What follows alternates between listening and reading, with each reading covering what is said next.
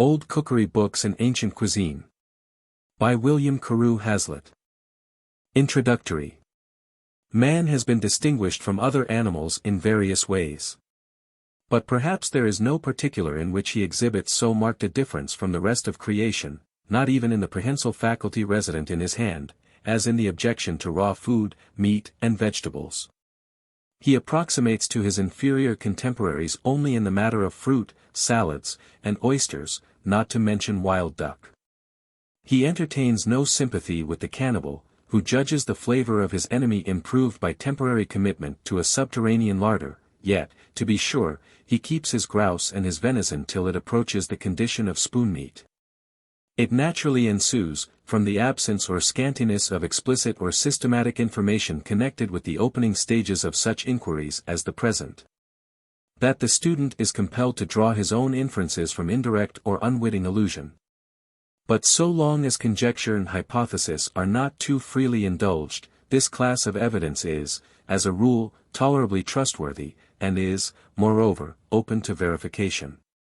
When we pass from an examination of the state of the question as regarded cookery in very early times among us, before an even more valuable art, that of printing, was discovered, we shall find ourselves face to face with a rich and long chronological series of books on the mystery, the titles and forefronts of which are often not without a kind of fragrance and gout. As the space allotted to me is limited, and as the sketch left by Warner of the convivial habits and household arrangements of the Saxons or Normans in this island, as well as of the monastic institutions, is more copious than any which I could offer, it may be best to refer simply to his elaborate preface. But it may be pointed out generally that the establishment of the Norman sway not only purged of some of their Anglo-Danish barbarism the tables of the nobility and the higher classes, but did much to spread among the poor a thriftier manipulation of the articles of food by a resort to broths, messes, and hot pots. In the poorer districts, in Normandy as well as in Brittany, Duke William would probably find very little alteration in the mode of preparing victuals from that which was in use in his day, 800 years ago. If, like another Arthur, he should return among his ancient compatriots. But in his adopted country he would see that there had been a considerable revolt from the common saucepan, not to add from the pseudo-Arthurian bag pudding. And that the English artisan, if he could get a rump steak or a leg of mutton once a week, was content to starve on the other 6 days. Those who desire to be more amply informed of the domestic economy of the ancient court, and to study the minutiae, into which I am precluded from entering, can easily gratify themselves in the pages of The Ordinances and Regulations for the Government of the Royal Household, 1790. The Northumberland Household Book, and the various printed volumes of Privy Purse Expenses of Royal and Great Personages, including the Household Roll of Bishop Swinfield, 1289-90. The late Mr. Green, in his History of the English People, 1880-3, for volumes 8 vo, does not seem to have concerned himself about the kitchens or gardens of the nation which he undertook to describe. Yet, what conspicuous elements these have been in our social and domestic progress, and what civilizing factors. To a proper and accurate appreciation of the cookery of ancient times among ourselves, a knowledge of its condition in other more or less neighboring countries, and of the surrounding influences and conditions which marked the dawn of the art in England, and its slow transition to a luxurious excess, would be in strictness necessary. But I am tempted to refer the reader to an admirable series of papers which appeared on this subject in Barker's Domestic Architecture, and were collected in 1861, under the title of Our English Home, Its Early History and Progress. In this little volume the author, who does not give his name, has drawn together in a succinct compass the collateral information which will help to render the following pages more luminous and interesting. An essay might be written on the appointments of the table only, their introduction, development, and multiplication. The history and antiquities of the culinary art among the Greeks are handled with his usual care and skill by Mjst. John in his Manners and Customs of Ancient Greece, 1842, and in the Biblia or Hebrew Scriptures we get an indirect insight into the method of cooking from the forms of sacrifice. The earliest legend which remains to us of Hellenic gastronomy is associated with cannibalism. It is the story of Pelops, an episode almost pre-Homeric, where a certain rudimentary knowledge of dressing flesh, and even of disguising its real nature, is implied in the tale, as it descends to us. And the next in order of times is perhaps the familiar passage in the Odyssey, recounting the adventures of Odysseus and his companions in the cave of Polyphemus. Here, again, we are introduced to a rude society of cave dwellers, who eat human flesh, if not as an habitual diet, yet not only without reluctance, but with relish and enjoyment. The Phagetica of Ennius, of which fragments remain, seems to be the most ancient treatise of the kind in Roman literature. It is supposed to relate an account of edible fishes. But in a complete state the work may very well have amounted to a general manual on the subject. In relation even to Homer, the Phagetica is comparatively modern, following the Odyssey at a distance of some 6 centuries. And in the interval it is extremely likely that anthropophagy had become rarer among the Greeks, and that if they still continued to be cooking animals, they were relinquishing the practice of cooking one another. Mr. Ferguson, again, has built on Athenaeus and other authorities a highly valuable paper on the formation of the palate, and the late Mr. Coote, in the 41st volume of Archaeologia, has a second on the Cuisine bourgeoise of ancient Rome. These 2 essays, with the Fairfax Inventories communicated to the 48th volume of the Archaeologia by Mr. Peacock, cover much of the ground which had been scarcely traversed before by any scientific English inquirer. The importance of an insight into the culinary economy of the Romans lies in the obligations under which the more Western nations of Europe are to it for nearly all that they at first knew upon the subject. The Romans, on their part, were borrowers in this, as in other, sciences from Greece, where the arts of cookery and medicine were associated, and were studied by physicians of the greatest eminence. And to Greece these mysteries found their way from Oriental sources. But the school of cookery which the Romans introduced into Britain was gradually superseded in large measure by one more agreeable to the climate and physical demands of the people. And the free use of animal food, which was probably never a leading feature in the diet of the Italians as a community, and may be treated as an incidence of imperial luxury, proved not merely innocuous, but actually beneficial to a more northerly race.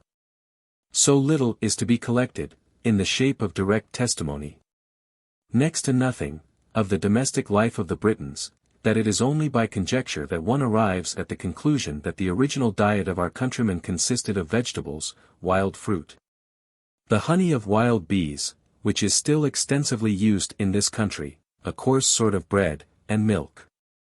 The latter was evidently treated as a very precious article of consumption, and its value was enhanced by the absence of oil and the apparent want of butter. Mr. Ferguson supposes, from some remains of newly born calves, that our ancestors sacrificed the young of the cow rather than submit to a loss of the milk.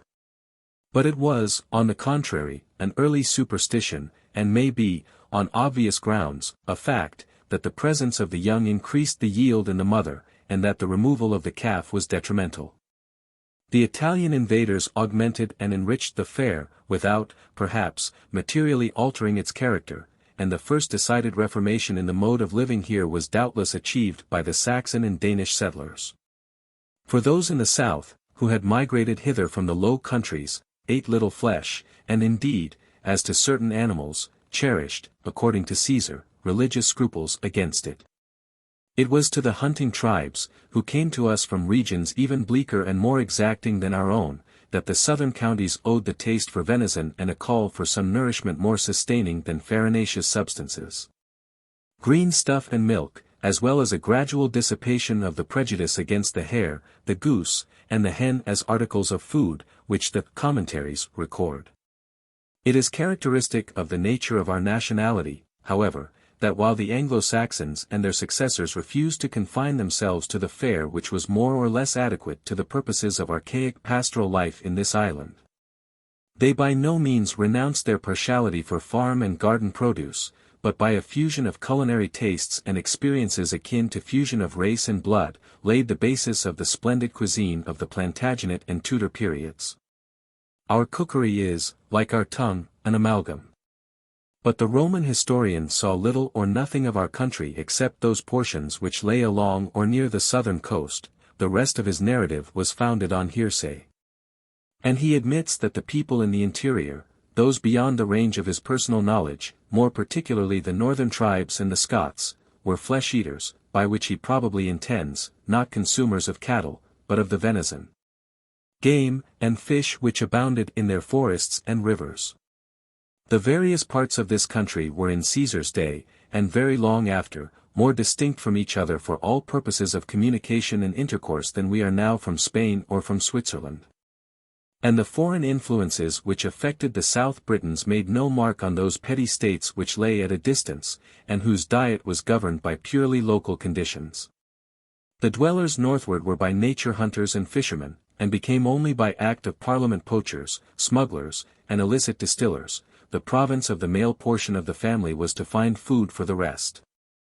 And a pair of spurs laid on an empty trencher was well understood by the goodman as a token that the larder was empty and replenishable. There are new books on all subjects, of which it is comparatively easy within a moderate compass to afford an intelligible, perhaps even a sufficient, account. But there are others which I, for my part, hesitate to touch, and which do not seem to be amenable to the law of selection. Studies in Nederland, by Mr. Joseph Lucas, is one of these.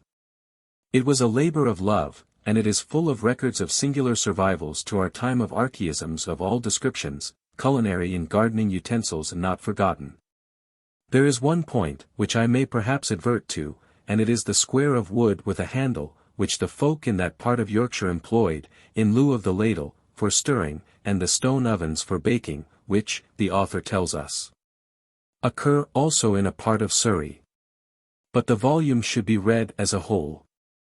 We have of such too few. Under the name of a Roman epicure, Coelius Apicius, has come down to us what may be accepted as the most ancient European book of cookery. I think that the idea widely entertained as to this work having proceeded from the pen of a man, after whom it was christened, has no more substantial basis than a theory would have that the Arabian Nights were composed by Harun al-Rashid. Warner, in the introduction to his Antiquitates Culinary, 1791, adduces as a specimen of the rest 2 receipts from this collection, shewing how the Roman cook of the Apician epoch was wont to dress a hog's paunch, and to manufacture sauce for a boiled chicken. Of the 3 persons who bore the name, it seems to be thought most likely that the one who lived under Trajan was the true godfather of the culinary manual. One of Massinger's characters, Holdfast, in the City Madam, 1658, is made to charge the gourmets of his time with all the sins of extravagance perpetrated in their most luxurious and fantastic epoch. The object was to amuse the audience. But in England no court gluttony, much less country Christmas, ever saw buttered eggs which had cost £30, or pies of carp's tongues, or pheasants drenched with ambergris, or sauce for a peacock made of the gravy of 3 fat wethers, or sucking pigs at 20 marks each. Both Apicius and our Joe Miller died within £80,000 of being beggars, Miller something the nigher to that goal, and there was this community of insincerity also, that neither really wrote the books which carry their names. Miller could not make a joke or understand one when anybody else made it. His Roman foregoer, who would certainly never have gone for his dinner to Clare Market, relished good dishes, even if he could not cook them. It appears not unlikely that the Romish clergy, whose monastic vows committed them to a secluded life, were thus led to seek some compensation for the loss of other worldly pleasures in those of the table. And that, when one considers the luxury of the old abbeys, one ought to recollect at the same time, that it was perhaps in this case as it was in regard to letters and the arts. And that we are under a certain amount of obligation to the monks for modifying the barbarism of the table, and encouraging a study of gastronomy. There are more ways to fame than even Horace suspected. The road to immortality is not one but manifold. A man can but do what he can. As the poet writes and the painter fills with his inspiration the mute and void canvas, so doth the cook his part. There was formerly a popular work in France entitled Le Cuisinier Royal, by M.M. Viard and Fouret, who describe themselves as hommes de bouche. The 12th edition lies before me, a thick octavo volume, dated 1825. The title page is succeeded by an anonymous address to the reader, at the foot of which occurs a peremptory warning to pilferers of dishes or parts thereof, in other words, to piratical invaders of the copyright of Monsieur Barba. There is a preface equally unclaimed by signatures or initials, but as it is in the singular number the two Hommes de Bouche can scarcely have written it, perchance it was M. Barba aforesaid, Lord Proprietor of these not-to-be-touched treasures. But anyhow the writer had a very solemn feeling of the debt which he had conferred on society by making the contents public for the 12th time, and he concludes with a mixture of sentiments, which it is very difficult to define, dans la paix de ma conscience, non moins que dans l'orgueil d'avouer si honorablement rempli cette importante mission. Je m'écrirai avec le poète de gourmandité de amoureux. Exige monumentum perennius. Non omnis morier. In the peace of my conscience, not less than the pride of having so honorably filled this important mission, I exclaimed with the poet of gourmands and lovers. I have erected a monument more enduring than bronze. I shall not die completely. Horace, Ode 330. How do you find this book? Any thoughts about the book or the author? Any suggestion for improvement? Please take a moment to share your thoughts in a comment. If you like it, share it with your friends who might enjoy it as well. Subscribe to keep in touch. Visit CompleteAudiobooks.com for more quality content. The Early Englishman and His Food. William of Malmesbury particularly dwells on the broad line of distinction still existing between the southern English and the folk of the more northerly districts in his day. 1200 years after the visit of Caesar. He says that they were then, about AD 1150, as different as if they had been different races, and so in fact they were, different in their origin, in their language, and their diet. In his Folklore Relics of Early Village Life, 1883, Mr. Gahn devotes a chapter to early domestic customs, and quotes Henry's History of Great Britain for a highly curious clue to the primitive mode of dressing food, and partaking of it, among the Britons. Among the Anglo-Saxons the choice of poultry and game was fairly wide. Alexander Necani, in his Treatise on Utensils, 12th century, gives fowls, cocks, peacocks, the cock of the wood, the woodcock, not the capercailzie, thrushes, pheasants, and several more, and pigeons were only too plentiful. The hare and the rabbit were well enough known, and with the leveret form part of an enumeration of wild animals, Animalium Ferrarum, in a pictorial vocabulary of the 15th century. But in the very early accounts or lists, although they must have soon been brought into requisition, they are not specifically cited as current dishes. How far this is attributable to the alleged repugnance of the Britons to use the hare for the table, as Caesar apprises us that they kept it only voluptatis causa, it is hard to say. But the way in which the author of the Commentaries puts it induces the persuasion that by lepus he means not the hare, but the rabbit, as the former would scarcely be domesticated. Neckham gives very minute directions for the preparation of pork for the table. He appears to have considered that broiling on the grill was the best way. The gridiron had supplanted the hot stones or bricks in more fashionable households, and he recommends a brisk fire, perhaps with an eye to the skillful development of the crackling. He died without the happiness of bringing his archiepiscopal nostrils in contact with the sage and onions of wiser generations, and thinks that a little salt is enough. But, as we have before explained, Neckham prescribed for great folks. These refinements were unknown beyond the precincts of the palace and the castle.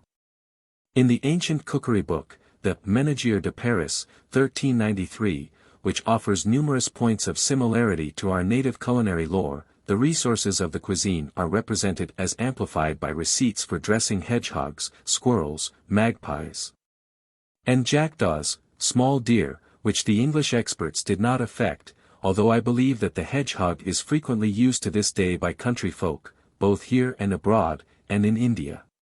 It has white, rabbit-like flesh. In an 11th century vocabulary we meet with a tolerably rich variety of fish, of which the consumption was relatively larger in former times. The Saxons fished both with the basket and the net. Among the fish here enumerated are the whale, which was largely used for food, the dolphin, porpoise, crab, oyster, herring, cockle, smelt, and eel. But in the supplement to Alfric's vocabulary, and in another belonging to the same epoch, there are important additions to this list: the salmon, the trout, the lobster, the bleak, with the whelk and other shellfish. But we do not notice the turbot, sole, and many other varieties, which became familiar in the next generation or so. The turbot and sole are indeed included in the treatise on utensils, of Neckham, as are likewise the lamprey, of which King John is said to have been very fond, bleak, gudgeon, conger, plaice, limpet, ray, and mackerel. The 15th century, if I may judge from a vocabulary of that date in Wright's collection, acquired a much larger choice of fish, and some of the names approximate more nearly to those in modern use. We meet with the sturgeon, the whiting, the roach, the miller's thumb, the tomback, the codling, the perch, the gudgeon, the turbot, the pike, the tench, and the haddock. It is worth noticing also that a distinction was now drawn between the fisherman and the fishmonger, the man who caught the fish and he who sold it, piscator and piscarius. And in the vocabulary itself the leonine line is cited: piscator prendit, quod piscarius bene vendit. The whale was considerably brought into requisition for gastronomic purposes. It was found on the royal table, as well as on that of the Lord Mayor of London. The cook either roasted it, and served it up on the spit, or boiled it and sent it in with peas. The tongue and the tail were favourite parts. The porpoise, however, was brought into the hall whole, and was carved or undertranched by the officer in attendance. It was eaten with mustard. The piece de resistance at a banquet which Wolsey gave to some of his official acquaintances in 1509, was a young porpoise, which had cost 8 shillings. It was on the same occasion that his eminence partook of strawberries and cream, perhaps. He is reported to have been the person who made that pleasant combination fashionable. The grampus, or sea wolf, was another article of food which bears testimony to the coarse palate of the early Englishman, and at the same time may afford a clue to the partiality for disguising condiments and spices. But it appears from an entry in his Privy Purse expenses, under September 8, 1498, that Henry VII thought a porpoise a valuable commodity and a fit dish for an ambassador. For on that date 21 shillings were paid to Cardinal Morton's servant, who had procured one for some envoy then in London, perhaps the French representative, who is the recipient of a complimentary gratuity of £49 10s. On April 12, 1499, at his departure from England. In the 15th century the existing stock of fish for culinary purposes received, if we may trust the vocabularies, a few accessions. As, for instance, the bream, the skate, the flounder, and the bake. In Piers of Fulham, 14th century, we hear of the good store of fat eels imported into England from the Low Countries, and to be had cheap by anyone who watched the tides. But the author reprehends the growing luxury of using the livers of young fish before they were large enough to be brought to the table. The most comprehensive catalogue of fish brought to table in the time of Charles I. is in a pamphlet of 1644, inserted among my Fugitive Tracts, 1875. And includes the oyster, which used to be eaten at breakfast with wine, the crab, lobster, sturgeon, salmon, ling, flounder, plaice, whiting, sprat, herring, pike, bream, roach, dace, and eel. The writer states that the sprat and herring were used in Lent. The sound of the stock fish, boiled and worked with thin ale till they were tender, then laid on a cloth and dried, and finally cut into strips, was thought a good receipt for book glue. An acquaintance is in possession of an old cookery book which exhibits the gamut of the fish as it lies in the frying pan, reducing its supposed lament to musical notation. Here is an ingenious refinement and a delicate piece of irony, which Walton and Cotton might have liked to forestall. The 15th century Nominale enriches the catalogue of dishes then in vogue. It specifies almond milk, rice, gruel, fish broth or soup, a sort of fricassee of fowl, collops, a pie, a pasty, a tart, a tartlet, a charlotte, minced pork, apple juice. A dish called jussel made of eggs and grated bread with seasoning of sage and saffron, and the 3 generic heads of sod or boiled, roast, and fried meats. In addition to the fish soup, they had wine soup, water soup, ale soup, and the flawn is reinforced by the froys. Instead of one Latin equivalent for a pudding, it is of moment to record that there are now 3, nor should we overlook the rasher and the sausage. It is the earliest place where we get some of our familiar articles of diet, beef, mutton, pork, veal, under their modern names, and about the same time such terms present themselves as a broth, a browis, a pottage, a mess. Of the dishes which have been specified, the froys corresponded to an omelette au lard of modern French cookery, having strips of bacon in it. The tansy was an omelette of another description, made chiefly with eggs and chopped herbs. As the former was a common dish in the monasteries, it is not improbable that it was one grateful to the palate. In Lydgate's Story of Thebes, a sort of sequel to the Canterbury Tales, the pilgrims invite the poet to join the supper table, where there were these tasty omelettes, moyle, made of marrow and grated bread, and haggis, which is supposed to be identical with the Scottish dish so called. Lydgate, who belonged to the monastery of Bury Street Edmonds, doubtless set on the table at Canterbury some of the dainties with which he was familiar at home. And this practice, which runs through all romantic and imaginative literature, constitutes, in our appreciation, its principal worth. We love and cherish it for its very sins against chronological and topographical fitness, its contempt of all unities. Men transferred local circumstances and a local coloring to their pictures of distant countries and manners. They argued the unknown from what they saw under their own eyes. They portrayed to us what, so far as the scenes and characters of their story went, was undeceivingly false, but what on the contrary, had it not been so, would never have been unveiled respecting themselves and their time. The expenditure on festive occasions seems, from some of the entries in the Northumberland Household Book, to present a strong contrast to the ordinary dietary allowed to the members of a noble and wealthy household, especially on fish days. In the earlier Tudor era, 1512. The noontide breakfast provided for the Percy establishment was of a very modest character. My lord and my lady had, for example, a loaf of bread, 2 manchets, loaves of finer bread, a quart of beer and 1 of wine, 2 pieces of salt fish, and 6 baked herrings or a dish of sprats. My Lord Percy and Master Thomas Percy had half a loaf of household bread, a manchet, a pottle of beer, a dish of butter, a piece of salt fish, and a dish of sprats or 3 white herrings. And the nursery breakfast for my Lady Margaret and Master Ingram Percy was much the same.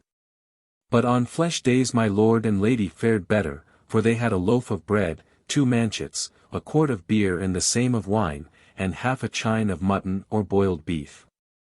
While the nursery repast consisted of a manchet, a quart of beer, and 3 boiled mutton breasts.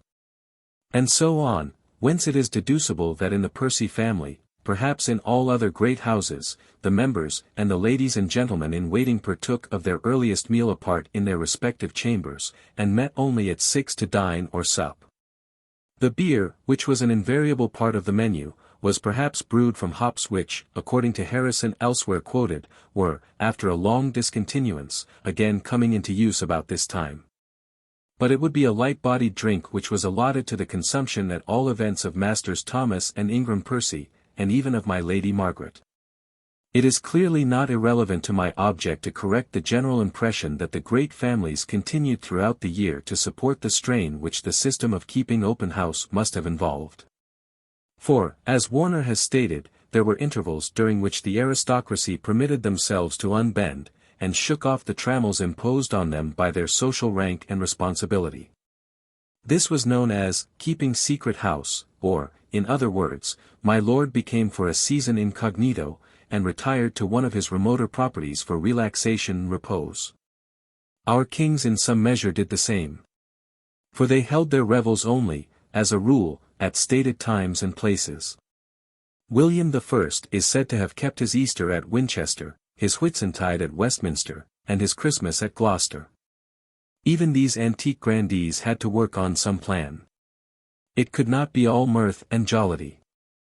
A recital of some of the articles on sale in a baker's or confectioner's shop in 1563, occurs in Newberry's Dives Pragmaticus, Simnels, buns, cakes, biscuits, comfits, caraways, and cracknels, and this is the first occurrence of the bun that I have hitherto been able to detect.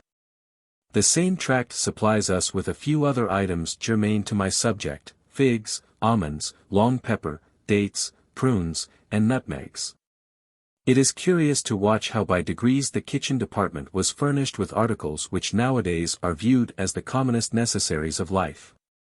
In the 17th century the increased communication with the continent made us by degrees larger partakers of the discoveries of foreign cooks. Noblemen and gentlemen traveling abroad brought back with them receipts for making the dishes which they had tasted in the course of their tours. In the Complete Cook, 1655 and 1662, the beneficial operation of actual experience of this kind, and of the introduction of such books as the Receipts for Dutch Victual, and Epilario, or the Italian Banquet, to English readers and students, is manifest enough. For in the latter volume we get such entries as these: to make a Portugal dish, to make a Virginia dish, a Persian dish, a Spanish olio, and then there are receipts to make a posset the Earl of Arundel's way, to make the Lady Abergavenny's cheese, the Jacobin's pottage, to make Mrs. Leeds cheesecakes, the Lord Conway his lordship's receipt for the making of amber puddings, the Countess of Rutland's receipt of making the rare Banbury cake, which was so much praised as her daughter's, the Right Honourable Lady Chaworth, pudding, and, to make poor knights, the last a medley in which bread, cream, and eggs were the leading materials. Warner, however, in the Additional Notes and Observations to his Antiquitates Culinarii, 1791, expresses himself adversely to the foreign systems of cookery from an English point of view. Notwithstanding, he remarks, the partiality of our countrymen to French cookery, yet that mode of disguising meat in this kingdom, except perhaps in the hottest part of the hottest season of the year, is an absurdity. It is here the art of spoiling good meat. The same art, indeed, in the south of France, where the climate is much warmer, and the flesh of the animal lean and insipid, is highly valuable, it is the art of making bad meat eatable. At the same time, he acknowledges the superior thrift and intelligence of the French cooks, and instances the frog and the horse. The frog is considered in this country as a disgusting animal, altogether unfit for the purposes of the kitchen. Whereas, by the efforts of French cookery, the thighs of this little creature are converted into a delicate and estimable dish. So sings, too, Save the Mark, our Charles Lamb, so far back as 1822, after his visit to Paris. It seems that in Elizabeth's reign a powdered, or pickled horse was considered a suitable dish by a French general entertaining at dinner some English officers. It is difficult to avoid an impression that Warner has some reason, when he suggests that the immoderate use of condiments was brought to us by the dwellers under a higher temperature, and was not really demanded in such a climate as that of England, where meat can be kept sweet in ordinary seasons, much longer even than in France or in Italy. But let us bear in mind, too, how different from our own the old English cuisine was, and how many strange beasts calling for lubricants it comprehended within its range. An edifying insight into the old Scottish cuisine among people of the better sort is afforded by Fynes Morisot, in his description of a stay at a knight's house in North Britain in 1598. Myself, he says, was at a knight's house, who had many servants to attend him, that brought in his meat with their heads covered with blue caps, the table being more than half furnished with great platters of porridge, each having a little piece of sodden meat. And when the tables were served, the servants did sit down with us, but the upper mess, instead of porridge, had a pullet with some prunes in the broth. And I observed no art of cookery, or furniture of household stuff, but rather rude neglect of both, though myself and my companion, sent by the governor of Berwick upon bordering affairs, were entertained in the best manner. The Scots vulgarly eat hearth-cakes of oats, but in cities have also wheaten bread, which, for the most part, was bought by courtiers, gentlemen, and the best sort of citizens. When I lived at Berwick, the Scots weekly upon the market day obtained leave in writing of the governor to buy peas and beans, whereof, as also of wheat, their merchants to this day, 1617, send great quantities from London into Scotland. They drink pure wine, not with sugar, as the English, yet at feasts they put comfits in the wine, after the French manner, but they had not our vintners fraud to mix their wines. He proceeds to say that he noticed no regular inns, with signs hanging out, but that private householders would entertain passengers on entreaty, or where acquaintance was claimed. The last statement is interestingly corroborated by the account which Taylor the water poet printed in 1618 of his journey to Scotland, and which he termed his penniless pilgrimage or moneyless perambulation, in the course of which he purports to have depended entirely on private hospitality. A friend says, the Scotch were long very poor. Only their fish, oatmeal, and whiskey kept them alive. Fish was very cheap. This remark sounds the keynote of a great English want, cheaper fish. Of meat we already eat enough, or too much. But of fish we might eat more, if it could be brought at a low price to our doors. It is a noteworthy collateral fact that in the Lord Mayor of London's pageant of 1590 there is a representation of the double advantage which would accrue if the unemployed poor were engaged to facilitate and cheapen the supply of fish to the city.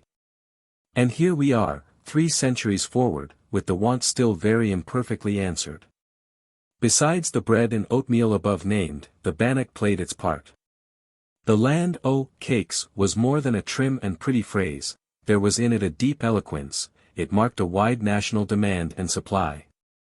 The Penny Magazine, for 1842 has a good and suggestive paper on feasts and entertainments, with extracts from some of the early dramatists and a woodcut of a new French cook, to devise fine kickshaws and toys.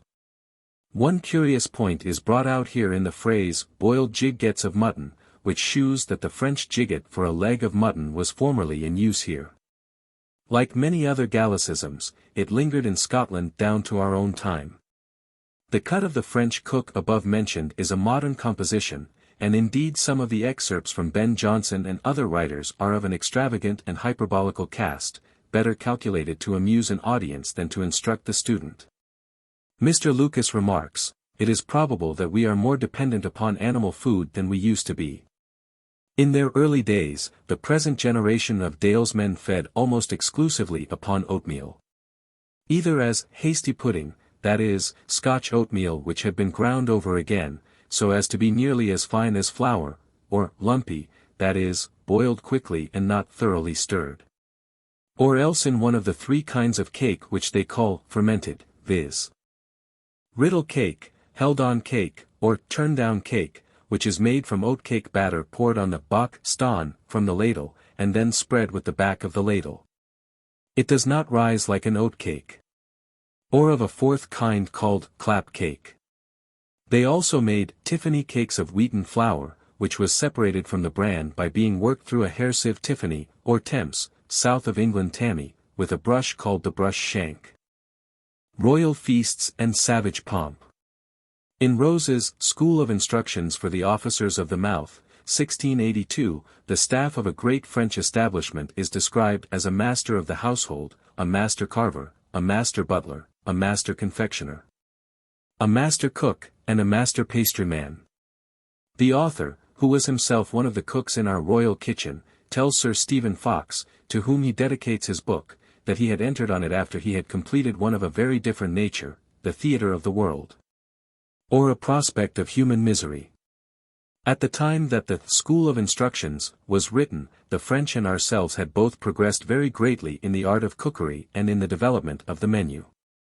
Delahaye Street, Westminster, near Birdcage Walk, suggests a time when a hedge ran along the western side of it towards the park, in lieu of brick or stone walls.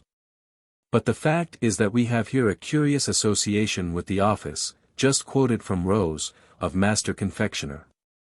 For of the plot of ground on which the street, or at any rate a portion of it stands, the old proprietor was Peter Delahaye, master confectioner of Charles II.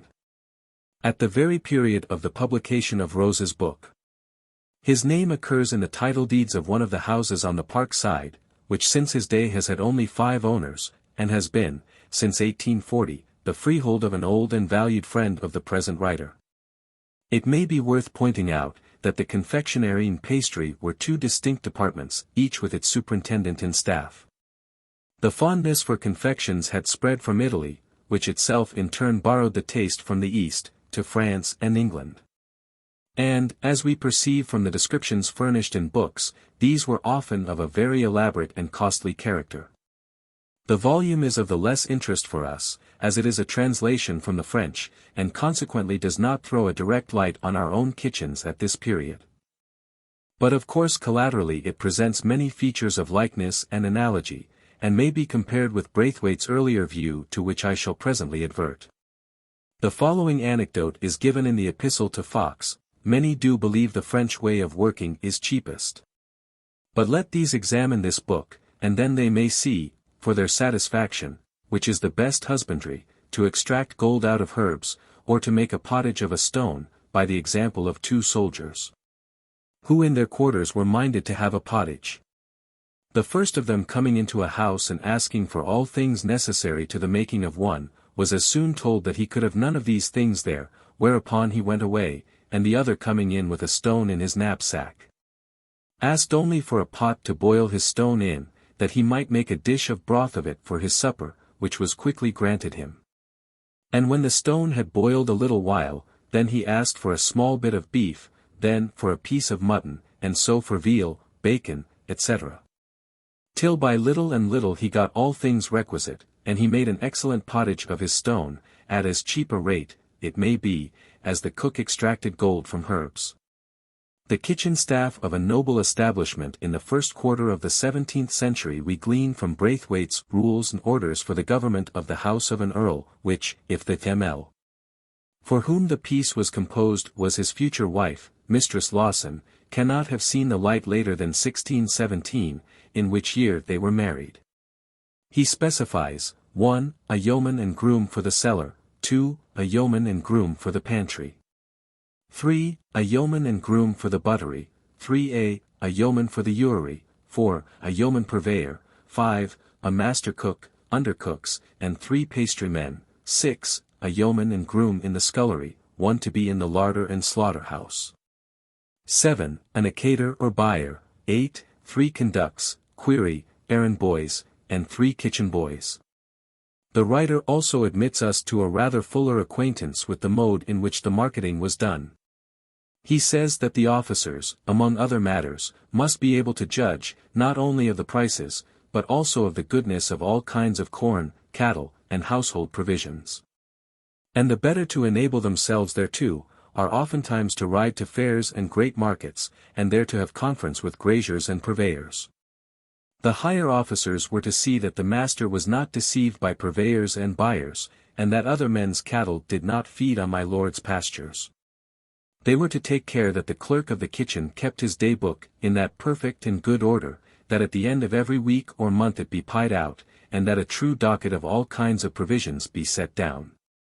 They were to see that the powdered and salted meats in the larder were properly kept, and vigilant supervision was to be exercised over the cellar, buttery, and other departments, even to the prevention of paring the tallow lights. Braithwaite dedicates a section to each officer, but I have only space to transcribe, by way of sample, the opening portion of his account of the officer of the kitchen. The master cook should be a man of years, well experienced, whereby the younger cooks will be drawn the better to obey his directions.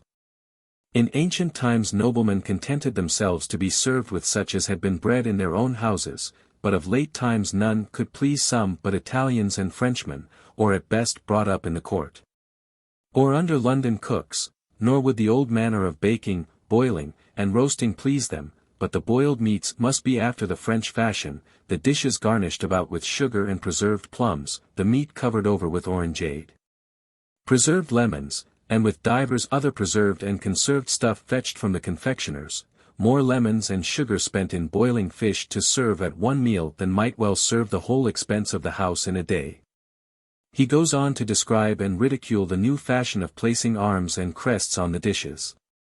It seems that all the refuse was the perquisite of the cook and his subordinates in a regulated proportion, and the same in the bakery and other branches.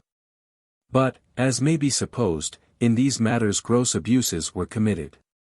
In the Leisure Hour for 1884 was printed a series of papers on English homes in the olden times.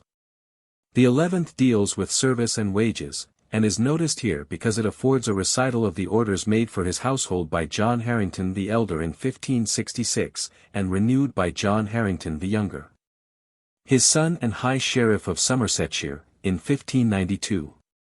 This code of domestic discipline for an Elizabethan establishment comprises the observance of decorum and duty at table, and is at least as valuable and curious as those metrical canons and precepts which form the volume, Babe's Book, edited for the Early English Text Society, etc.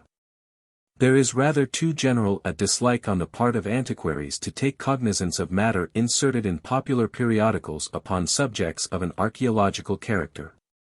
But of course the loose and flimsy treatment which this class of topics as a rule receives in the light literature of the day makes it perilous to use information so forthcoming in evidence or quotation. Articles must be rendered palatable to the general reader, and thus become worthless for all readers alike. Most of the early descriptions and handbooks of instruction turn, naturally enough, on the demands and enjoyments of the great.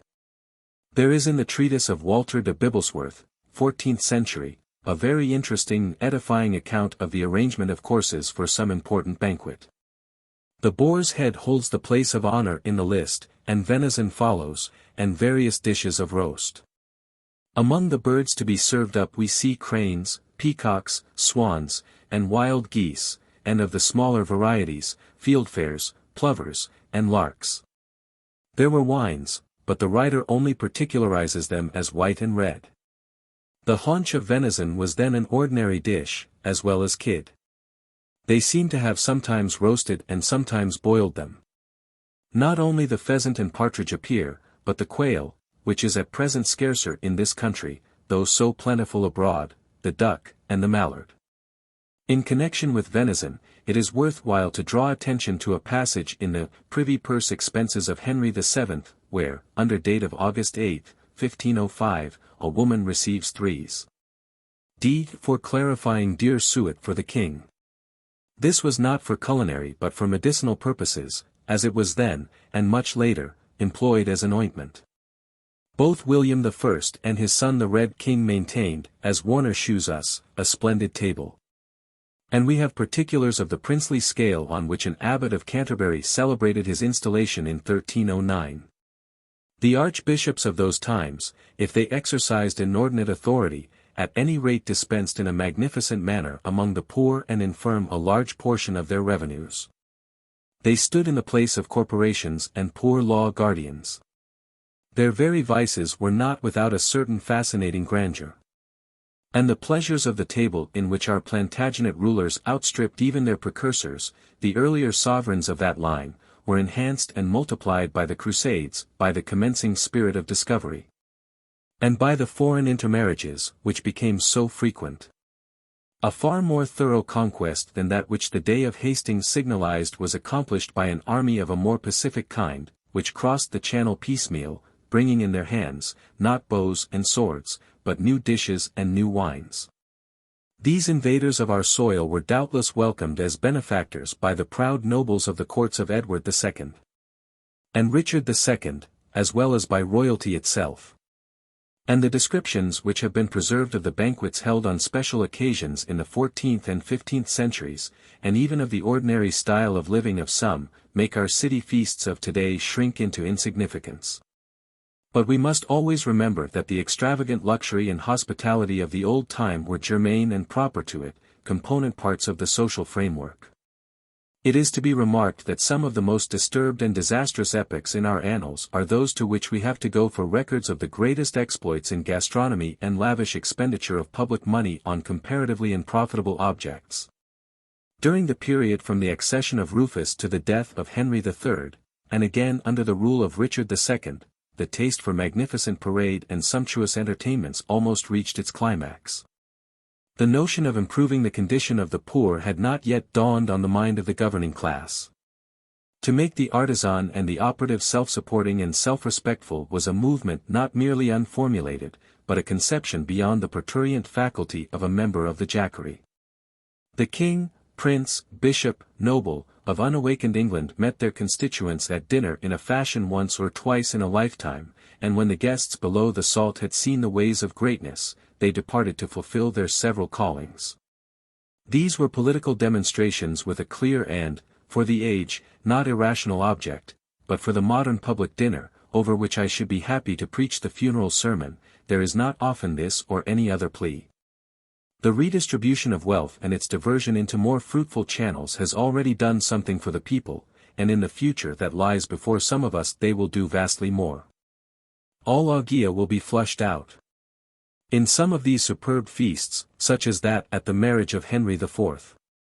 In 1403, there were 2 series of courses, 3 of meat, and 3 of fish and sweets, in which we see our present fashion to a certain extent reversed. But at the coronation of Henry V, in 1421, only 3 courses were served, and those mixed. The taste for what were termed subtleties had come in, and among the dishes at this latter entertainment occur, a pelican sitting on her nest with her young, and an image of Saint Catherine holding a book and disputing with the doctors. These vagaries became so common, that few dinners of importance were accounted complete without one or more. One of the minor subtleties was a peacock in full panoply. The bird was first skinned, and the feathers, tail, head and neck having been laid on a table, and sprinkled with cummin, the body was roasted, glazed with raw egg yolk, and after being left to cool, was sewn back again into the skin and so brought to table as the last course. In 1466, at the enthronement of Archbishop Neville, no fewer than 104 peacocks were dressed. The most extraordinary display of fish at table on a single occasion took place at the enthronement feast of Archbishop Warham in 1504. It occurred on a fast day, and consequently no meat, poultry, or game was included in the menu, but ample compensation was found in the lavish assortment of confectionery, spices, beer and wine. Of wine of various vintages there were upwards of 12 pipes, and of ale and beer, 30 tons, including 4 of London and 6 of Kentish ale. The narratives which have descended to us of the prodigious banquets given on special occasions by our early kings, prelates, and nobles, are apt to inspire the general reader with an admiration of the splendid hospitality of bygone times. But, as I have already suggested, these festivities were occasional and at long intervals, and during the intervening space the great ones and the small ones of medieval and early England did not indulge in this riotous sort of living, but kept secret house, as it was called, both after their own fashion. The extremes of prodigality and squalor were more strongly marked among the poorer classes while this country was in a semi-barbarous condition. And even the aristocracy by no means maintained the same domestic state throughout the year as their modern representatives. There are not those ostentatious displays of wealth and generosity, which used to signalize certain political events, such as the coronation of a monarch or the enthronement of a primate. The mode of living has grown more uniform and consistent, since between the villain and his lord has interposed himself the middle-class Englishman, with a hand held out to either. A few may not spend so much, but as a people we spend more on our table. A good dinner to a shepherd or a porter was formerly more than a 9 days' wonder, it was like a beacon seen through a mist. But now he is better fed, clothed and housed than the bold baron, whose serf he would have been in the good old days. And the bold baron, on his part, no longer keeps secret house unless he chooses, and observes, if a more monotonous, a more secure and comfortable tenor of life. This change is of course due to a cause which lies very near the surface, to the gradual effacement of the deeply cut separating lines between the orders of society, and the stealthy uprise of the class, which is fast gathering all power into its own hands. Cookery Books. Part 1. The first attempt to illustrate this branch of the art must have been made by Alexander Neckham in the 12th century. At least I am not aware of any older treatise in which the furniture and apparatus of a kitchen are set forth.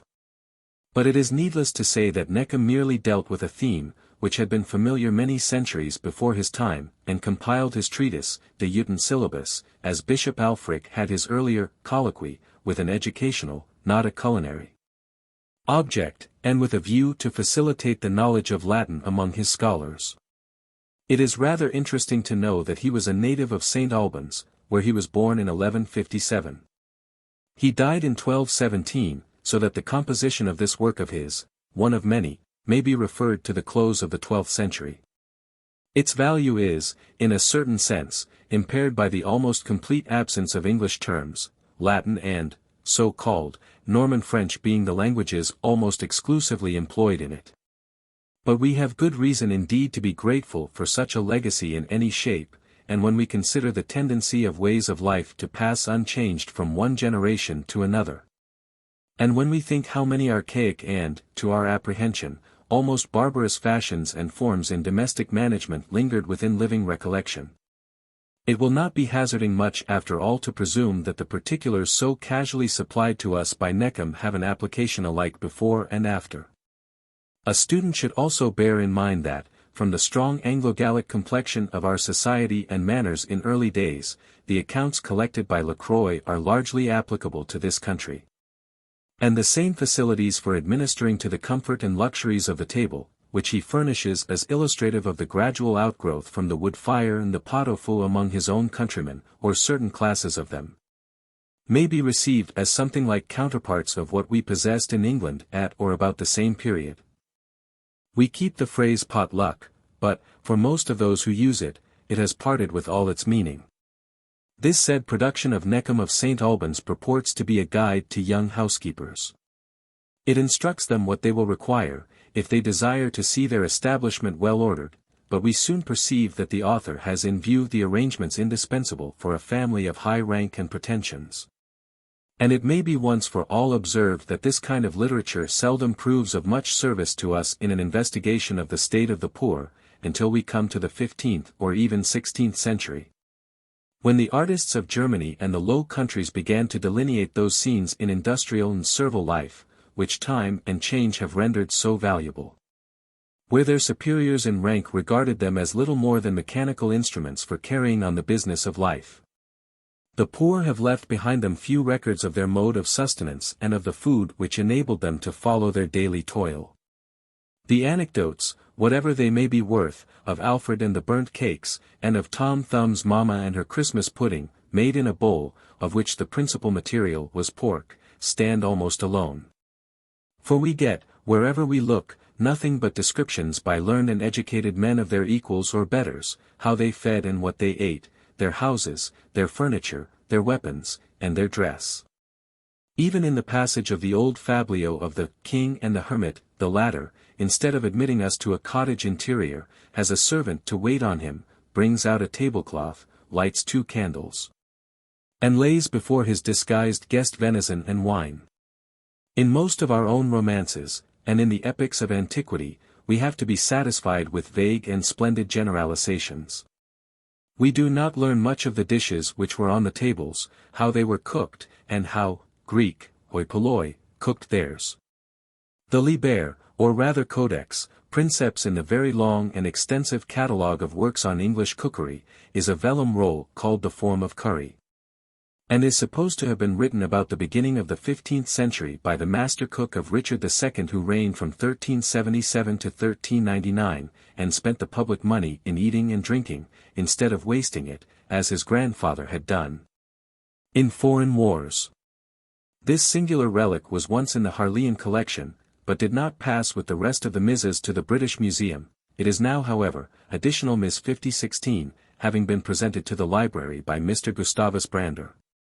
It was edited by Dr. Pegg in 1780, and included by Warner in his Antiquitates Culinarii, 1791. The roll comprises 196 receipts, and commences with a sort of preamble and a table of contents. In the former it is worth noting that the enterprise was undertaken by the assent and avisement of masters of physic and of philosophy, that dwelled in his, Richard II's, court, which illustrates the ancient alliance between medicine and cookery, which has not till lately been dissolved. The directions were to enable a man to make common pottages and common meats for the household, as they should be made, craftily and wholesomely. So that this body of cookery was not prepared exclusively for the use of the royal kitchen, but for those who had not the taste or wish for what are termed, in contradistinction, in the next sentence, curious pottages, and meats, and subtleties. It is to be conjectured that copies of such a mise were multiplied, and from time to time reproduced with suitable changes. But with the exception of 2 different, though nearly coeval, collections, embracing 31 and 162 receipts or NYMS, and also successively printed by Pegg and Warner. There is no apparent trace of any systematic compilation of this nature at so remote a date. The Forme of Cury was in the 28 Elise.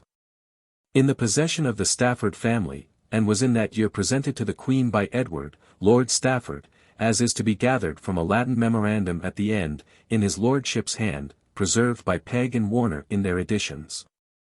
The fellowship between the arts of healing and cooking is brought to our recollection by a leonine verse at the end of one of the shorter separate collections above described.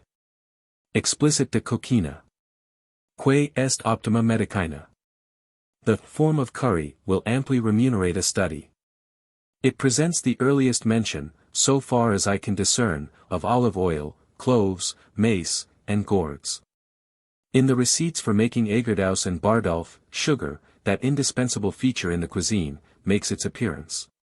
But it does so, I should add, in such a way as to lead to the belief that the use of sugar was at this time becoming more general.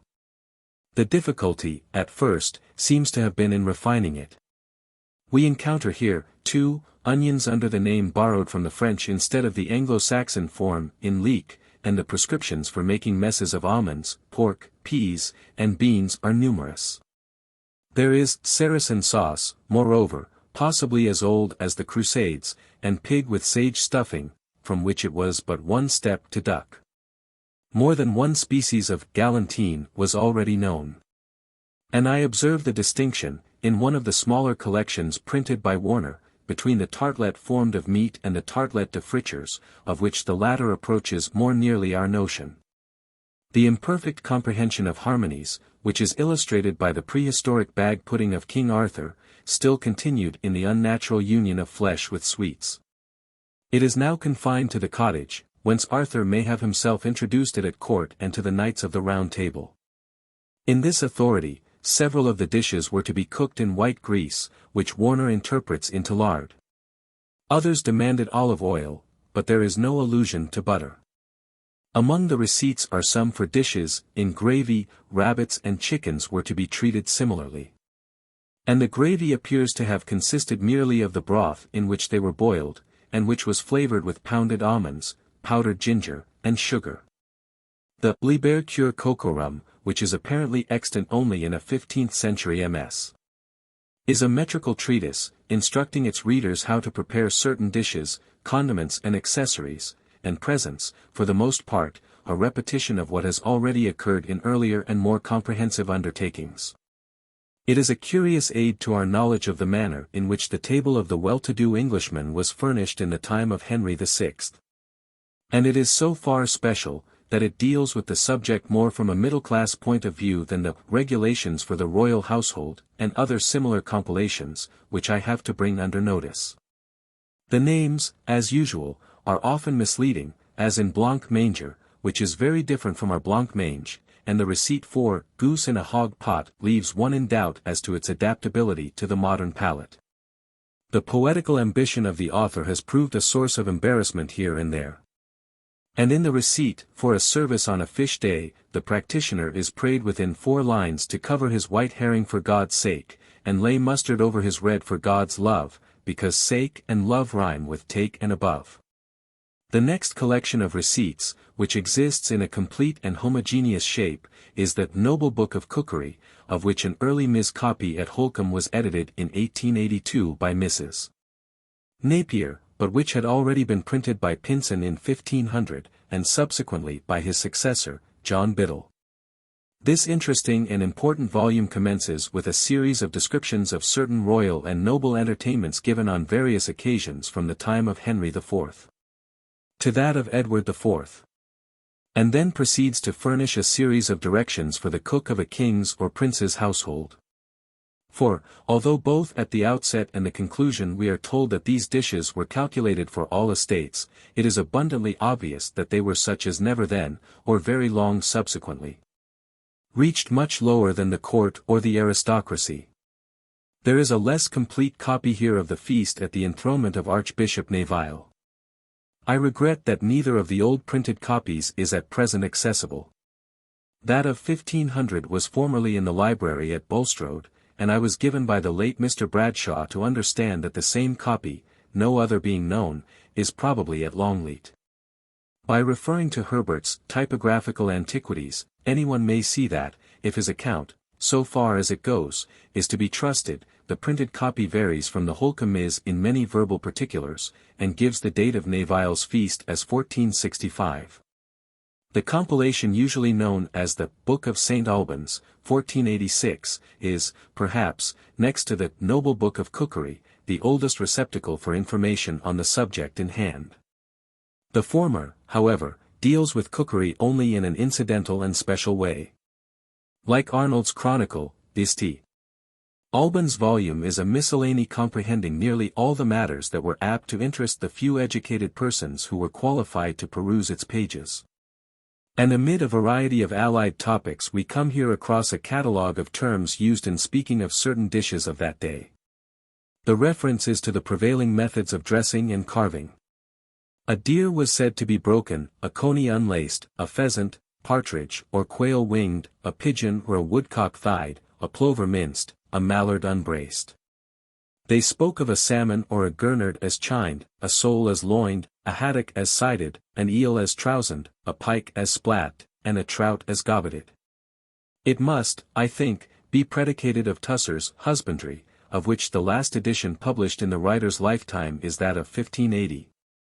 That it seems rather to reproduce precepts which occur elsewhere than to supply the reader with the fruits of his own direct observation. But there are certain points in it which are curious and original. He tells the ploughman that, after confession on Shrove Tuesday, he may go and thresh the fat hen, and if he is blindfold, kill her, and then dine on fritters and pancakes. At other times, seed cakes, wafers, and other light confections. It appears to have been usual for the farmer at that date to allow his hinds roast meat twice a week, on Sundays and on Thursday nights. But perhaps this was a generous extreme, as Tusser is unusually liberal in his ideas. Tobias Venner, a Somersetshire man, brought out in 1620 his Via Recta ad Vitam Longam. He was evidently a very intelligent person, and affords us the result of his professional experience and personal observation. He considered 2 meals a day sufficient for all ordinary people, breakfast at 11 and supper at 6, as at the universities, but he thought that children and the aged or infirm could not be tied by any rule. He condemns bull's beef as rank, unpleasant, and indigestible, and holds it best for the laborer. Which seems to indicate more than anything else the low state of knowledge in the grazier, when Venner wrote, "But there is something beyond friendly counsel where our author dissuades the poor from eating partridges, because they are calculated to promote asthma. Wherefore, he ingenuously says, when they shall chance to meet with a covey of young partridges, they were much better to bestow them upon such, for whom they are convenient." Salmon, turbot, and sturgeon he also reckoned hard of digestion, and injurious, if taken to excess, nor does he approve of herrings and sprats, and anchovies he characterizes as the meat of drunkards. It is the first that we have heard of them. He was not a bad judge of what was palatable, and prescribes as an agreeable and wholesome meal a couple of poached eggs with a little salt and vinegar, and a few corns of pepper, some bread and butter, and a draught of pure claret. He gives a receipt, the earliest I have seen in print, for making metheglin or hydromel. He does not object to furmity or junket, or indeed to custards, if they are eaten at the proper seasons, and in the middle or at the end of meals. But he dislikes mushrooms, and advises you to wash out your mouth, and rub your teeth and gums with a dry cloth, after drinking milk. The potato, however, he praises as nutritious and pleasant to the taste, yet, as Gerard the herbalist also says, flatulent. Venner refers to a mode of sopping them in wine as existing in his time. They were sometimes roasted in the embers, and there were other ways of dressing them. John Forster, of Hanlop, in Bucks, wrote a pamphlet in 1664 to shew that the more extended cultivation of this root would be a great national benefit.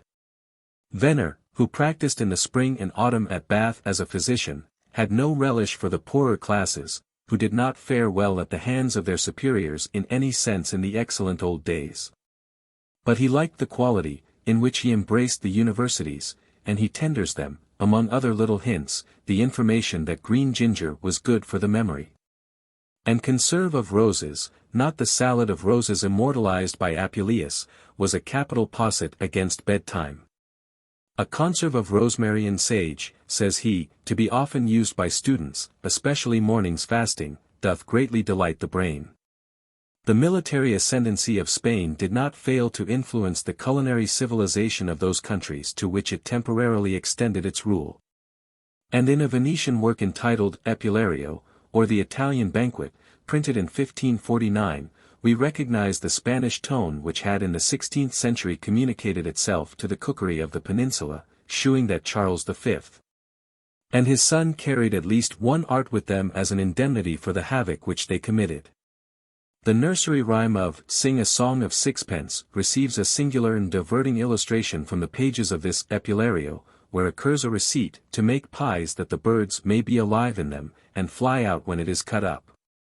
Some of the other more salient beads relate to the mode of dressing sundry dishes in the Roman and Catalonian fashion, and teach us how to seethe gourds, as they did in Spain, and to make mustard after the manner of Padua.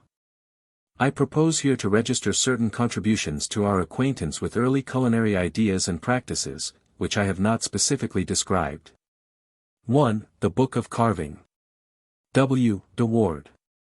4-2, 1508, 1513. Reprinted down to 1613. 2.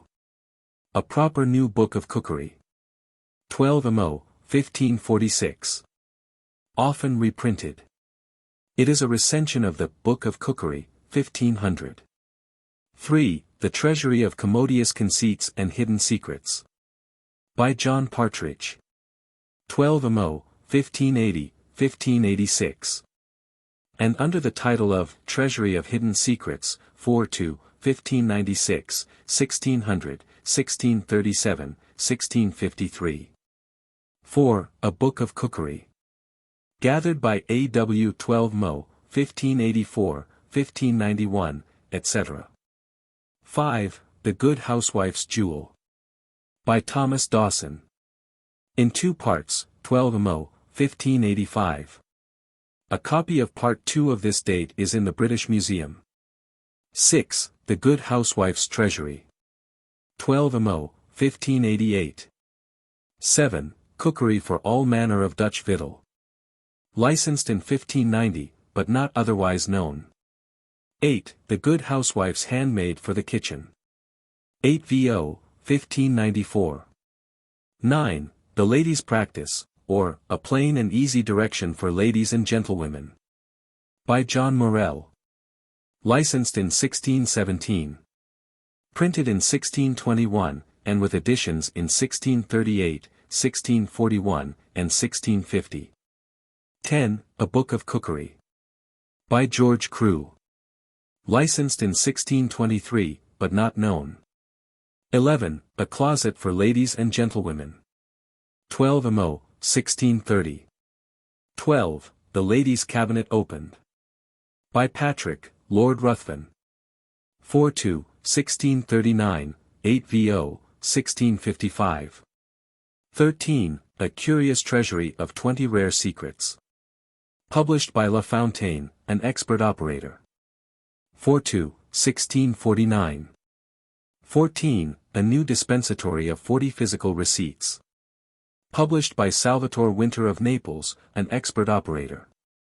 4-2, 1649. Second edition, enlarged, same date. The 3 last are rather in the class of miscellanies. 15. Health's Improvement, or, Rules comprising the discovering the nature, method, and manner of preparing all sorts of food used in this nation. By Thomas Muffet or Moffat, M.D. Corrected and enlarged by Christopher Bennett, M.D. 4-2, 1655. 16. The Queen's Closet Opened. Incomparable Secrets in Physic, Chirurgery, Preserving, Candying, and Cookery. Transcribed from the true copies of Her Majesty's own receipt books. By W.M., one of her late servants. London, 1655, 8 VO. The same, corrected and revised, with many new and large additions. 8 VO, 1683. 17. The Perfect Cook, being the most exact directions for the making all kinds of pastes, with the perfect way teaching how to raise, season, and make all sorts of pies. As also the Perfect English Cook. To which is added the way of dressing all manner of flesh. By M. Marmette. London, 1686, 12mo. The writer of the French Gardener, of which I have had occasion to say a good deal in my small volume on that subject, also produced Les Délices de la Campagne, which Evelyn excused himself from translating because whatever experience he had in the garden, he had none, he says, in the shambles. And it was for those who affected such matters to get it done, but not by him who did the French Cook 1. He seems to imply that the latter, though an excellent work in its way, had not only been marred in the translation, but was not so practically advantageous to us as it might have been, for want of skill in the kitchen, in other words, an evil which still prevails, was then appreciated by intelligent observers. The English cook did not understand her business, and the English mistress, as a rule, was equally ignorant. One of the engravings in the French Gardener represents women rolling out paste, preparing vegetables, and boiling conserves. There is a rather quaint and attractive class of miscellaneous receipt books, not made so on account of any particular merit in their contents, but by reason of their association with some person of quality. M.S. Sloane 1367, is a narrow octavo volume, for instance, containing My Lady Renalaca's choice receipts, as also some of Captain Gvilt's, who valued them above gold. The value for us, however, is solely in the link with a noble family and the little touch about the captain. There are many more such in public and private libraries, and they are often mere transcripts from printed works, select assemblages of directions for dressing food and curing diseases, formed for domestic reference before the advent of Dr. Buchan, and Mrs. Glass, and Mrs. Rundell. Among a valuable and extensive assemblage of English and foreign cookery books in the Patent Office Library, Mr. Ordish has obligingly pointed out to me a curious 4 to MS. On the cover of which occurs, Mrs. Mary de Kersherbook, 1666. Even in the latter part of the 17th century the old-fashioned dishes, better suited to the country than to the court taste, remained in fashion, and are included in receipt books, even in that published by Joseph Cooper, who had been head cook to Charles I, and who styles his 1654 volume, The Art of Cookery Refined and Augmented. He gives us 2 varieties of oatmeal pudding, French barley pudding, and hasty pudding in a bag. There is a direction for frying mushrooms, which were growing more into favor at the table than in the days when Castelvetri, whom I cite in my monograph on gardening, was among us. Another dainty is an ox palate pie. Cooper's preface is quaint, and surely modest enough. Though the cheats, says he, of some preceding pieces that treated on this subject, whose title pages, like the contents of a weekly pamphlet, promised much more than the books performed, may have provided this but a cold entertainment at its first coming abroad. Yet I know it will not stay long in the world, before every rational reader will clear it of all alliance to those false pretenders. Ladies, forgive my confidence, if I tell you, that I know this piece will prove your favorite. Yet Cooper's performance, in spite of its droll, self-complacent vein in the address to the reader, is a judicious and useful selection, and was, in fact, far more serviceable to the middle-class gentry than some of those which had gone before. It adapted itself to sundry conditions of men, but it kept in view those whose purses were not richly lined enough to pay for dainties and subtleties. It is pleasant to see that, after the countless centuries which had run out since Arthur, the bag pudding and hot pot maintained their ground, good, wholesome, country fare. After the fall of the monarchy in 1648, the chef de cuisine probably found his occupation gone, like a greater man before him, and the world may owe to enforced repose this condescension to the pen by the deposed minister of a king. Soon after the Restoration it was that some royalist brought out a small volume called The Court and Kitchen of Elizabeth, commonly called Joan Cromwell, the wife of the late usurper, truly described and represented, 12mo, 1664. Its design was to throw ridicule on the parsimony of the protectoral household. But he recites some excellent dishes which made their appearance at Oliver's table: Dutch puddings, Scotch collops of veal, marrow puddings, sack posset, boiled woodcocks, and Warden pies. He seems to have understood that 8 stone of beef were cooked every morning for the establishment, and all scraps were diligently collected, and given alternately to the poor of St. Margaret's, Westminster, and St. Martin's in the Fields. The writer acquaints us that, when the Protector entertained the French ambassador in the Parliament, after the Cindercombe affair, he only spent £1,000 over the banquet, of which the Lady Protectress managed to save £200. Cromwell and his wife, we are told, did not care for suppers, but contented themselves with eggs and slops. A story is told here of Cromwell and his wife sitting down to a loin of veal, and his calling for an orange, which was the sauce he preferred to that joint, and her Highness telling him that he could not have one, for they were not to be had under a groat. The mansion house still retains the ancient usage of distributing the relics of a great feast afterwards among the poor, as Cromwell is said just above to have made a rule of his household. It was a practice highly essential in the absence of any organized system of relief. The reign of Charles II, which witnessed a relationship with France of a very different character from that which the English maintained during the Plantagenet and earlier Tudor rule, was favorable to the naturalization of the Parisian school of cookery. And numerous works were published at and about that time, in which the development of knowledge in this direction is shown to have taken place pari passu with the advance in gardening and arboriculture under the auspices of Evelyn. In 1683 we come to a little volume entitled The Young Cook's Monitor, by M.H., who made it public for the benefit of his, or her, scholars. A really valuable and comprehensive manual, wherein, without any attempt at arrangement, there is an ample assemblage of directions for preparing for the table all kinds of joints, made dishes, soups and broths, fricassees, puddings, pies, tarts, tansies, and jellies. Receipts for pickling are included, and 2 ways are shown how we should treat turnips after this wise. Some of the ingredients proposed for sauces seem to our ears rather prodigious. In one place a contemporary peruser has inserted an ironical calculation in Ms. to the effect that, whereas a cod's head could be bought for 4d, the condiments recommended for it were not to be had for less than 9 shillings. The book teaches us to make Scotch collops, to pickle lemons and quinces, to make French bread, to collar beef, pork, or eels, to make gooseberry fool, to dry beef after the Dutch fashion, to make sack posset 2 ways, to candy flowers, violets, roses, etc. For salads, to pickle walnuts like mangoes, to make flummery, to make a carp pie, to pickle French beans and cucumbers, to make damson and quince wines, to make a French pudding, called a Pomeroy pudding, to make a leg of pork like a Westphalia ham, to make mutton as beef, and to pot beef to eat like venison. These and many other precepts has M.H. left behind him, and a sort of companion volume, printed a little before, goes mainly over the same ground, to wit, rare and excellent receipts experienced and taught by Mrs. Mary Tillinghast, and now printed for the use of her scholars only, 1678. The lady appealed to a limited constituency, like M.H., but her pages, such as they are, for there are but 30, are now publicized juris.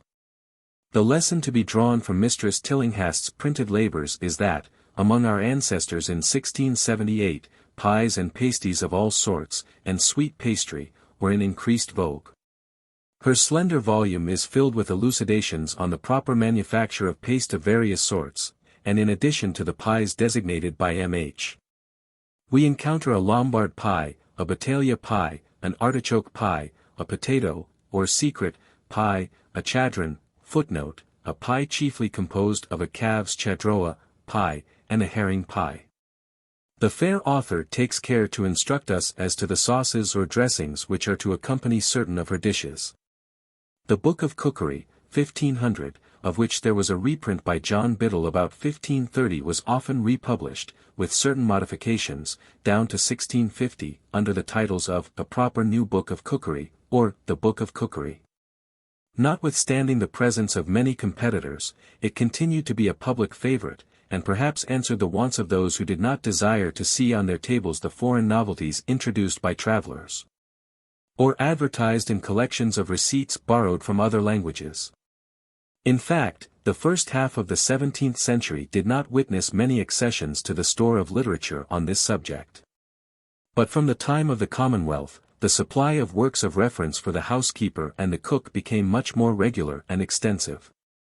In 1653, Selden's friend, the Countess of Kent, brought out her Choice Manual of Physic and Chirurgery, annexing to it receipts for preserving and candying.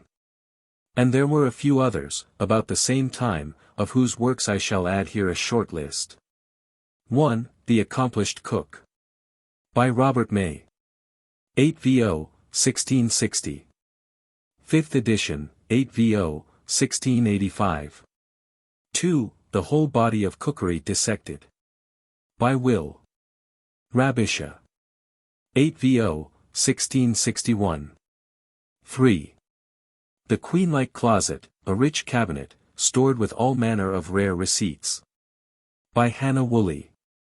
8 VO, 1670. 4. The True Way of Preserving and Candying, and Making Several Sorts of Sweetmeats.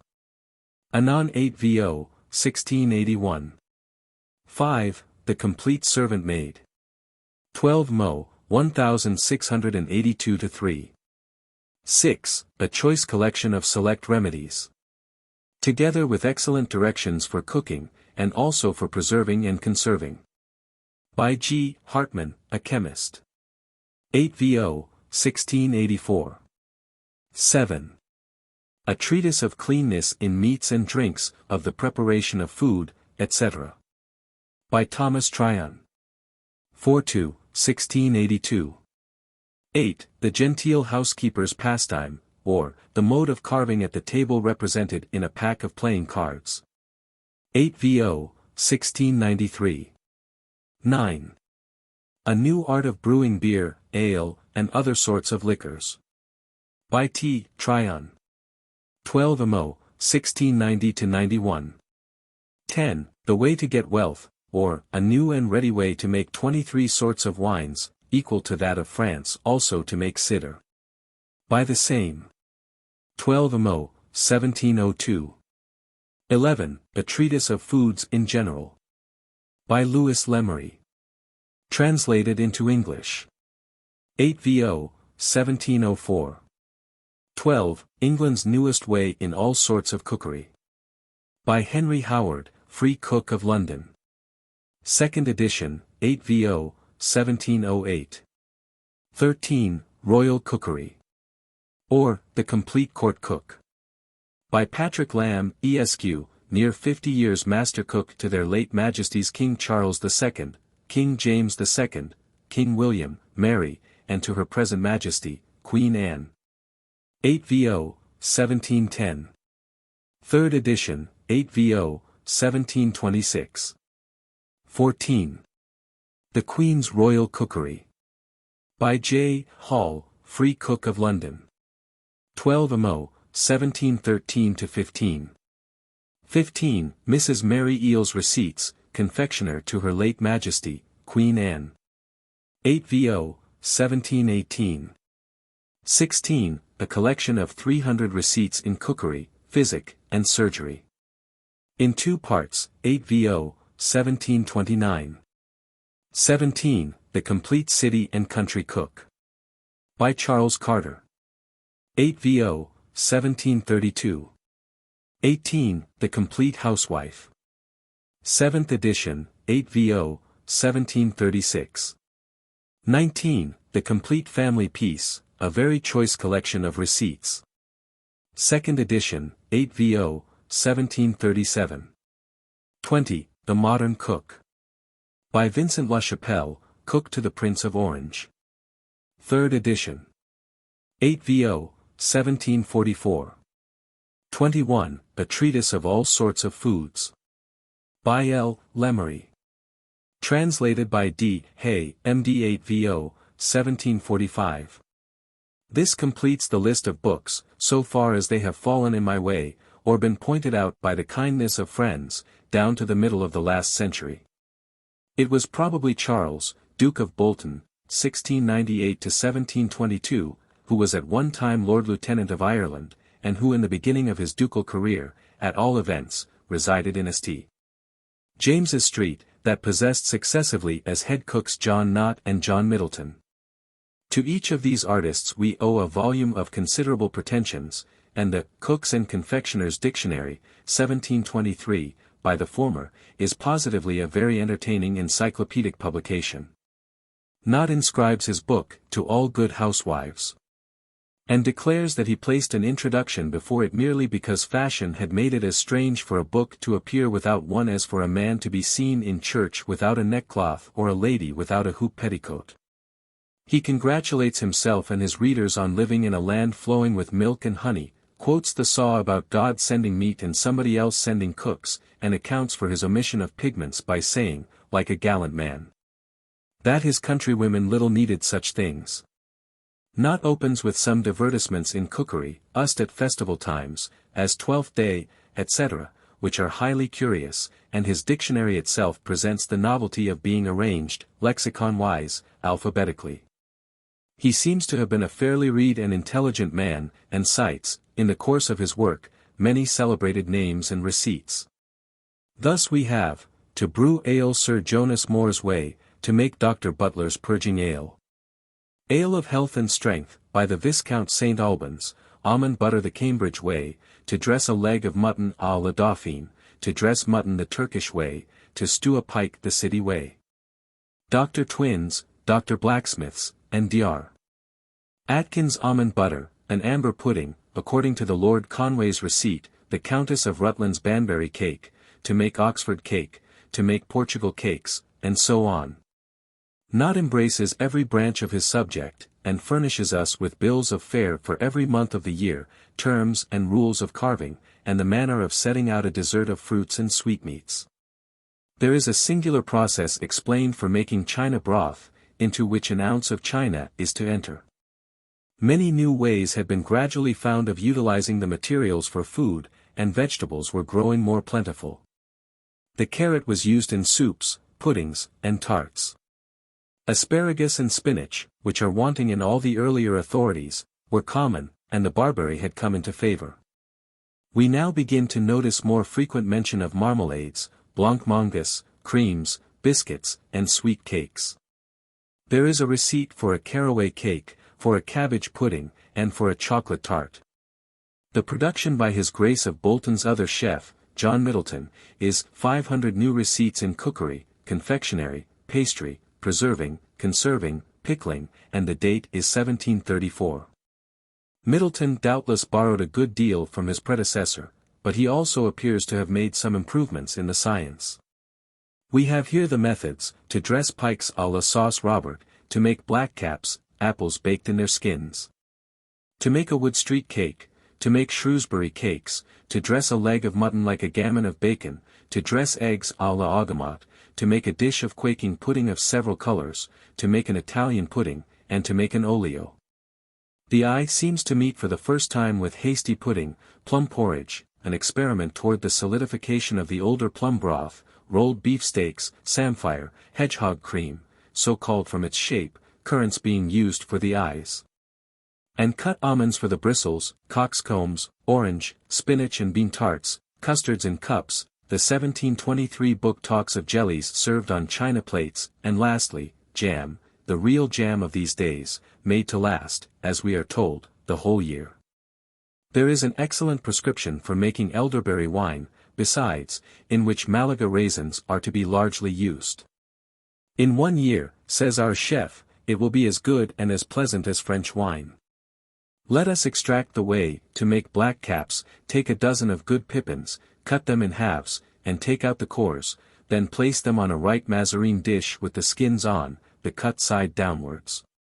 Put to them a very little water, scrape on them some loaf sugar, put them in a hot oven till the skins are burnt black, and your apples tender, serve them on plates strewed over with sugar.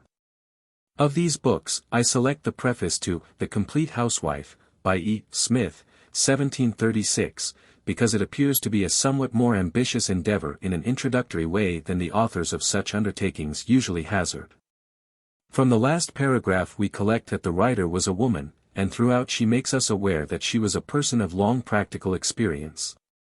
Indeed, as the volume comprehends a variety of topics, including medicines, Mrs. or Miss Smith must have been unusually observant, and have had remarkable opportunities of making herself conversant with matters beyond the ordinary range of culinary specialists. I propose presently to print a few samples of her workmanship, and a list of her principal receipts in that section of the book with which I am just now concerned. First of all, here is the preface, which begins, as we see, by a little piece of plagiarism from Knott's Exordium. Preface.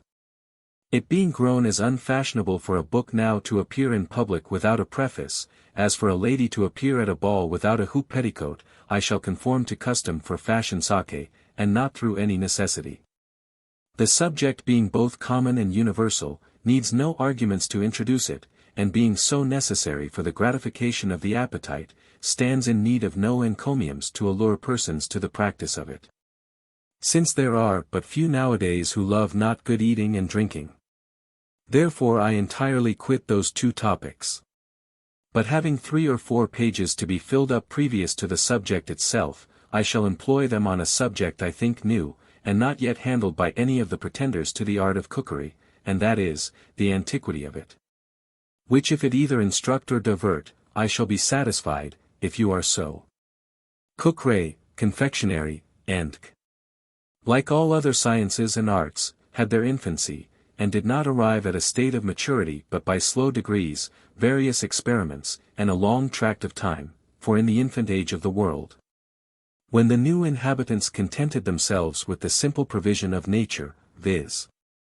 the vegetable diet, the fruits and production of the teeming ground, as they succeeded one another in their several peculiar seasons, the art of cookery was unknown. Apples, nuts, and herbs were both meat and sauce, and mankind stood in no need of any additional sauces, ragos, and but a good appetite, which a healthful and vigorous constitution, a clear, wholesome, odoriferous air, moderate exercise, and an exemption from anxious cares, always supplied them with. We read of no palled appetites, but such as proceeded from the decays of nature by reason of an advanced old age. But on the contrary a craving stomach, even upon a death-bed, as in Isaac, nor no sicknesses but those that were both the first and the last, which proceeded from the struggles of nature, which abhorred the dissolution of soul and body. No physicians to prescribe for the sick, nor no apothecaries to compound medicines for 2,000 years and upwards.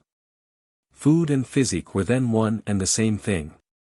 But when men began to pass from a vegetable to an animal diet, and feed on flesh, fowls, and fish, then seasonings grew necessary, both to render it more palatable and savory, and also to preserve that part which was not immediately spent from stinking and corruption, and probably salt was the first seasoning discovered. For of salt we read, Gen 14.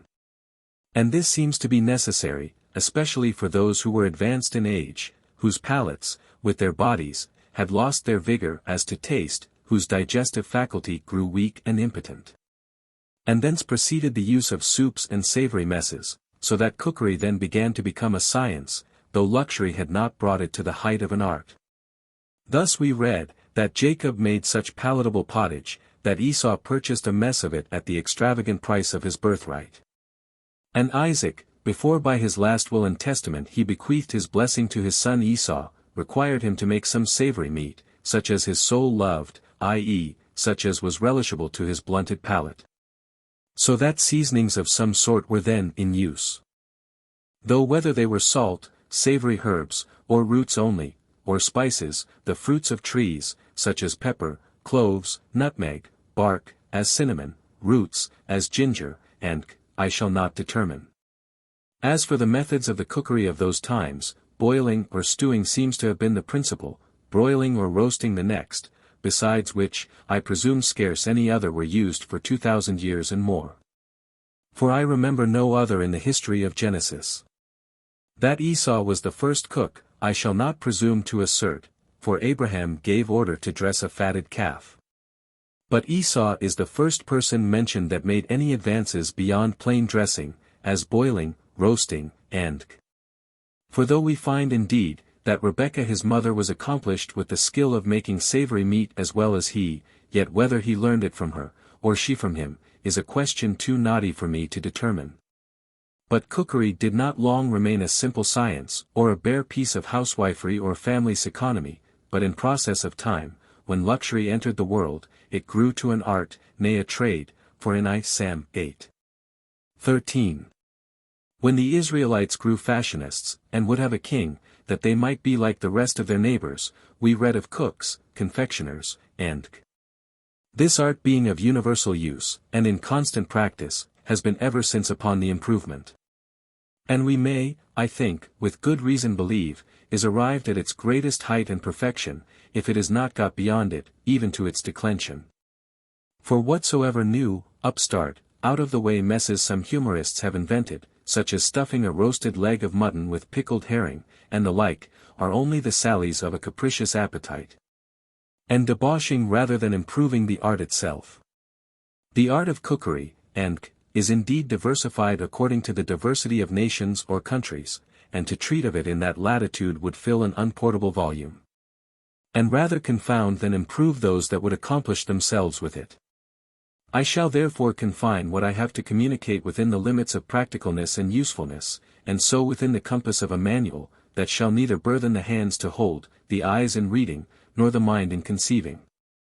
What you will find in the following sheets, are directions generally for dressing after the best, most natural, and wholesome manner, such provisions as are the product of our own country, and in such a manner as is most agreeable to English palates, saving that I have so far temporized, as, since we have to our disgrace so fondly admired the French tongue, French modes, and also French messes, to present you now and then with such receipts of French cookery, as I think may not be disagreeable to English palates. There are indeed already in the world various books that treat on this subject, and which bear great names, as Cooks to Kings, Princes, and Noblemen, and from which one might justly expect something more than many. If not most of these I have read, perform, but found myself deceived in my expectations. For many of them to us are impracticable, others whimsical, others unpalatable, unless to depraved palates. Some unwholesome, many things copied from old authors, and recommended without, as I am persuaded, the copiers ever having had any experience of the palatableness, or had any regard to the wholesomeness of them. Which two things ought to be the standing rules, that no pretenders to cookery ought to deviate from.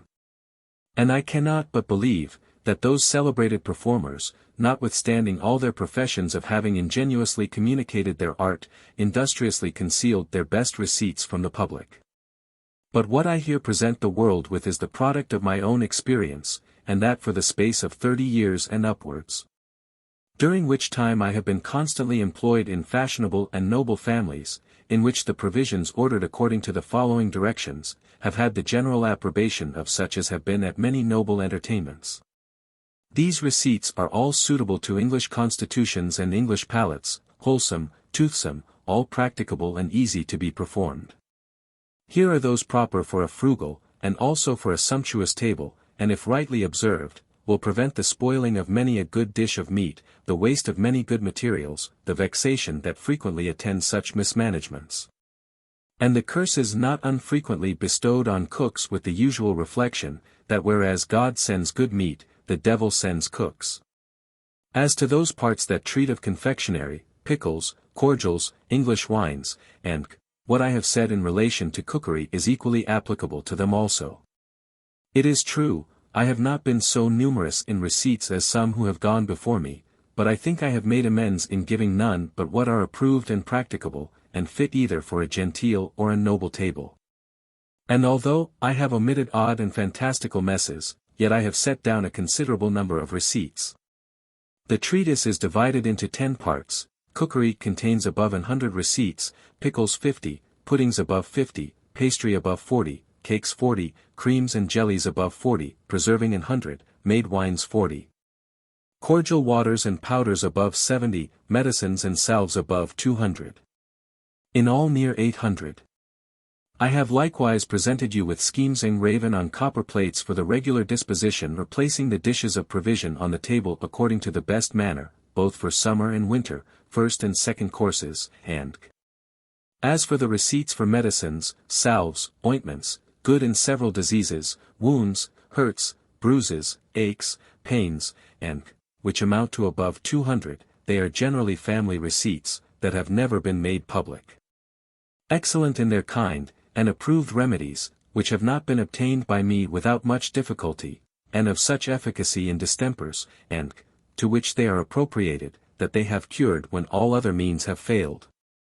And a few of them which I have communicated to a friend, have procured a very handsome livelihood. They are very proper for those generous, charitable, and Christian gentlewomen that have a disposition to be serviceable to their poor country neighbors, laboring under any of the afflicted circumstances mentioned.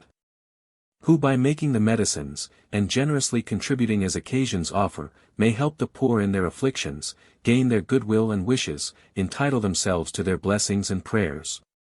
And also have the pleasure of seeing the good they do in this world, and have good reason to hope for a reward, though not by way of merit, in the world to come. As the whole of this collection has cost me much pains and a 30 years' diligent application, and I have had experience of their use and efficacy, I hope they will be as kindly accepted as by me they are generously offered to the public, and if they prove to the advantage of many, the end will be answered that is proposed by her that is ready to serve the public in what she may. Part 2. Select extracts from an early receipt book. The earliest school of English cookery, which had such a marked Anglo-Norman complexion, has been familiarized to us by the publication of Warner's Antiquitates Culinary, 1791. And more recently by the appearance of the Noble Book of Cookery, in Mrs. Napier's edition, not to mention other aids in the same way, which are accessible. And it seemed to be doing a better service, when it became a question of selecting a few specimens of old receipts.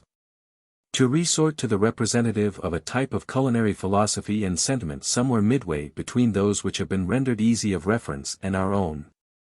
I have therefore given in the few following pages, in a classified shape, some of the highly curious contents of E. Smith's Complete Housewife, 1736, which may be securely taken to exhibit the state of knowledge in England upon this subject in the last quarter of the 17th century and first quarter of the succeeding one. In the work itself no attempt at arrangement is offered. Meat, poultry, etc. To make Dutch beef, take the lean part of a buttock of beef raw. Rub it well with brown sugar all over, and let it lie in a pan or tray 2 or 3 hours, turning it 3 or 4 times, then salt it well with common salt and saltpetre, and let it lie a fortnight, turning it every day. Then roll it very straight in a coarse cloth, and put it in a cheese press a day and a night, and hang it to dry in a chimney. When you boil it, you must put it in a cloth. When 'tis cold, it will cut out into shivers as Dutch beef. To dry mutton to cut out in shivers as Dutch beef, take a middling leg of mutton, then take half a pound of brown sugar, and rub it hard all over your mutton, and let it lie 24 hours. Then take an ounce and half of saltpetre, and mix it with a pound of common salt, and rub that all over the mutton every other day, till 'tis all on, and let it lie 9 days longer. Keep the place free from brine, then hang it up to dry 3 days, then smoke it in a chimney where wood is burnt, the fire must not be too hot, a fortnight will dry it. Boil it like other hams, and when 'tis cold, cut it out in shivers like Dutch beef. To stuff a shoulder or leg of mutton with oysters, take a little grated bread, some beef suet, yolks of hard eggs, 3 anchovies, a bit of an onion, salt and pepper, thyme and winter savory, 12 oysters, some nutmeg grated. Mix all these together, and shred them very fine, and work them up with raw eggs like a paste, and stuff your mutton under the skin in the thickest place, or where you please, and roast it. And for sauce take some of the oyster liquor, some claret, 2 or 3 anchovies, a little nutmeg, a bit of an onion, the rest of the oysters, stew all these together, then take out the onion, and put it under the mutton. To marinade a leg of lamb, take a leg of lamb, cut it in pieces the bigness of a half-crown, hack them with the back of a knife, then take an eschalot, 3 or 4 anchovies, some cloves, mace, nutmeg, all beaten. Put your meat in a dish, and strew the seasoning over it, and put it in a stew pan, with as much white wine as will cover it, and let it be 2 hours, then put it all together in a frying pan, and let it be half enough. Then take it out and drain it through a colander, saving the liquor, and put to your liquor a little pepper and salt, and half a pint of gravy. Dip your meat in yolks of eggs, and fry it brown in butter. Thicken up your sauce with yolks of eggs and butter, and pour it in the dish with your meat. Lay sweetbreads and forked meatballs over your meat, dip them in eggs, and fry them. Garnish with lemon. A leg of mutton à l'adobe. Lard your meat with bacon through, but slant way, half roast it, take it off the spit, and put it in a small pot as will boil it. 2 quarts of strong broth, a pint of white wine, some vinegar, whole spice, bay leaves, green onions, savory, sweet marjoram. When 'tis stewed enough, make sauce of some of the liquor, mushrooms, lemon cut like dice, 2 or 3 anchovies, thicken it with browned butter. Garnish with lemon. To fry cucumbers for mutton sauce, you must brown some butter in a pan, and cut the cucumbers in thin slices. Drain them from the water, then fling them into the pan, and when they are fried brown, put in a little pepper and salt, a bit of an onion and gravy, and let them stew together, and squeeze in some juice of lemon. Shake them well, and put them under your mutton. To make pockets, cut 3 slices out of a leg of veal, the length of a finger, the breadth of 3 fingers, the thickness of a thumb, with a sharp penknife. Give it a slit through the middle, leaving the bottom and each side whole, the thickness of a straw, then lard the top with small fine lards of bacon. Then make a forked meat of marrow, sweetbreads, and lamb stones just boiled, and make it up after 'tis seasoned and beaten together with the yolks of 2 eggs, and put it into your pockets as if you were filling a pincushion. Then sew up the top with fine thread, flour them, and put melted butter on them, and bake them. Roast 3 sweetbreads to put between, and serve them with gravy sauce. To make a florentine of veal, take the kidney of a loin of veal, fat and all, and mince it very fine, then chop a few herbs, and put to it, and add a few currants, season it with cloves, mace, nutmeg, and a little salt. And put in some yolks of eggs, and a handful of grated bread, a pippin or 2 chopped, some candied lemon peel minced small, some sack, sugar, and orange flower water. Put a sheet of puff paste at the bottom of your dish. Put this in, and cover it with another, close it up, and when 'tis baked, scrape sugar on it, and serve it hot. To make a tureener, take a china pot or bowl, and fill it as follows. At the bottom lay some fresh butter. Then put in 3 or 4 beefsteaks larded with bacon, then cut some veal steaks from the leg. Hack them, and wash them over with the yolk of an egg, and afterwards lay it over with forked meat, and roll it up, and lay it in with young chickens, pigeons and rabbits, some in quarters, some in halves. Sweetbreads, lamb stones, coxcombs, palates after they are boiled, peeled, and cut in slices, tongues, either hogs or calves, sliced, and some larded with bacon, whole yolks of hard eggs, pistachio nuts peeled, forced balls, some round. Some like an olive, lemon sliced, some with the rind on, barberries and oysters. Season all these with pepper, salt, nutmeg, and sweet herbs, mixed together after they are cut very small. And strew it on everything as you put it in your pot, then put in a quart of gravy, and some butter on the top, and cover it close with a lid of puff paste, pretty thick. 8 hours will bake it. To make hams of pork like Westphalia, to 2 large hams, or 3 small ones, take 3 pounds of common salt, and 2 pounds and half of brown coarse sugar. Mix both together, and rub it well into the hams, and let them lie 7 days, turning them every day, and rub the salt in them, when you turn them. Then take 4 ounces of saltpetre beat small, and mix with 2 handfuls of common salt, and rub that well in your hams, and let them lie a fortnight longer, then hang them up high in a chimney to smoke. To make a ragout of pig's ears, take a quantity of pig's ears, and boil them in 1/2 wine and the other water. Cut them in small pieces, then brown a little butter, and put them in, and a pretty deal of gravy, 2 anchovies, an echalot or 2, a little mustard, and some slices of lemon, some salt and nutmeg. Stew all these together, and shake it up thick. Garnish the dish with barberries.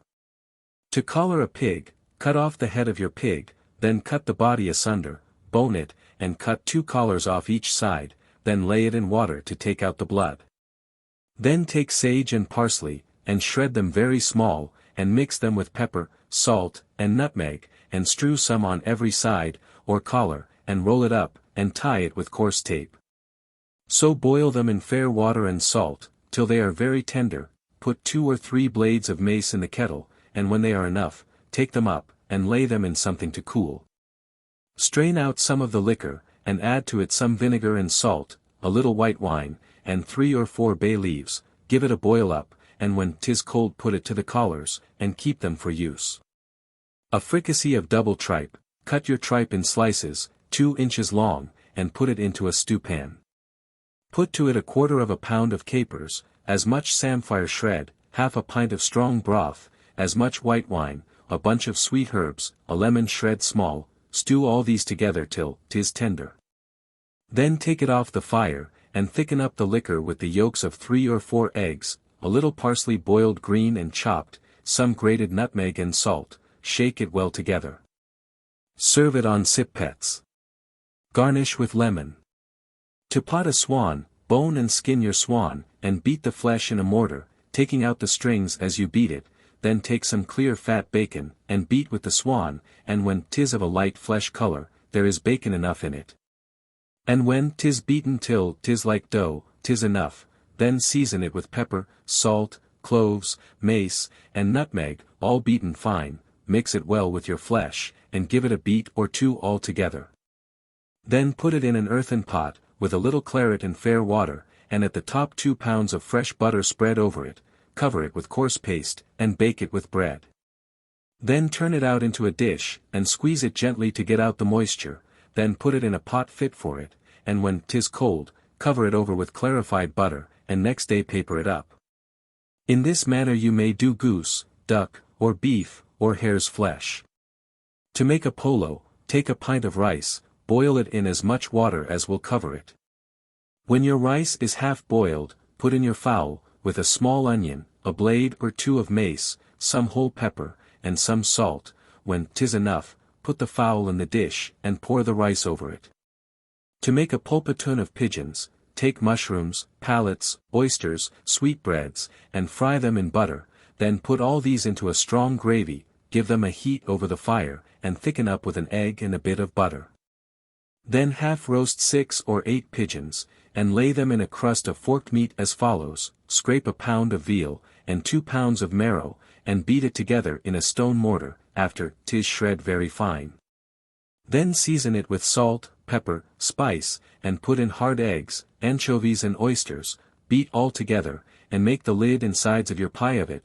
First lay a thin crust into your patty pan, then put on your forked meat. Then lay an exceeding thin crust over them, then put in your pigeons and other ingredients, with a little butter on the top. Bake it 2 hours. To keep green peas till Christmas, shell what quantity you please of young peas. Put them in the pot when the water boils, let them have 4 or 5 warms. Then first pour them into a colander, and then spread a cloth on a table, and put them on that, and dry them well in it, have bottles ready dried, and fill them to the necks, and pour over them melted mutton fat, and cork them down very close. That no air come to them, set them in your cellar, and when you use them, put them into boiling water, with a spoonful of fine sugar, and a good piece of butter, and when they are enough, drain and butter them. 2. Meat pies and puddings. A battaglia pie, take 4 small chickens, 4 squab pigeons, 4 sucking rabbits. Cut them in pieces, season them with savory spice, and lay them in the pie, with 4 sweetbread sliced, and as many sheep's tongues, 2 shivered palates, 2 pair of lamb stones, 20 or 30 coxcombs, with savory balls and oysters. Lay on butter, and close the pie. A leer. To make an olio pie, make your pie ready, then take the thin collops of the butt end of a leg of veal, as many as you think will fill your pie. Hack them with the back of a knife, and season them with pepper, salt, cloves, and mace. Wash over your collops with a bunch of feathers dipped in eggs, and have in readiness a good handful of sweet herbs shred small.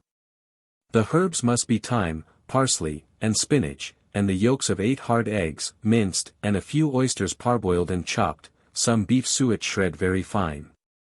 Mix these together, and strew them over your collops, and sprinkle a little orange flower water on them, and roll the collops up very close, and lay them in your pie, strewing the seasoning that is left over them. Put butter on the top, and close up your pie. When 'tis drawn, put in gravy, and 1 anchovy dissolved in it, and pour it in very hot, and you may put in artichoke bottoms and chestnuts, if you please, or sliced lemon, or grapes scalded, or what else is in season. But if you will make it a right savory pie, leave them out. To make a lumber pie, take 1.5 pounds of veal, parboil it, and when 'tis cold chop it very small, with 2 pounds of beef suet and some candied orange peel. Some sweet herbs, as thyme, sweet marjoram, and an handful of spinach. Mince the herbs small before you put them to the other, so chop all together, and a pippin or 2. Then add a handful or 2 of grated bread, 1.5 pounds of currants, washed and dried. Some cloves, mace, nutmeg, a little salt, sugar and sack, and put to all these as many yolks of raw eggs, and whites of 2, as will make it a moist fork meat. Work it with your hands into a body, and make it into balls as big as a turkey's egg. Then having your coffin made, put in your balls. Take the marrow out of 3 or 4 bones as whole as you can, let your marrow lie a little in water, to take out the blood and splinters, then dry it, and dip it in yolk of eggs. Season it with a little salt, nutmeg grated, and grated bread, lay it on and between your forked meat balls, and over that sliced citron, candied orange and lemon, eringo roots, preserved barberries.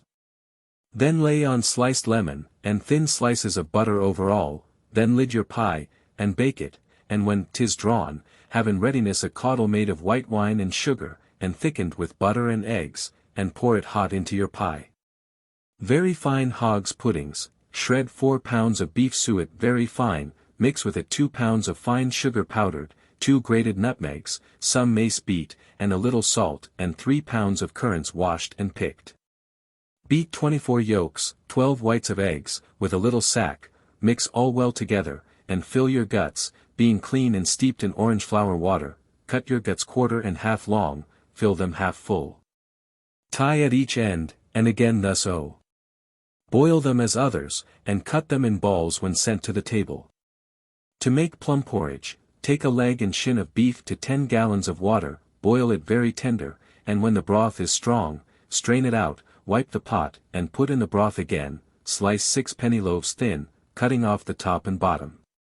Put some of the liquor to it, cover it up, and let it stand 1/4 hour, and then put it in your pot, let it boil 1/4 hour, then put in 5 pounds of currants, let them boil a little, and put in 5 pounds of raisins.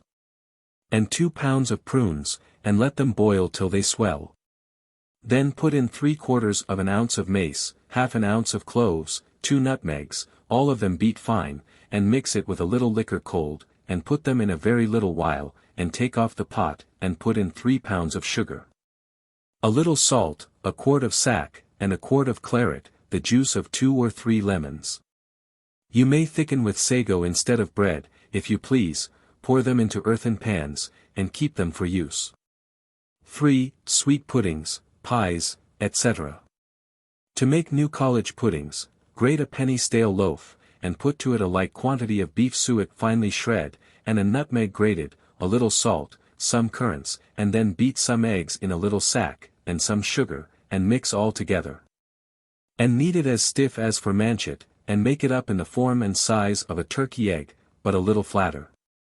Then take 1 pound of butter, and put it in a dish, and set the dish over a clear fire in a chafing dish, and rub your butter about the dish till 'tis melted. Put your puddings in, and cover the dish, but often turn your puddings, until they are all brown alike, and when they are enough, scrape sugar over them, and serve them up hot for a side dish. You must let the paste lie 1/4 hour before you make up your puddings. To make a spread eagle pudding, cut off the crust of 3 halfpenny rolls, then slice them into your pan. Then set 3 pints of milk over the fire, make it scalding hot, but not boil, so pour it over your bread, and cover it close, and let it stand an hour. Then put in a good spoonful of sugar, a very little salt, a nutmeg grated, 1 pound of suet after 'tis shred, 1/2 pound of currants washed and picked, 4 spoonfuls of cold milk, 10 eggs, but 5 of the whites.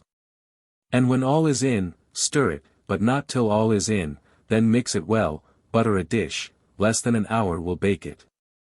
To make a cabbage pudding, take 2 pounds of the lean part of a leg of veal, take of beef suet the like quantity. Chop them together, then beat them together in a stone mortar, adding to it half a little cabbage, scalded, and beat that with your meat. Then season it with mace and nutmeg, a little pepper and salt, some green gooseberries, grapes, or barberries in the time of year. In the winter put in a little verjuice, then mix all well together, with the yolks of 4 or 5 eggs well beaten. Then wrap it up in green cabbage leaves, tie a cloth over it, boil it an hour, melt butter for sauce. To make a calf's foot pudding, take 2 calves' feet finely shred. Then of biscuits grated, and stale macaroons broken small, the quantity of a penny loaf, then add a pound of beef suet, very finely shred, half a pound of currants, a quarter of a pound of sugar, some cloves, mace and nutmeg, beat fine.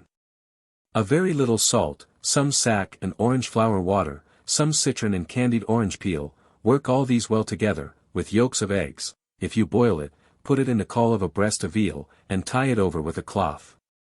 It must boil 4 hours. For sauce, melt butter, with a little sack and sugar. If you bake it, put some paste in the bottom of the dish, but none on the brim. Then melt half a pound of butter, and mix with your stuff, and put it in your dish, and stick lumps of marrow in it, bake it 3 or 4 hours, scrape sugar over it, and serve it hot. To make a chestnut pudding, take 1.5 dozen of chestnuts, put them in a skillet of water, and set them on the fire till they will blanch. Then blanch them, and when cold, put them in cold water, then stamp them in a mortar, with orange flower water and sack, till they are very small, mix them in 2 quarts of cream, and 18 yolks of eggs, the whites of 3 or 4. Beat the eggs with sack, rose water and sugar, put it in a dish with puff paste, stick in some lumps of marrow or fresh butter, and bake it. To make a brown bread pudding, take half a pound of brown bread, and double the weight of it in beef suet.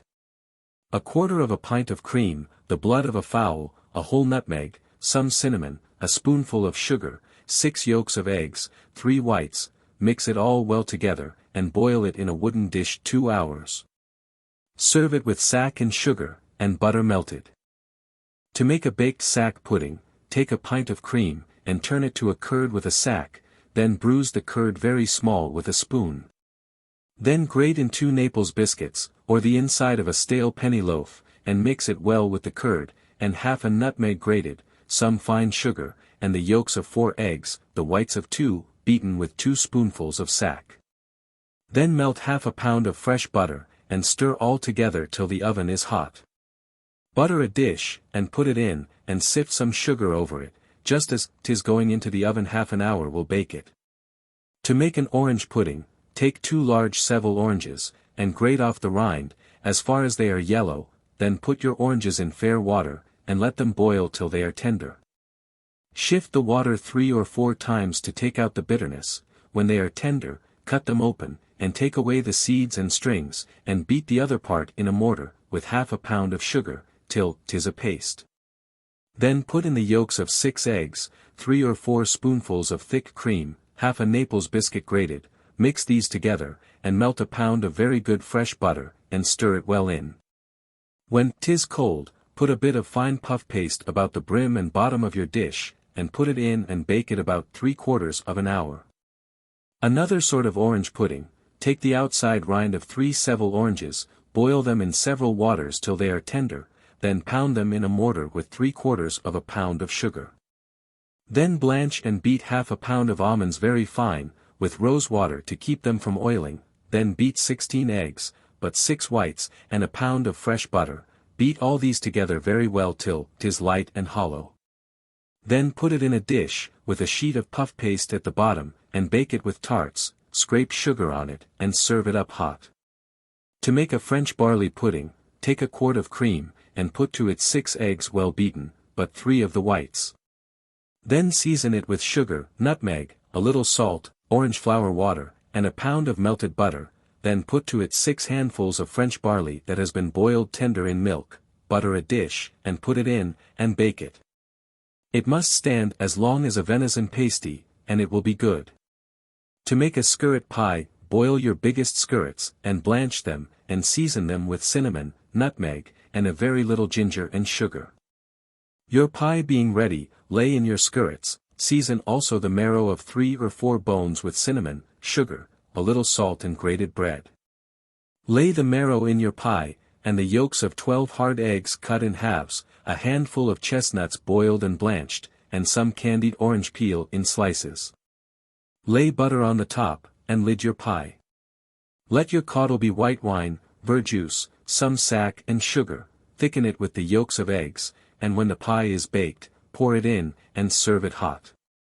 Scrape sugar on it. To make a cabbage lettuce pie, take some of the largest and hardest cabbage lettuce you can get, boil them in salt and water till they are tender, then lay them in a colander to drain dry. Then have your paste laid in your patty pan ready, and lay butter on the bottom, then lay in your lettuce and some artichoke bottoms, and some large pieces of marrow, and the yolks of 8 hard eggs, and some scalded sorrel. Bake it, and when it comes out of the oven, cut open the lid, and pour in a caudle made with white wine and sugar, and thicken with eggs, so serve it hot. Potato, or lemon cheesecakes, take 6 ounces of potatoes, 4 ounces of lemon peel, 4 ounces of sugar, 4 ounces of butter, boil the lemon peel till tender, pare and scrape the potatoes, and boil them tender and bruise them. Beat the lemon peel with the sugar, then beat all together very well, and melt all together very well, and let it lie till cold, put crust in your patty pans, and fill them little more than half full, bake them in a quick oven half an hour. Sift some double refined sugar on them as they go into the oven. This quantity will make a dozen small patty pans. To make almond cheesecakes, take a good handful or more of almonds, blanch them in warm water, and throw them in cold. Pound them fine, and in the pounding put a little sack or orange flower water to keep them from oiling. Then put to your almonds the yolks of 2 hard eggs, and beat them together, beat the yolks of 6 eggs, the whites of 3, and mix with your almonds, and half a pound of butter melted, and sugar to your taste. Mix all well together, and use it as other cheesecake stuff. To make the light wigs, take 1.5 pounds of flour, and half a pint of milk made warm, mix these together, and cover it up, and let it lie by the fire half an hour. Then take 1/2 pound of sugar, and 1/2 pound of butter, then work these in the paste, and make it into wigs, with as little flour as possible.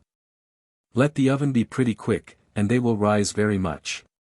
To make very good wigs, take 1/4 of a peck of the finest flour, rub into it 3/4 pound of fresh butter, till 'tis like grated bread, something more than 1/2 pound of sugar, 1/2 nutmeg, and 1/2 race of ginger grated.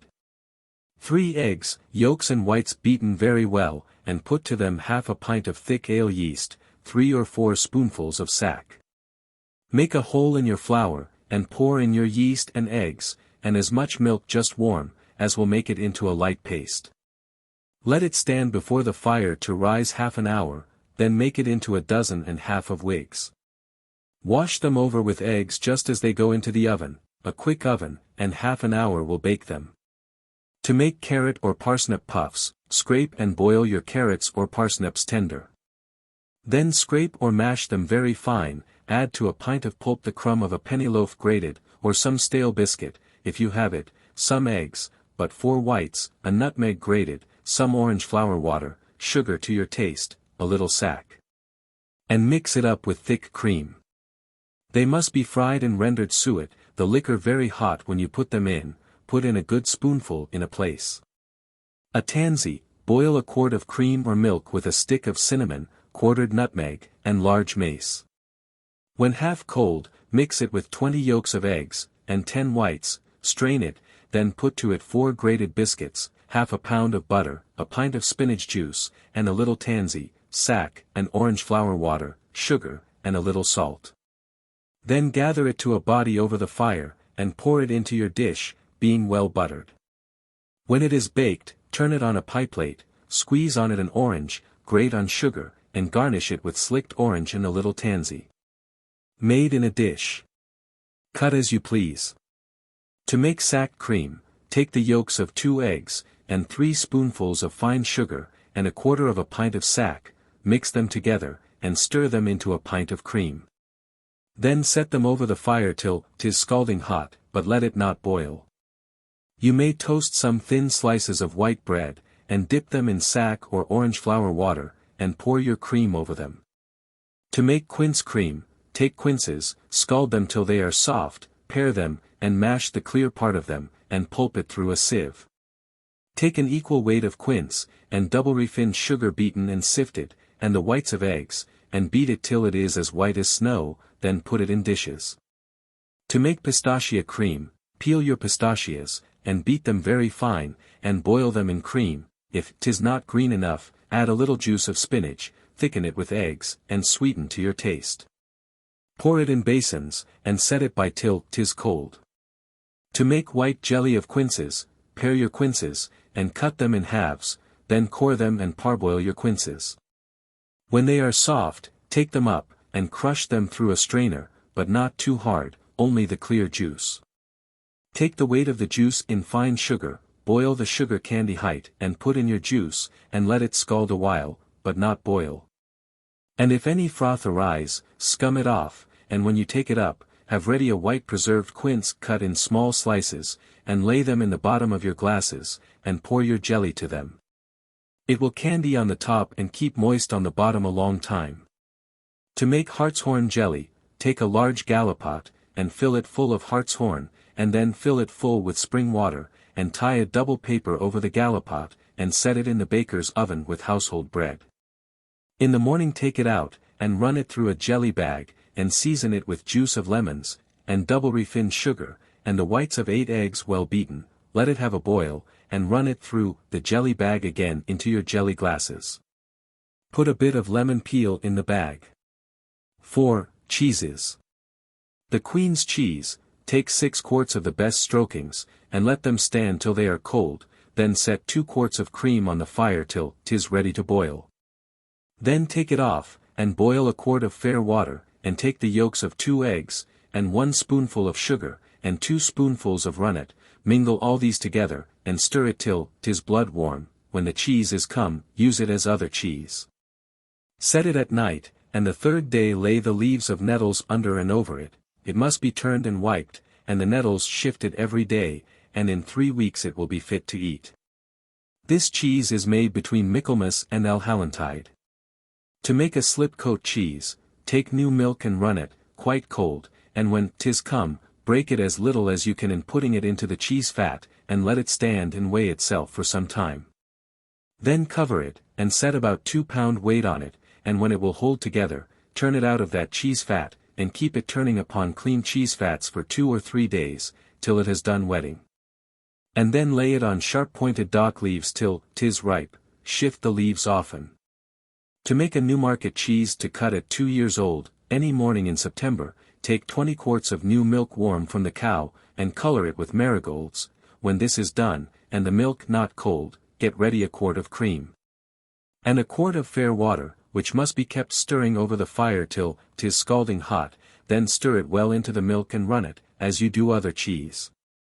When 'tis come, lay cheesecloths over it, and settle it with your hands, the more hands the better. As the whey rises, take it away, and when 'tis clean gone, put the curd into your fat, breaking it as little as you can. Then put it in the press, and press it gently an hour, take it out again, and cut it in thin slices, and lay them singly on a cloth, and wipe them dry.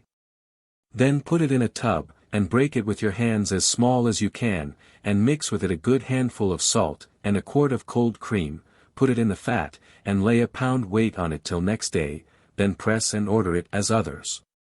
V. Cakes. To make Shrewsbury cakes, take to 1 pound of sugar, 3 pounds of the finest flour, a nutmeg grated, some beaten cinnamon. The sugar and spice must be sifted into the flour, and wet it with 3 eggs, and as much melted butter, as will make it of a good thickness to roll into a paste. Mold it well and roll it, and cut it into what shape you please. Perfume them, and prick them before they go into the oven. To make Whetstone cakes, take half a pound of fine flour, and half a pound of loaf sugar seared, a spoonful of caraway seeds dried, the yolk of 1 egg, the whites of 3, a little rosewater, with ambergris dissolved in it. Mix it together, and roll it out as thin as a wafer, cut them with a glass, lay them on floured paper, and bake them in a slow oven. To make Portugal cakes, take 1.25 pounds of fine flour well dried, and break 1 pound of butter into the flour and rub it in, add 1 pound of loaf sugar beaten and sifted, a nutmeg grated, for perfumed plums, or some ambergris. Mix these well together, and beat 7 eggs, but 4 whites, with 3 spoonfuls of orange flower water, mix all these together, and beat them up an hour. Butter your little pans, and just as they are going into the oven, fill them half full, and stir some fine sugar over them, little more than 1/4 hour will bake them. You may put a handful of currants into some of them. Take them out of the pans as soon as they are drawn, keep them dry, they will keep good 3 months. To make jumbles, take the whites of 3 eggs, beat them well, and take off the froth.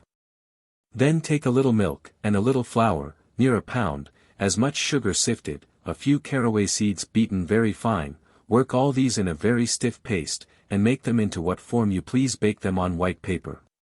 To make marchpane, take 1 pound of Jordan almonds, blanch and beat them in a marble mortar very fine, then put to them 3/4 pound of double refined sugar, and beat with them a few drops of orange flower water. Beat all together till 'tis a very good paste, then roll it into what shape you please, dust a little fine sugar under it as you roll it to keep it from sticking. To ice it, stir double refined sugar as fine as flour, wet it with rose water, and mix it well together, and with a brush or bunch of feathers spread it over your marchpane, bake them in an oven that is not too hot, put wafer paper at the bottom, and white paper under that, so keep them for use. To make the Marlborough cake, take 8 eggs, yolks and whites, beat and strain them, and put to them 1 pound of sugar beaten and sifted, beat it 3/4 hour together. Then put in 3/4 pound of flour well dried, and 2 ounces of caraway seeds, beat it all well together, and bake it in a quick oven in broad tin pans. To make wormwood cakes, take 1 pound of double refined sugar sifted. Mix it with the whites of 3 or 4 eggs well beat, into this drop as much chymical oil of wormwood as you please. So drop them on paper, you may have some white and some marble, with specks of colors, with the point of a pin. Keep your colors severally in little gallipots. For red, take a dram of cochineal, a little cream of tartar, as much of alum, tie them up severally in little bits of fine cloth, and put them to steep in 1 glass of water 2 or 3 hours. When you use the color, press the bags in the water, and mix some of it with a little of the white of egg and sugar. Saffron colors yellow, and must be tied in a cloth, as the red, and put in water. Powder blue, mixed with the saffron water, makes a green. For blue, mix some dry powder blue with some water. A French cake to eat hot, take 1 dozen of eggs, and 1 quart of cream, and as much flour as will make it into a thick batter. Put to it 1 pound of melted butter, half a pint of sack, 1 nutmeg grated, mix it well, and let it stand 3 or 4 hours. Then bake it in a quick oven, and when you take it out, split it in 2, and pour 1 pound of butter on it melted with rose water, cover it with the other half, and serve it up hot. To make the thin Dutch biscuit, take 5 pounds of flour, and 2 ounces of caraway seeds, half a pound of sugar, and something more than a pint of milk. Warm the milk, and put into it 3/4 pound of butter. Then make a hole in the middle of your flour, and put in a full pint of good ale yeast, then pour in the butter and milk, and make these into a paste, and let it stand 1/4 hour by the fire to rise. Then mold it, and roll it into cakes pretty thin, prick them all over pretty much or they will blister, so bake them 1/4 hour. To make Dutch gingerbread, take 4 pounds of flour, and mix with it 2 ounces and a half of beaten ginger. Then rub in 1/4 pound of butter, and add to it 2 ounces of caraway seeds, 2 ounces of orange peel dried and rubbed to powder, a few coriander seeds bruised, 2 eggs, then mix all up in a stiff paste. With 2 pounds and 1/4 of treacle. Beat it very well with a rolling pin, and make it up into 30 cakes, put in a candied citron, prick them with a fork, butter papers 3 double, 1 white and 2 brown, wash them over with the white of an egg. Put them into an oven not too hot, for 3/4 hour. To make cakes of flowers, boil double refined sugar candy high, and then strew in your flowers, and let them boil once up. Then with your hand lightly strew in a little double refined sugar sifted, and then as quick as may be, put it into your little pans, made of card, and pricked full of holes at bottom. You must set the pans on a pillow, or cushion. When they are cold, take them out. 6. Caudles and Possets. To make a posset with ale, King William's posset, take a quart of cream, and mix with it a pint of ale, then beat the yolks of 10 eggs, and the whites of 4. When they are well beaten, put them to the cream and ale, sweeten it to your taste, and slice some nutmeg in it. Set it over the fire, and keep it stirring all the while, and when 'tis thick, and before it boils, take it off, and pour it into the basin you serve it into the table. To make the Pope's posset, blanch and beat 3/4 of a pound of almonds so fine, that they will spread between your fingers like butter, put in water as you beat them to keep them from oiling. Then take a pint of sack or sherry, and sweeten it very well with double refined sugar, make it boiling hot, and at the same time put half a pint of water to your almonds, and make them boil. Then take both off the fire, and mix them very well together with a spoon, serve it in a china dish. To make flummery caudle, take a pint of fine oatmeal, and put to it 2 quarts of fair water, let it stand all night, in the morning stir it, and strain it into a skillet, with 3 or 4 blades of mace, and a nutmeg quartered. Set it on the fire, and keep it stirring, and let it boil a quarter of an hour. If it is too thick, put in more water, and let it boil longer, then add a pint of Rhenish or white wine. 3 spoonfuls of orange flower water, the juice of 2 lemons and 1 orange, a bit of butter, and as much fine sugar as will sweeten it, let all these have a warm, and thicken it with the yolks of 2 or 3 eggs. Drink it hot for a breakfast. To make tea caudle, make a quart of strong green tea, and pour it out into a skillet, and set it over the fire, then beat the yolks of 4 eggs and mix with them a pint of white wine, a grated nutmeg, sugar to your taste, and put all together. Stir it over the fire till 'tis very hot, then drink it in china dishes as caudle. 7. Conserves, dried and candied fruits, marmalades, etc. To dry apricots like prunellas, take a pound of apricots. Being cut in halves or quarters, let them boil till they be very tender in a thin syrup. Let them stand a day or 2 in the stove, then take them out of the syrup, and lay them drying till they be as dry as prunellos, then box them. You may make your syrup red with the juice of red plums, if you please you may pare them. To candy angelica, take angelica that is young, and cut it in fit lengths, and boil it till it is pretty tender, keeping it close covered, then take it up and peel off all the strings. Then put it in again, and let it simmer and scald till 'tis very green, then take it up and dry it in a cloth, and weigh it, and to every pound of angelica take a pound of double refined sugar beaten and sifted. Put your angelica in an earthen pan, and strew the sugar over it, and let it stand 2 days. Then boil it till it looks very clear, put it in a colander to drain the syrup from it, and take a little double refined sugar and boil it to sugar again. Then throw in your angelica, and take it out in a little time, and put it on glass plates. It will dry in your stove, or in an oven after pies are drawn. To candy orange flowers, take half a pound of double refined sugar finely beaten, wet it with orange flower water, then boil it candy high, then put in a handful of orange flowers, keeping it stirring, but let it not boil. And when the sugar candies about them, take it off the fire, drop it on a plate, and set it by till 'tis cold. To make conserve of red roses, or any other flowers, take rosebuds, and pick them, and cut off the white part from the red, and put the red flowers, and sift them through a sieve to take out the seeds. Then weigh them, and to every pound of flowers take 2 pounds and a half of loaf sugar, beat the flowers pretty fine in a stone mortar, then by degrees put the sugar to them, and beat it very well till 'tis well incorporated together. Then put it into gallipots, and tie it over with paper, and over that leather, and it will keep 7 years. To preserve white pear plums, take pear plums when they are yellow, before they are too ripe.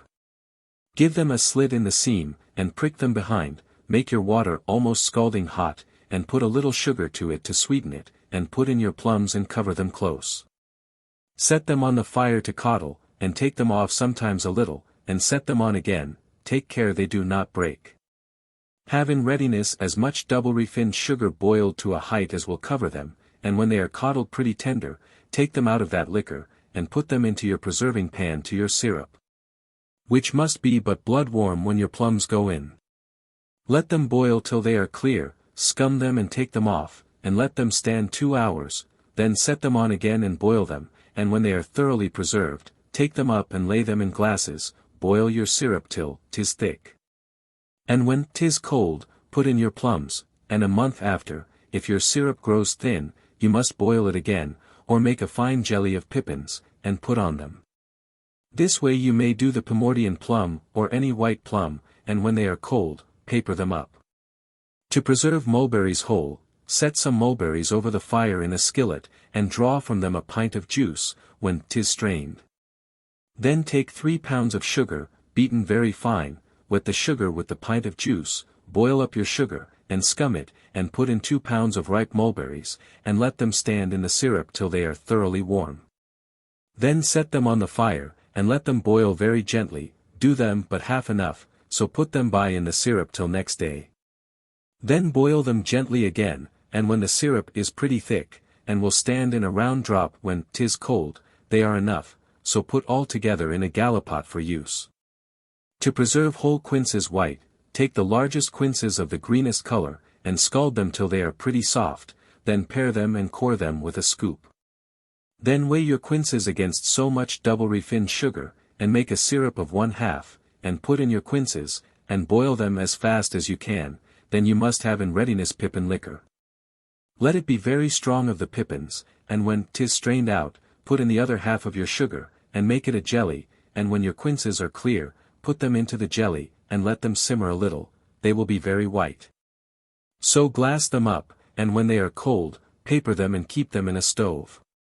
To make white quince marmalade, scald your quinces tender, take off the skin and pulp them from the core very fine, and to every pound of quince have 1.5 pounds of double refined sugar in lumps, and half a pint of water. Dip your sugar in the water and boil and scum it till 'tis a thick syrup, then put in your quince, boil and scum it on a quick fire 1/4 hour, so put it in your pots. To make red quince marmalade, pare and core 1 pound of quince, beat the parings and cores in some of your worst quinces, and strain out the juice. And to every pound of quince take 10 or 12 spoonfuls of that juice, and 3/4 of a pound of loaf sugar, put all into your preserving pan, cover it close, and let it stew over a gentle fire 2 hours. When 'tis of an orange red, uncover and boil it up as fast as you can, when of a good color, break it as you like it, give it a boil, and pot it up. To make melon mangoes, take small melons, not quite ripe, cut a slip down the side, and take out the inside very clean, beat mustard seeds, and shred garlic, and mix with the seeds, and put in your mangoes. Put the pieces you cut out into their places again, and tie them up, and put them into your pot, and boil some vinegar, as much as you think will cover them, with whole pepper, and some salt and Jamaica pepper. And pour in scalding hot over your mangoes, and cover them close to keep in the steam. And so do every day for 9 times together, and when they are cold cover them with leather. To make conserve of hips, gather the hips before they grow soft, cut off the heads and stalks, slit them in halves, and take out all the seed and white that is in them very clean. Then put them in an earthen pan, and stir them every day, else they will grow moldy. Let them stand till they are soft enough to rub through a coarse hair sieve, as the pulp comes, take it off the sieve. They are a dry berry, and will require pains to rub it through, then add its weight in sugar, and mix it well together without boiling, keeping it in deep gallipots for use. To make clear cakes of gooseberries, take your white Dutch gooseberries when they are thorough ripe, break them with your fingers and squeeze out all the pulp into a fine piece of cambric or thick muslin to run through clear. Then weigh the juice and sugar one against the other, then boil the juice a little while, then put in your sugar and let it dissolve, but not boil, scum it and put it into glasses, and stove it in a warm stove. To make white quince paste, scald the quinces tender to the core, and pare them, and scrape the pulp clean from the core, beat it in a mortar, and pulp it through a colander. Take to a pound of pulp 1 pound and 2 ounces of sugar, boil the sugar till 'tis candy high, then put in your pulp, stir it about constantly till you see it come clear from the bottom of the preserving pan. Then take it off, and lay it on plates pretty thin. You may cut it in what shape you please, or make quince chips of it. You must dust it with sugar when you put it into the stove, and turn it on papers in a sieve, and dust the other side. When they are dry, put them in boxes with papers between. You may make red quince paste the same way as this, only color the quince with cochineal. To make syrup of any flour, clip your flowers, and take their weight in sugar. Then take a high gallipot, and a row of flowers, and a strewing of sugar, till the pot is full, then put in 2 or 3 spoonfuls of the same syrup or stilled water. Tie a cloth on the top of the pot, and put a tile on that, and set your gallipot in a kettle of water over a gentle fire, and let it infuse till the strength is out of the flowers, which will be in 4 or 5 hours. Then strain it through a flannel, and when 'tis cold bottle it up. 8. Pickles. To pickle nasturtium buds, gather your little knobs quickly after your blossoms are off, put them in cold water and salt for 3 days, shifting them once a day. Then make a pickle, but do not boil it at all, of some white wine vinegar, eschalot, horseradish, pepper, salt, cloves, and mace whole, and nutmeg quartered, then put in your seeds and stop them close. They are to be eaten as capers. To keep quinces in pickle, cut 5 or 6 quinces all to pieces, and put them in an earthen pot or pan, with a gallon of water and 2 pounds of honey. Mix all these together well, and then put them in a kettle to boil leisurely half an hour, and then strain your liquor into that earthen pot, and when 'tis cold, wipe your quinces clean, and put them into it. They must be covered very close. And they will keep all the year. To pickle ashen keys, take ashen keys as young as you can get them, and put them in a pot with salt and water, then take green whey, when 'tis hot, and pour over them, let them stand till they are cold before you cover them, so let them stand. When you use them, boil them in fair water, when they are tender take them out, and put them in salt and water. To pickle pods of radishes, gather the youngest pods, and put them in water and salt 24 hours. Then make a pickle for them of vinegar, cloves, mace, whole pepper, boil this, and drain the pods from the salt and water, and pour the liquor on them boiling hot, put to them a clove of garlic a little bruised. To pickle broom buds, put your broom buds into little linen bags, tie them up, and make a pickle of bay salt and water boiled, and strong enough to bear an egg. Put your bags in a pot, and when your pickle is cold, put it to them. Keep them close, and let them lie till they turn black, then shift them 2 or 3 times, till they change green. Then take them out, and boil them as you have occasion for them. When they are boiled, put them out of the bag. In vinegar they will keep a month after they are boiled. To pickle purslane stalks, wash your stalks, and cut them in pieces 6 inches long, boil them in water and salt a dozen wams. Take them up, drain them, and when they cool, make a pickle of stale beer, white wine vinegar, and salt, put them in, and cover them close. 9. Wines. To make strong mead, take of spring water what quantity you please, and make it more than blood warm, and dissolve honey in it till 'tis strong enough to bear an egg, the breadth of a shilling. Then boil it gently near an hour, taking off the scum as it rises. Then put to about 9 or 10 gallons, 7 or 8 large blades of mace, 3 nutmegs quartered, 20 cloves, 3 or 4 sticks of cinnamon, 2 or 3 roots of ginger, and 1/4 of an ounce of Jamaica pepper. Put these spices into the kettle to the honey and water, a whole lemon, with a sprig of sweetbriar, and a sprig of rosemary. Tie the briar and rosemary together, and when they have boiled a little while, take them out and throw them away. But let your liquor stand on the spice in a clean earthen pot till the next day, then strain it into a vessel that is fit for it, put the spice in a bag, and hang it in the vessel, stop it, and at 3 months draw it into bottles. Be sure that 'tis fine when 'tis bottled. After 'tis bottled 6 weeks 'tis fit to drink. To make small white mead, take 3 gallons of spring water and make it hot, and dissolve in it 3 quarts of honey and a pound of loaf sugar.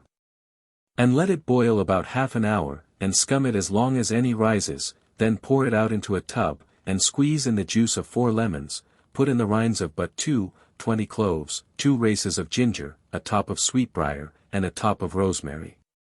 Let it stand in a tub till 'tis but blood warm, then make a brown toast and spread it with 2 or 3 spoonfuls of ale yeast, put it into a vessel fit for it, let it stand 4 or 5 days, then bottle it out. To make Frontignac wine, take 6 gallons of water and 12 pounds of white sugar, and 6 pounds of raisins of the sun cut small, boil these together an hour. Then take of the flowers of elder, when they are falling and will shake off, the quantity of half a peck. Put them in the liquor when 'tis almost cold, the next day put in 6 spoonfuls of syrup of lemons, and 4 spoonfuls of ale yeast, and 2 days after put it in a vessel that is fit for it, and when it has stood 2 months bottle it off. To make English champagne, or the fine currant wine, take to 3 gallons of water 9 pounds of Lisbon sugar. Boil the water and sugar half an hour, scum it clean, then have 1 gallon of currants picked, but not bruised, pour the liquor boiling hot over them, and when cold, work it with half a pint of balm 2 days. Then pour it through a flannel or sieve, then put it into a barrel fit for it with half an ounce of isinglass well bruised. When it has done working, stop it close for a month, then bottle it, and in every bottle put a very small lump of double refined sugar. This is excellent wine, and has a beautiful color. To make Saragossa wine, or English sack, to every quart of water, put a sprig of rue, and to every gallon a handful of fennel roots, boil these half an hour, then strain it out, and to every gallon of this liquor put 3 pounds of honey. Boil it 2 hours, and scum it well, and when 'tis cold pour it off and turn it into a vessel, or such cask that is fit for it, keep it a year in the vessel, and then bottle it, 'tis a very good sack. Mountain wine, pick out the big stalks of your Malaga raisins, then chop them very small, 5 gallons to every gallon of cold spring water, let them steep a fortnight or more, squeeze out the liquor and barrel it in a vessel fit for it. First fume the vessel with brimstone, don't stop it up till the hissing is over. To make quince wine, take your quinces when they are thorough ripe, wipe off the fur very clean. Then take out the cores and bruise them as you do apples for cider, and press them, and to every gallon of juice put 2 pounds and a half of fine sugar, stir it together till 'tis dissolved. Then put it in your cask, and when it has done working stop it close, let it stand till March before you bottle it. You may keep it 2 or 3 years, it will be better. To make plum wine, take 20 pounds of Malaga raisins, pick, rub, and shred them, and put them into a tub, then take 4 gallons of fair water and boil it an hour, and let it stand till 'tis blood warm, then put it to your raisins. Let it stand 9 or 10 days, stirring it once or twice a day, strain out your liquor, and mix with it 2 quarts of damson juice, put it in a vessel, and when it has done working, stop it close, at 4 or 5 months bottle it. To make birch wine, in March bore a hole in a tree, and put in a faucet, and it will run 2 or 3 days together without hurting the tree, then put in a pin to stop it, and the next year you may draw as much from the same hole.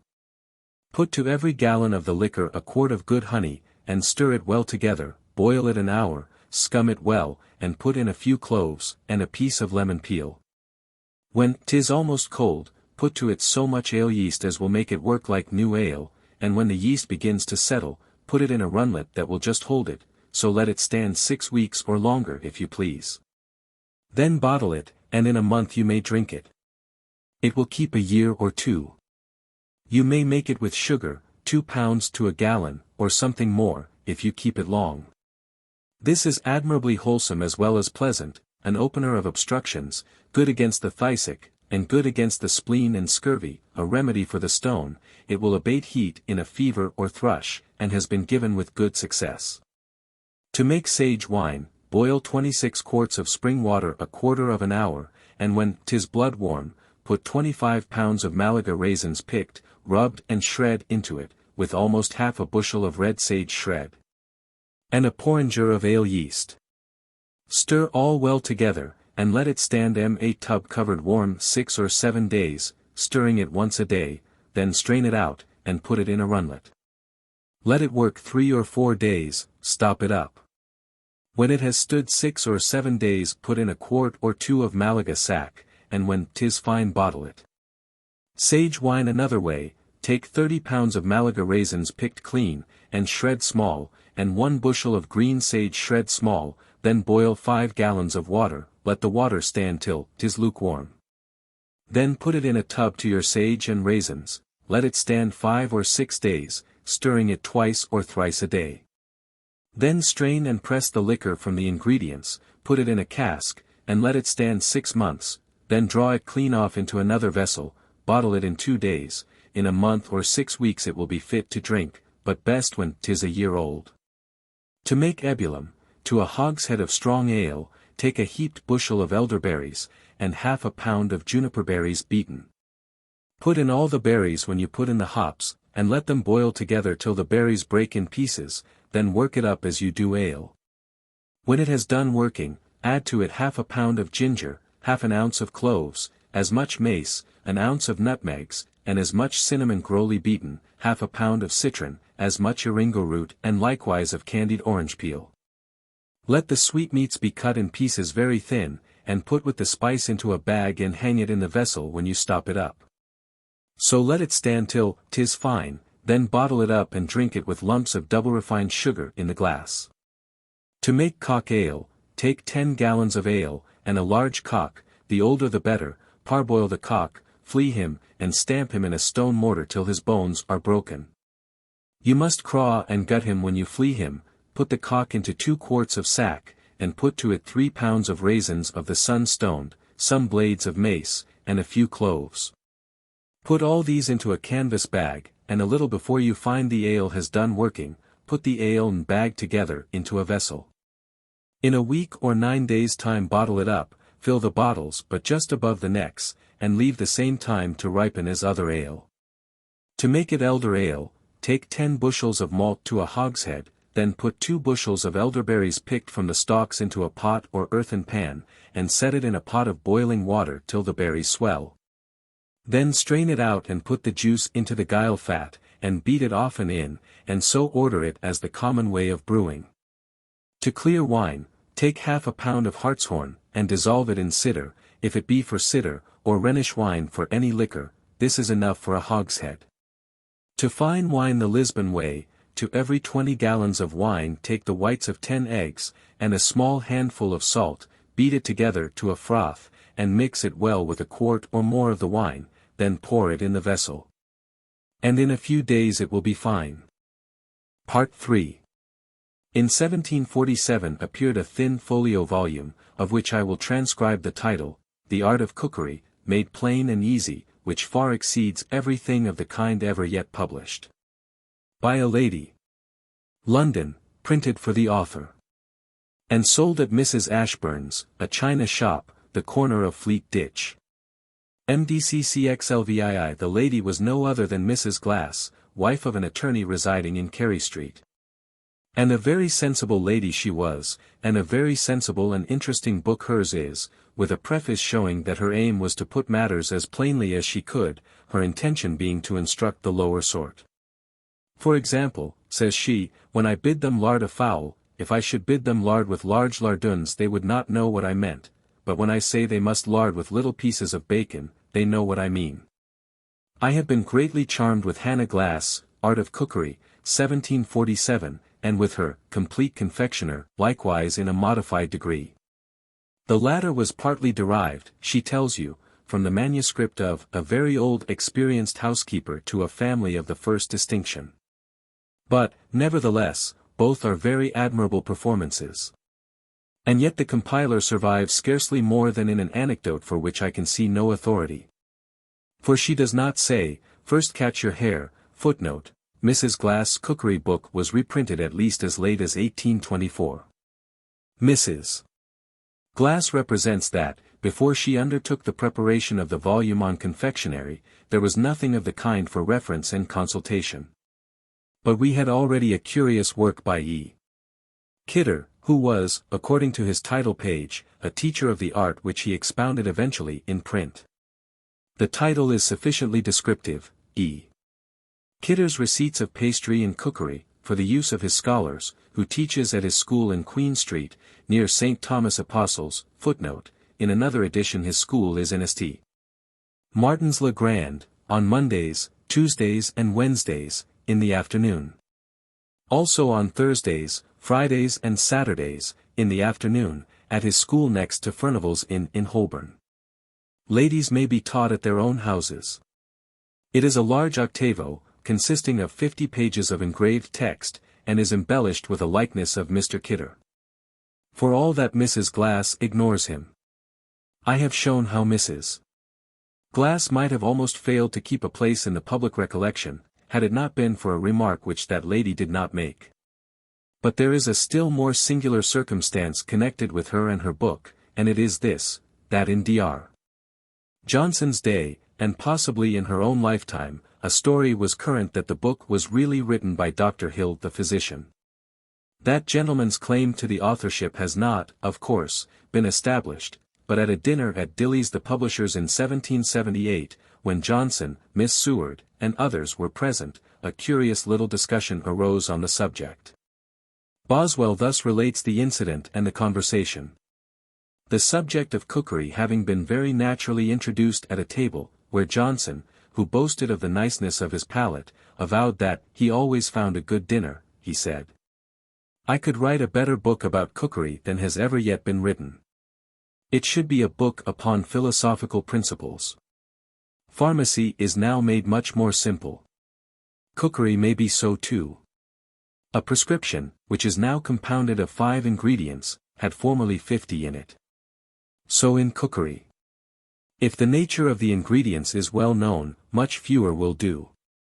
Then, as you cannot make bad meat good, I would tell what is the best butcher's meat, the best beef, the best pieces, how to choose young fowls, the proper seasons of different vegetables, and then how to roast, and boil, and compound. Dilly, Mrs. Glass, Cookery, which is the best, was written by Dr. Hill. Half the trade know this. Johnson, well, sir, that shews how much better the subject of cookery may be treated by a philosopher. I doubt if the book be written by Dr. Hill, for in Mrs. Glass' Cookery, which I have looked into, saltpetre and saltprunella are spoken of as different substances, whereas saltprunella is only saltpetre burnt on charcoal, and Hill could not be ignorant of this. However, as the greatest part of such a book is made by transcription, this mistake may have been carelessly adopted. But you shall see what a book of cookery I could make. I shall agree with Mr. Dilly for the copyright. Miss Seward, that would be Hercules with the distaff indeed. Johnson, no, madam. Women can spin very well, but they cannot make a good book of cookery. But the doctor's philosophical cookery book belongs to the voluminous calendar of works which never passed beyond the stage of proposal. He did not, so far as we know, ever draw out a title page, as Coleridge was fond of doing. And perhaps the loss is to be borne with. The doctor would have pitched his discourse in too high a key. Among the gastronomical enlargements of our literature in the latter half of the last century, one of the best books in point of classification and range is that by B. Claremont, of which the 3rd edition made its appearance in 1776, the first having been anonymous. Claremont states that he had been clerk of the kitchen in some of the first families of the kingdom, and lately to the Earl of Abingdon. But elsewhere we find that he had lived very recently in the establishment of the Earl of Ashburnham, for he observes in the preface, I beg the candour of the public will excuse the incorrectness of the language and diction. My situation in life as an actual servant to the Earl of Ashburnham at the time of the first publication of this book will I trust plead my apology. He informs his readers on the title page, and repeats in the preface, that a material part of the work consists of a translation of Les Soupers de la Cour, and he proceeds to say, that he does not pretend to make any further apology for the title of supper, than that the French were, in general, more elegant in their suppers than their dinners. In other words, the late dinner was still called supper. The writer had procured the French treatise from Paris for his own use, and had found it of much service to him in his capacity as clerk of the kitchen, and he had consequently translated it, under the persuasion that it would prove an assistance to gentlemen, ladies, and others interested in such matters. He specifies 3 antecedent publications in France, of which his pages might be considered the essence, viz., La Cuisine Royale, Le Maître d'Hôtel Cuisinier, and Les Dons de Comus.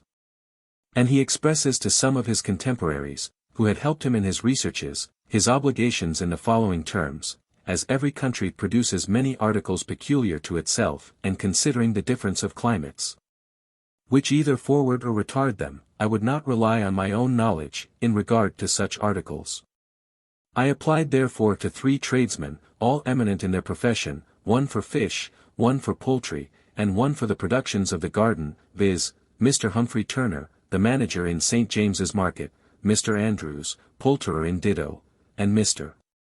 Adam Lawson, many years chief gardener to the Earl of Ashburnham. In this article I was also assisted by Mr. Rice, greengrocer, in St. Albans Street. Claremont dates his remarks from Prince's Street, Cavendish Square. While Mrs.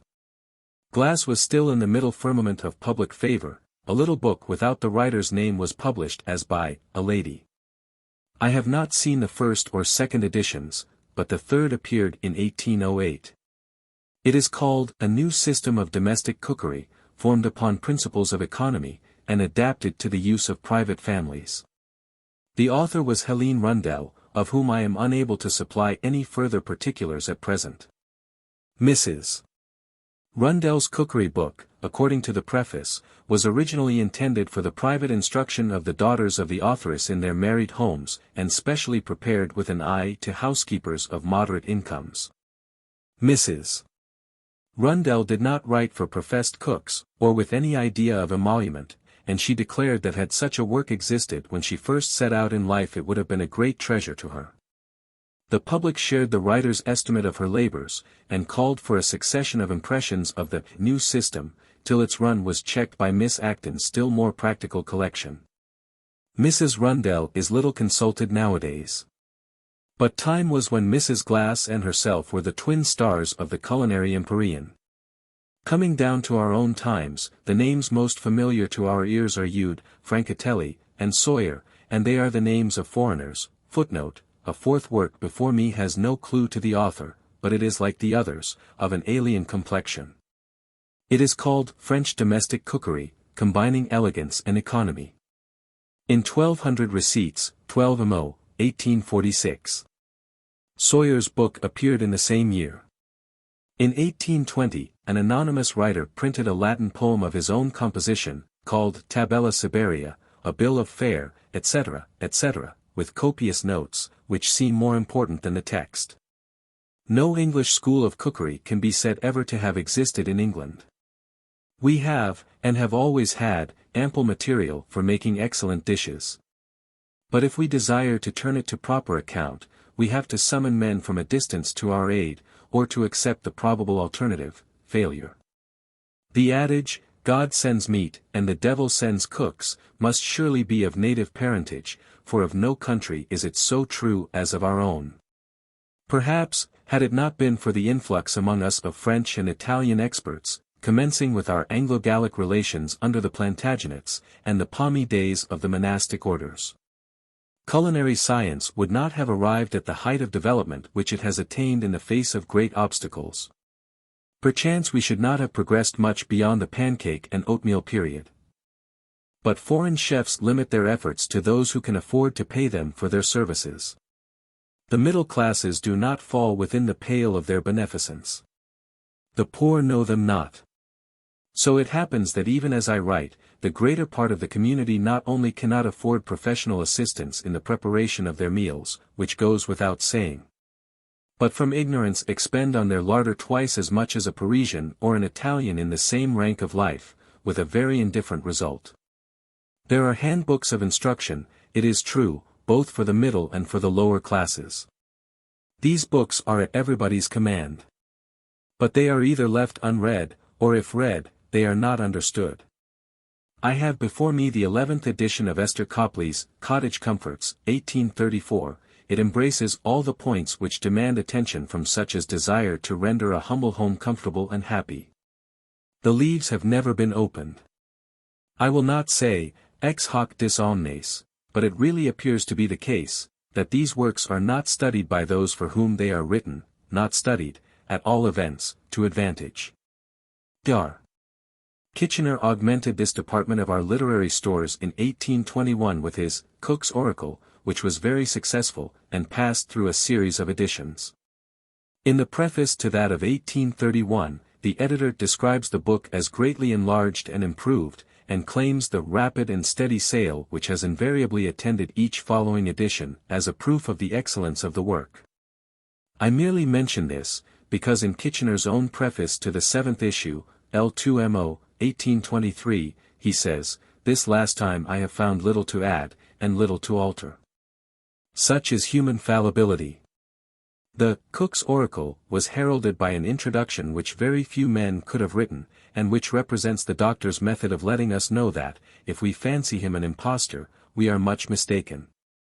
The following recipes, says he, are not a mere marrowless collection of shreds and patches, of cuttings and pastings, but a bona fide register of practical facts, accumulated by a perseverance not to be subdued or evaporated by the igniferous terrors of a roasting fire in the dog days, in defiance of the odoriferous and califacious repellents of roasting, boiling, frying, and broiling. Moreover, the author has submitted to a labor no preceding cookery bookmaker, perhaps, ever attempted to encounter, having eaten each receipt before he set it down in his book. What could critics say, after this?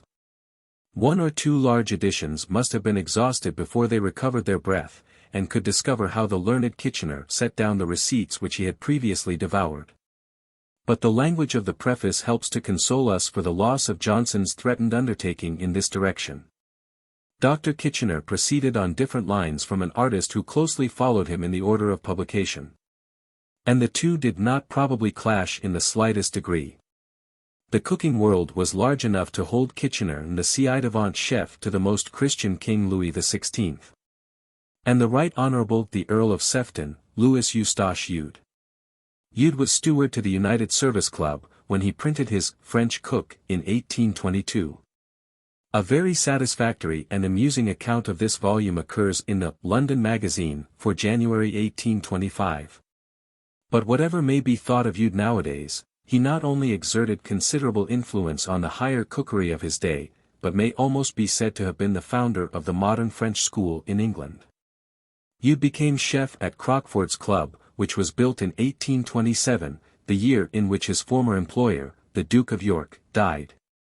There is a story that, on hearing of the Duke's illness, Eudes exclaimed, "Ah, mon pauvre Duc, how much you shall miss me where you are gone." About 1827, Mrs. Johnstone brought out her well-known contribution to this section of literature under the title of The Cook and Housewife's Manual, veiling her authorship under the pseudonym of Mistress Margaret Dodds, the landlady in Scott's Tale of St. Ronan's Well, which appeared 3 years before, 8 VO, 1824. Mrs. Johnstone imparted a novel feature to her book by investing it with a fictitious history and origin, which, like most inventions of the kind, is scarcely consistent with the circumstances. However, it may tend to enliven the monotony of a professional publication. After 3 prefaces in the 4th edition before me, 8 VO, 1829, we arrive at a heading, Institution of the Clycombe Club, which narrates how Peregrine Touchwood, Esquire, sought to cure his ennui and hypochondria by studying Apician mysteries. And it concludes with the syllabus of a series of 13 lectures on cookery, which were to be delivered by the said Esquire. One then enters on the undertaking itself, which can be readily distinguished from an ordinary manual by a certain literary tone, which certainly betrays a little the hand or influence of Scott. But though the present is a Scottish production, there is no narrow specialism in its scheme. The title page gives a London publisher as well as an Anglo-Athenian one, and Mrs. Johnstone benevolently adapted her labors to her countrywomen and the unworthier sovereigns alike. I imagine, however, that of all the latter-day master cooks, Alexis Soyer is most remembered. His Gastronomic Regenerator, a large and handsome octavo volume of between 700 and 800 pages, published in 1846, lies before me. It has portraits of the compiler and his wife, and many other illustrations, and is dedicated to a royal duke. It was produced under the most influential patronage and pressure, for Soyer was overwhelmed with engagements, and had scruples against appearance in print. He tells us that in some library, to which he gained access, he once found among the works of Shakespeare and other chefs in a different department, a volume with the words, 19th edition, upon it, and when he opened it, he saw to his great horror a receipt for oxtail soup. Why this revelation exercised such a terrifying effect he proceeds to explain. It was the incongruity of a cookery book in the temple of the Muses. But nevertheless, such is the frailty of our nature, that he gradually, on regaining his composure, and at such leisure intervals as he could command, prepared the Gastronomic Regenerator, in which he eschewed all superfluous ornaments of diction, and studied a simplicity of style germane to the subject. Perchance he had looked into Kitchener's preface. He lets us know that he had made collections of the same kind at an earlier period of his career, but had destroyed them, partly owing to his arduous duties at the Reform Club, and partly to the depressing influence of the 19th edition of somebody else's cookery book, probably, by the way, Eudes. The present work occupied some 10 months, and was prepared amid the most stupendous interruptions from fair visitors to the club, 15,000, dinners for the members and their friends, 25,000, dinner parties of importance, 38. And the meals for the staff, 60. He gives a total of 70,000 dishes, but it is not entirely clear whether these refer to the 38 dinner parties of importance, or to the 25,000 of inferior note, or to both. The feeling of dismay at the 19th edition of somebody must have been sincere, for he winds up his preface with an adjuration to his readers, whom, in the Directions for Carving, he does not style gentle, or learned, or worshipful, but honorable, not to place his labors on the same shelf with Paradise Lost. Soyer had also perhaps certain misgivings touching too close an approximation to other chefs besides Milton and Shakespeare, for he refers to the profound ideas of Locke, to which he was introduced, to his vast discomfort, in a most superb library in the midst of a splendid baronial hall. But the library of the Reform Club probably contained all this heterogeneous learning. Does the Gastronomic Regenerator, out of respect to the fastidious sentiments of its author, occupy a separate apartment in that institution with a separate curator? It seems only the other day to me, that Soyer took Gore Lodge, and seemed in a fair way to make his removal from the Reform Club a prosperous venture. But he lost his wife, and was unfortunate in other ways, and the end was very sad indeed. Soyez tranquille, was the epitaph proposed at the time by some unsentimental wag for poor Madame Soyer. It soon served for them both. But nearly concurrent with Soyer's book appeared one of humble pretensions, yet remarkable for its lucidity and precision, Eliza Acton's Modern Cookery in all its branches reduced to an easy practice, 16mo, 1845. I have heard this little volume highly commended by competent judges as exactly what it professes to be, and the quantities in the receipts are particularly reliable. The first essay to bring into favorable notice the produce of colonial cattle was, so far as I can collect, a volume published in 1872, and called Receipts for Cooking Australian Meat, with directions for preparing sauces suitable for the same. This still remains a vexed question, but the consumption of the meat is undoubtedly on the increase, and will continue to be, till the population of Australasia equalizes supply and demand. Part 4. Besides the authorities for this branch of the inquiry already cited, there are a few others, which it may assist the student to set down herewith. 1.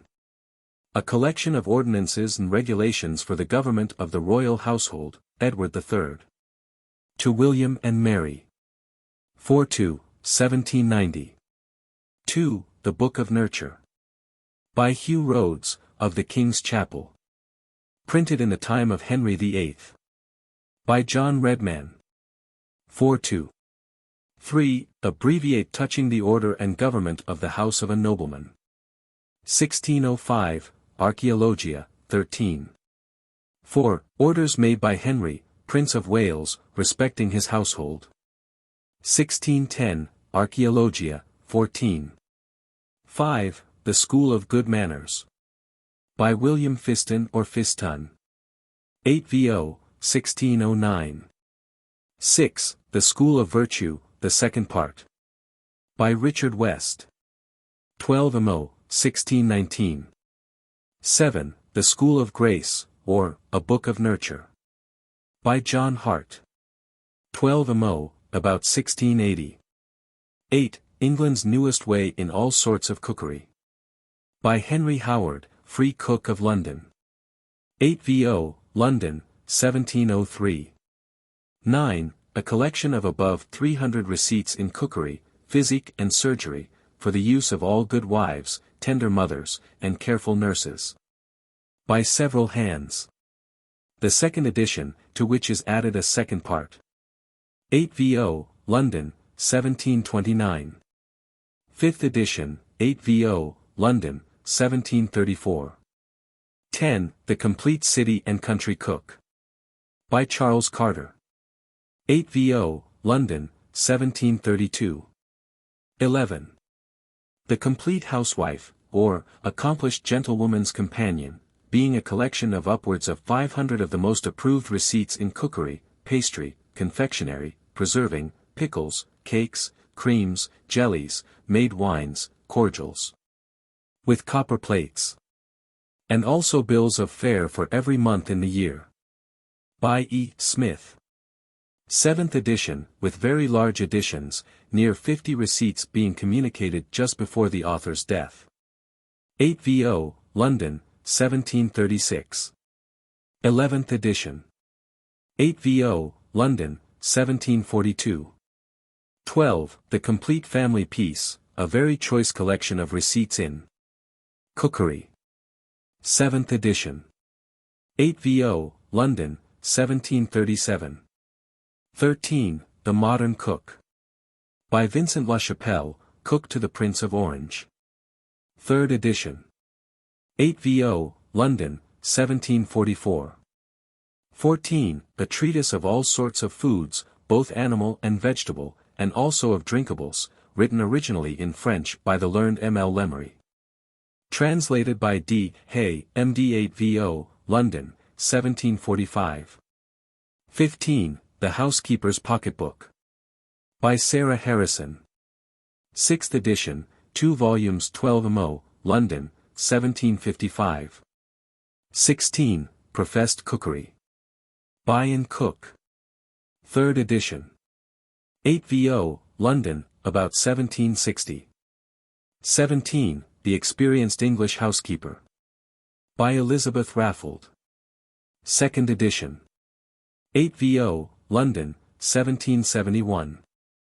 There were an 8th, 10th, and 11th editions, and 2 others, described as new editions, between this date and 1806.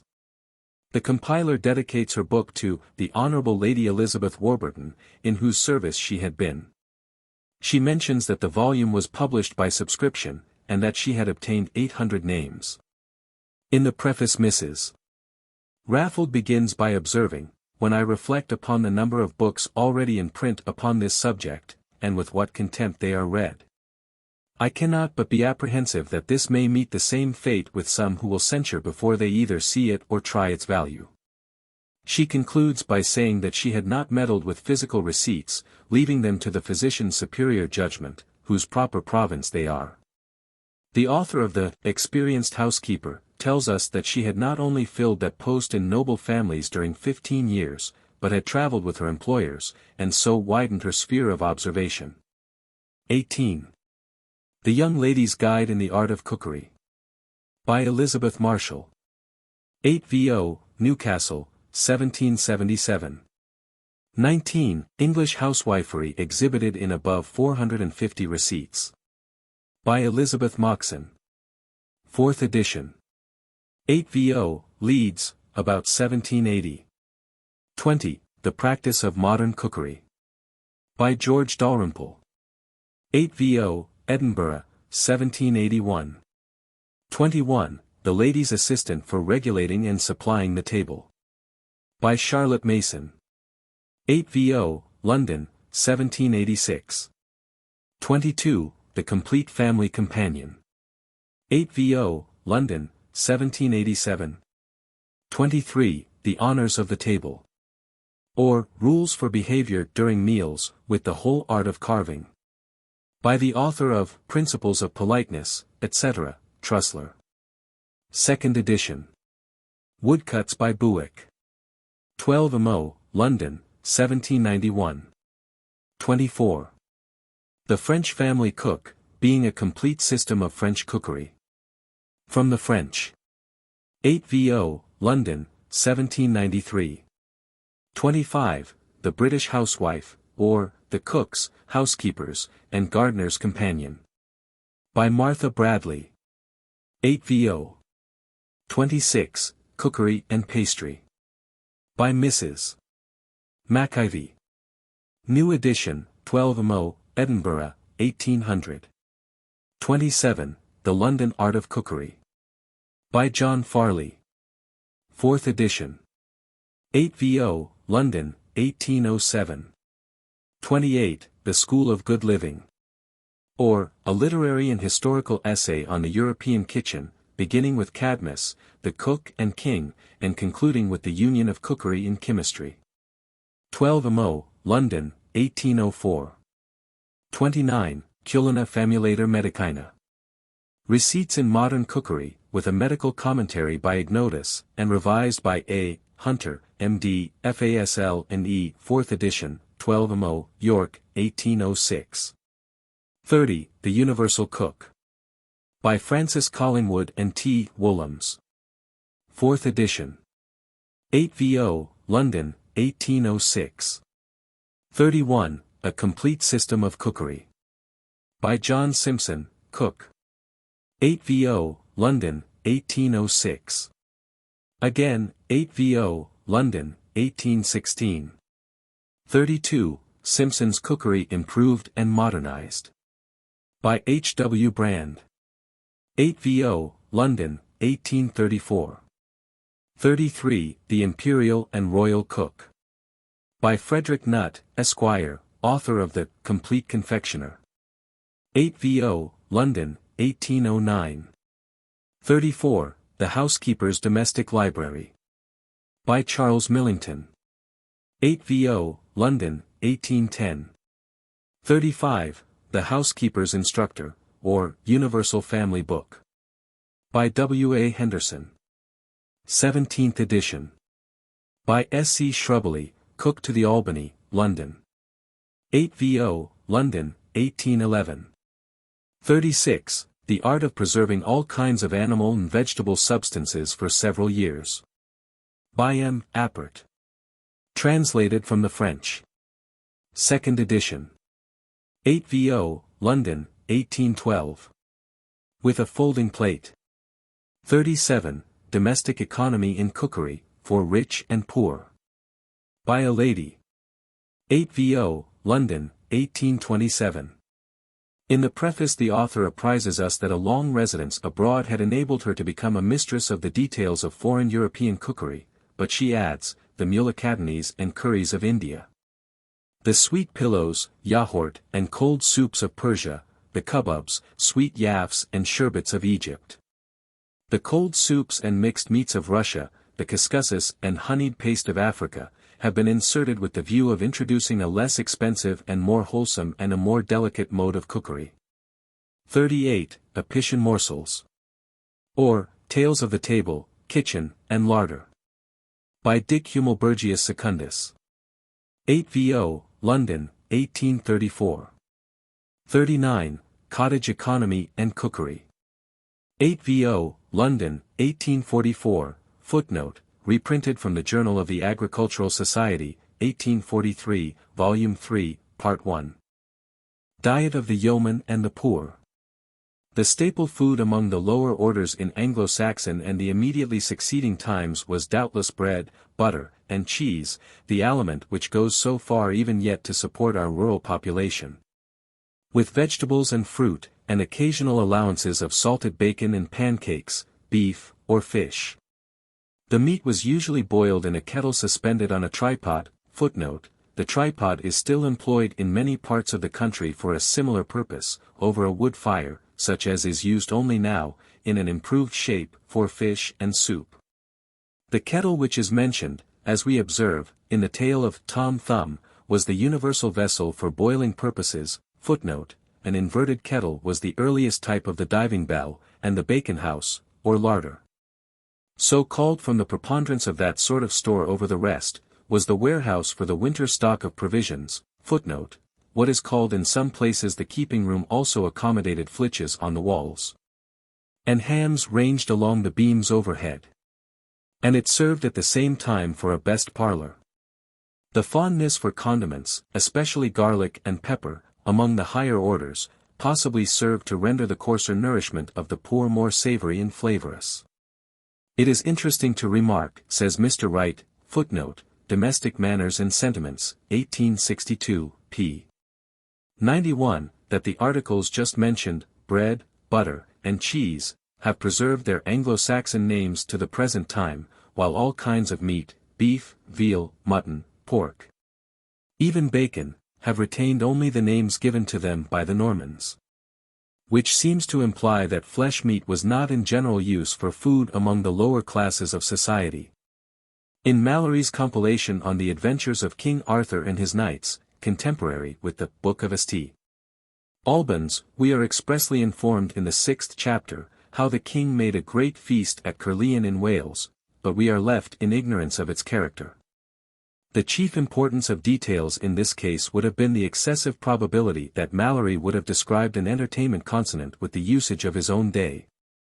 Although at no period of early history was there ever so large an assemblage of guests at one time as met, according to the fable, to do honour to Arthur.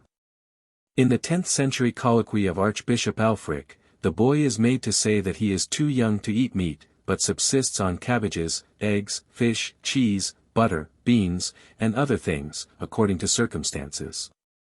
So that a vegetable diet was perhaps commoner in those days even among the middle classes than at present. This youth, when he is asked what he drinks, replies, water, or ale if he can get it. The dish so deftly constructed by King Arthur, according to one of his numerous biographers, exhibited that wedlock of fruit with animal matter, fat and plums, which we post-Arthurians eye with a certain fastidious repugnance, but which, notwithstanding, lingered on to the Elizabethan or Jacobean era, nay, did not make the gorge of our grandsires turn rebellious. It survives among ourselves only in the modified shape of such accessories as currant jelly and apple sauce. But the nursery rhyme about Arthur and the bag pudding of barley meal with raisins and meat has a documentary worth for us beyond the shadowy recital of the banquet at Caerleon, for mutato nomine. It is the description of a favorite article of popular diet in the 15th and 16th centuries. The narrative of Mrs. Thumb and her pudding is more circumstantial than that of King Alfred and the housewife, and if the tradition is worthless, it serves us so far, that it faithfully portrays a favorite item of rustic consumption in old times. We are told that the pudding was made in a bowl, and that it was chiefly composed of the flesh and blood of a newly killed hog, laid in batter, and then, when all was ready, the bag with all its savoury burden was put into a kettle. As we are already on the threshold of legend and myth, we may linger there a moment to recall to memory the resemblance between the description of this piece of handiwork and that ascribed to good King Arthur, who lived in days when monarchs were their own chefs, for the Arthurian dish was also prepared in a bag, and consisted, according to the ditty, of barley meal and fat. Soberly speaking, the two accounts belong, maybe, to something like the same epoch in the annals of gastronomy, and a large pudding was, for a vast length of time, no doubt, a prevailing piece de resistance in all frugal British households. It was the culinary forefather of toad in the hole, hot pot, Irish stew, and of that devil-dreaded Cornish pasty. The Elizabethan transmitters of these two Apician nuggets possibly antedated the popular institution of the bag pudding. But the ancientest gastronomical records testify to the happy introduction of the frying pan about the era when we were under Alfred's fatherly sway. It may have even preceded the grill, just as the fork lagged behind the spoon, from which it is a seeming evolution. That no reader may doubt the fact, that Tom's mother made the pudding, and that Tom held the candle, we refer to the old edition of this choice piece of Chapman's where an accurate drawing of Mrs. Thumb, and the board, and the bowl, and Tom with the candle, may be inspected. The prima stamina of the modern fruit pudding really appear to be found in the ancient bag pudding, of which Tom Thumb had such excellent reason to be acquainted with the contents. The mode of construction was similar, and both were boiled in a cloth. The material and subsidiary treatment of course differed. But it is curious that no other country possesses either the tart or the pudding, as we understand them, and as the latter has perhaps been developed from the dish, of the making of which Tom Thumb was an eye-witness to his sorrow. So the covered fruit tart may not improbably be an outgrowth from the old coffin pasty of venison or game, with the superaddition of a dish for the safe custody of the juice. Another rather prominent factor in the diet of the poor classes, not only in Scotland but in the north of England, was oatmeal variously prepared.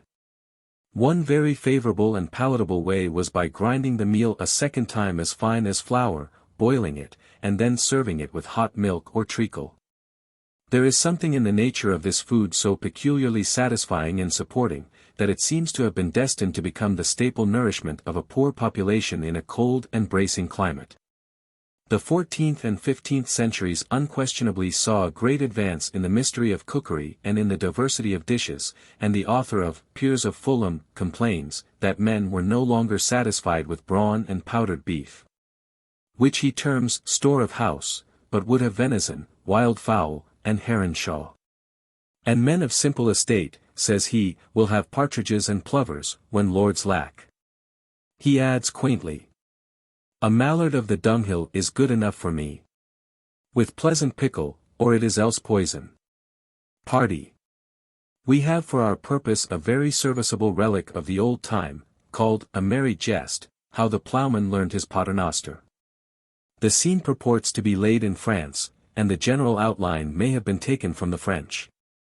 But it is substantially English, with allusions to Kent, Robin Hood, and so forth, and it certainly illustrates the theme upon which we are. This ploughman was in fact a farmer or husbandman, and the account of his dwelling and garden stuff is very interesting. We are told that his hall roof was full of bacon flitches, and his storeroom of eggs, butter, and cheese. He had plenty of malt to make good ale. And Martlemas beef to him was not dainty. Onions and garlic had he enough. And good cream, and milk of the cow. But in Vox Populi Vox Dei, written about 1547, and therefore apparently not from the pen of Skelton, who died in 1529, it is said that the price of an ox had risen to £4, and a sheep without the wool to 12 shillings and upwards. So that the poor man could seldom afford to have meat at his table. This evil the writer ascribes to the exactions of the landlord and the lawyer. The former charged too highly for his pastures, and the latter probably advanced money on terms. The old poem depicts in sad colours the condition of the yeoman at the same period, that had once plenty of cows and cream, butter, eggs, cheese, and honey, all which had gone to enrich upstarts who throve by casting counters and their pens. The story of the King and a Poor Northern Man, 1640, also turns upon the tyranny of the lawyers over ignorant clients. The Serving Man's Comfort, 1598, draws a somewhat gloomy picture of the times. The prices of all provisions, among other points, had trebled since the good old days, when his father and grandfather kept house. Then people could buy an ox for 20s, a sheep for 3s, a calf for 2s, a goose for 6d, a capon for 4d, a hen for 2d. A pig for the same, and all other household provisions at a like rate. The reason given by the farmer was that the landlords had raised their rent. Let them have the land on the old terms, and the former prices would pay. This plea and demand have come back home to us in 1886. The tradition is, that when Queen Elizabeth received the intelligence of the defeat of the Armada, she was dining off a goose, doubtless about 11 o'clock in the morning. It was an anxious moment, and perhaps Her Majesty for the moment had thrown ceremony somewhat aside, and was keeping secret house. The author of the Serving Man's Comfort, 1598, also laments the decay of hospitality.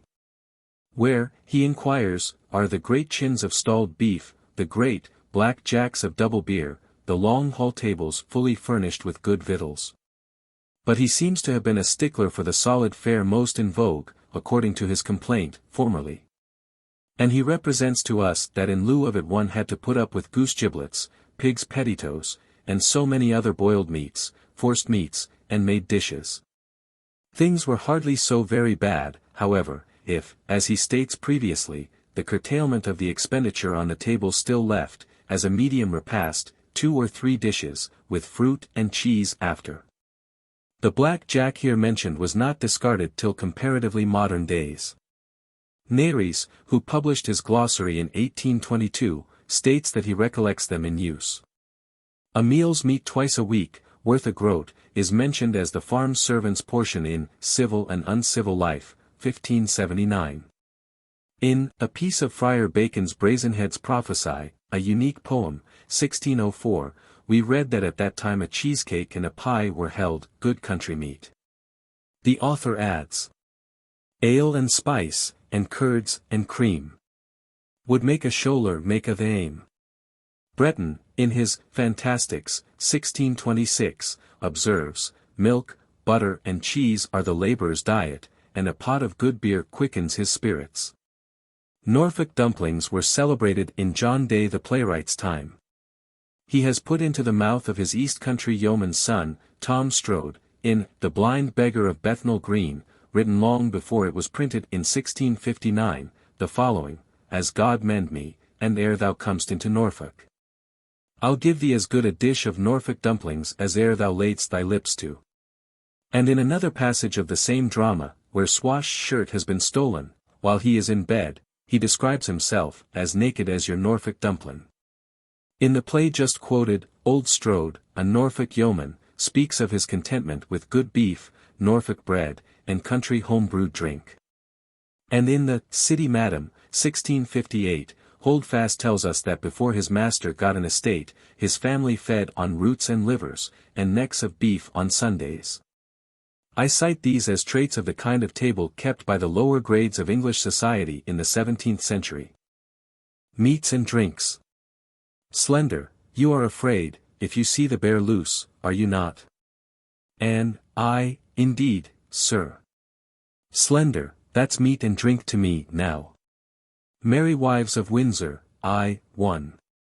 The manufacture of wine and of fruit preserves, and many of the processes of cookery, could have scarcely been accomplished without a large and constant supply of sugar. The exact date of the first introduction of the latter into England continues to be a matter of uncertainty. It was clearly very scarce, and doubtless equally dear, when, in 1226, Henry III asked the mayor of Winchester to procure him 3 pounds of Alexandria sugar, if so much could be got, and also some rose and violet-coloured sugar. Nor had it apparently grown much more plentiful when the same prince ordered the sheriffs of London to send him 4 loaves of sugar to Woodstock. But it soon made its way into the English homes, and before the end of the 13th century it could be procured even in remote provincial towns. It was sold either by the loaf or the pound. It was still exorbitantly high in price, varying from 18 pence to 3 shillings a pound of coeval currency, and it was retailed by the spice dealers. In Russell's Book of Nurture, composed about 1450, it occurs as an ingredient in hippocras. And one collects from a letter sent by Sir Edward Wotton to Lord Cobham from Calais in 1546, that at that time the quantities imported were larger, and the price reduced. For Wotton advises his correspondent of a consignment of 25 loaves at 6 shillings the loaf. 1 loaf was equal to 10 pounds, this brought the commodity down to 8 pence a pound of 15th century money. The sugar of Cyprus was also highly esteemed, that of Bezi, in the Straits of Sunda, was the most plentiful, but the West Indian produce, as well as that of Mauritius, Madeira, and other cane-growing countries, was unknown. Of bread, the 15th century had several descriptions in use: pain main or bread of very fine flour, wheat bread, barley meal bread, bran bread, bean bread, peas bread, oat bread or oat cakes, hard bread, and unleavened bread. The poor often used a mixture of rye, lentils, and oatmeal, varied according to the season and district.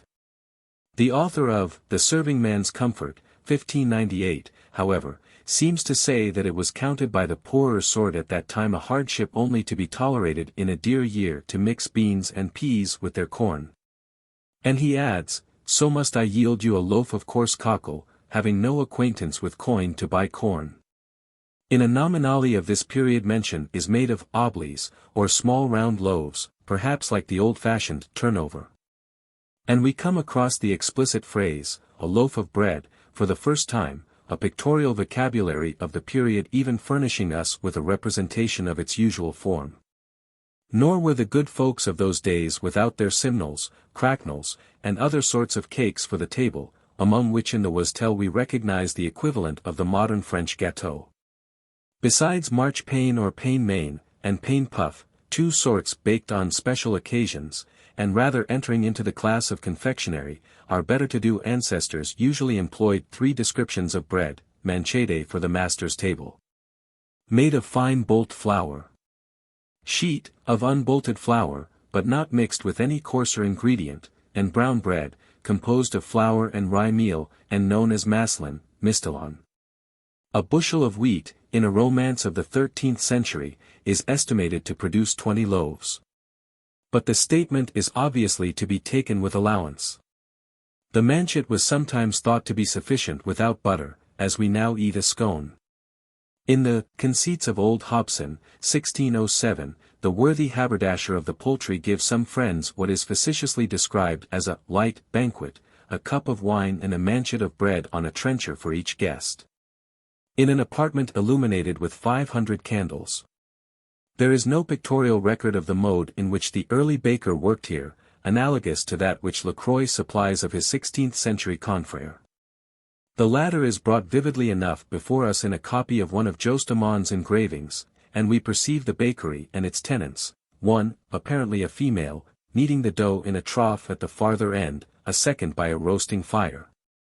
With a long ladle or peel in his hand, putting the loaf on the oven, and a third, who is a woman, leaving the place with 2 baskets of bread, one on her head and one on her arm. The baker himself is almost naked, like the operatives in a modern iron furnace.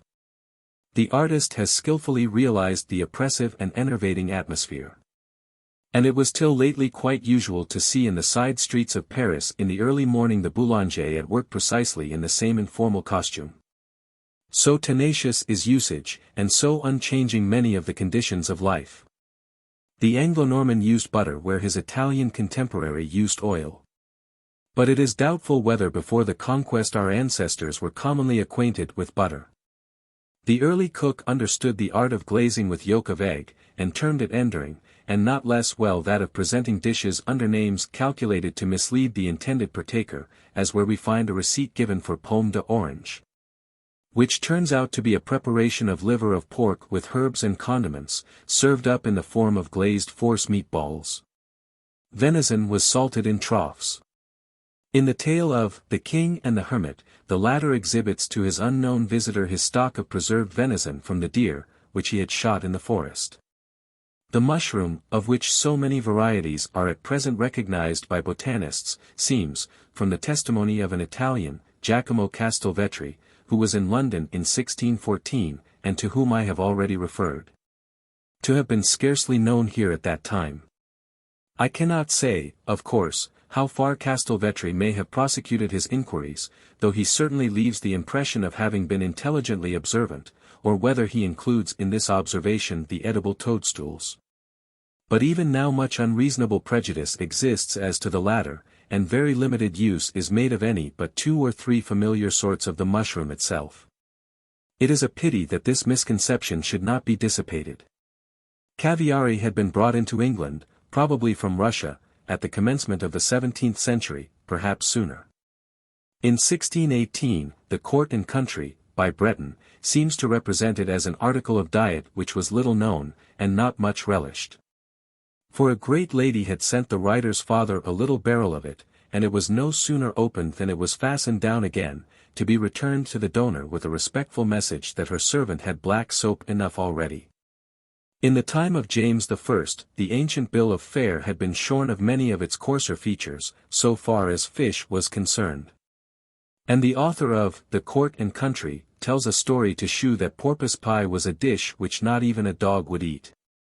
The times had indeed changed, since a king and a cardinal archbishop judged this warm-blooded sea-dweller a fit dish for the most select company.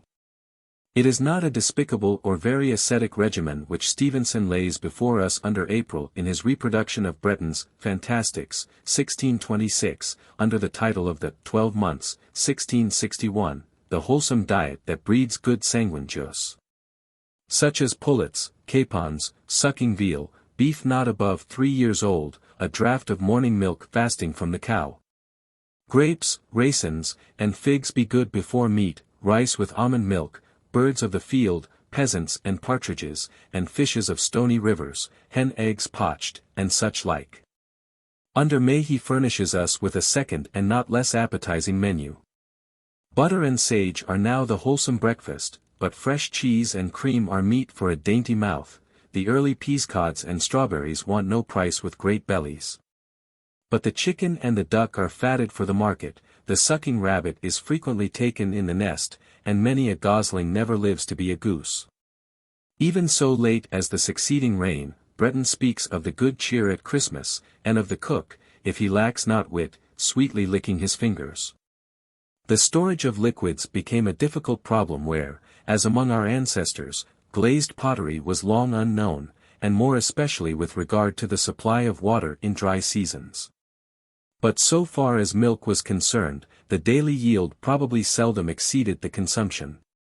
And among the inhabitants further north and east, who, as Caesar says, partook also of flesh, and did not sow grain, in other words, were less vegetarian in their habits from the more exhausting nature of the climate, the consideration might be less urgent. It is open to doubt if, even in those primitive times, the supply of a national want lagged far behind the demand. The list of wines which the King of Hungary proposed to have at the wedding of his daughter, in The Squire of Low Degree, is worth consulting. Harrison, in his Description of England, 1586, speaks of 30 different kinds of superior vintages and 56 of commoner or weaker kinds. But the same wine was perhaps known under more than one name. Romney or Rumney, a Hungarian growth, Momsey from the Peloponnesus, and Hippocras were favorites, and the last named was kept as late as the last century in the buttery of St. John's College, Cambridge, for use during the Christmas festivities. But France, Spain, Greece, almost all countries, contributed to furnish the ancient wine cellar, and gratify the variety of taste among connoisseurs. And for such as had not the means to purchase foreign productions, the juice of the English grape, either alone or mingled with honey and spice, furnished a not unpalatable and not very potent stimulant. As claret and hock with us, so anciently bastard and piment were understood in a generic sense, the former for any mixed wine, the latter for one seasoned with spice. In Colin Bloball's Testament, a whimsical production of the 15th century, Tent and Valencia wines are mentioned, with wine of Languedoc and Orleans. But perhaps it will be best to cite the passage. I trow there shall be an honest fellowship, save first shall they of ale have new backbones. With strong ale brewed in vats and in tuns. Ping, Drangelly, and the Draget fine, mead, Matabrew, and the Methyling. Red wine, the claret and the white, with Tent and Alicant, in whom I delight. Wine of Languedoc and of Orleans thereto, single beer, and other that is double, spruce beer, and the beer of Hamburg, Malmsey, Tyres, and Romany. But some of the varieties are hidden under obscure names. We recognize Muscadel, Rhine wine, Bastard, Hippocras, however. On the 10th of December, 1497, Piers Barber received 6 shillings and 8 pence, according to the privy purse expenses of Henry VII, for spice for Hippocras.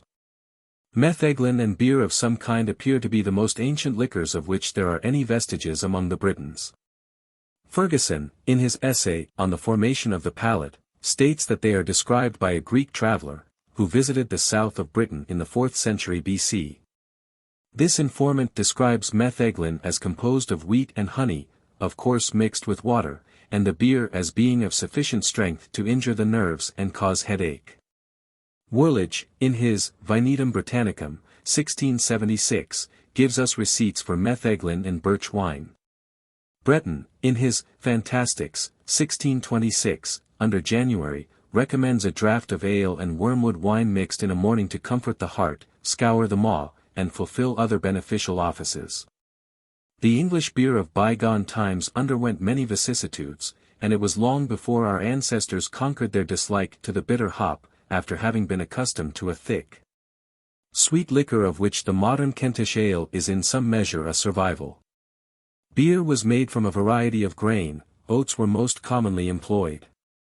In France, they resorted even to vetches, lentils, rye, and darnel. But as a rule it was a poor, thin drink which resulted from the operation, and the monks of Glastonbury deemed themselves fortunate in being allowed by their abbot to put a load of oats into the vat to improve the quality of the beverage. Which may account for Peter of Blois characterizing the ale in use at court in his day. He died about the end of the 12th century, as potent, it was by contrast so.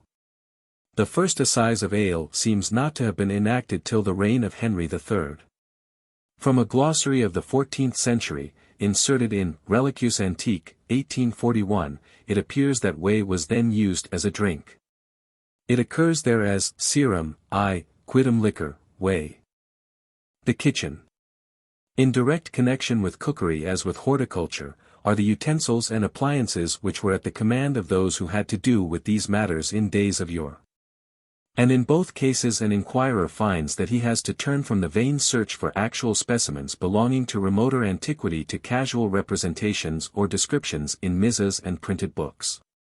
Our own museums appear to be very weakly furnished with examples of the vessels and implements in common use for culinary purposes in ancient times, and, judging from the comparatively limited information which we get upon this subject from the pages of Lacroix, the paucity of material is not confined to ourselves. The destruction and disappearance of such humble monuments of the civilization of the past are easily explained, and the survival of a slender salvage is to be treated as a circumstance not less remarkable than fortunate. It seems that the practice was to cut up, if not to slaughter, the animals used for food in the kitchen, and to prepare the whole carcass, some parts in one way and some in another. We incidentally collect from an ancient tale that the hearts of swine were much prized as dainties. Besides a general notion of the appointments of the cooking department, we are enabled to form some conception of the aspect of the early kitchen itself from extant representations in the Archaeological Album, the Penny Magazine, for 1836. And Lacroix, footnote, Moors, Usages et Costumes au Moyen Age, 1872, pp 166, 170, 177.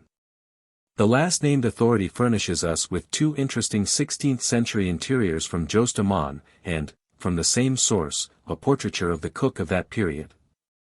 The costume of the subject is not only exhibited, doubtless with the fidelity characteristic of the artist, but is quite equally applicable to France, if not to our own country, and likewise to a much earlier date.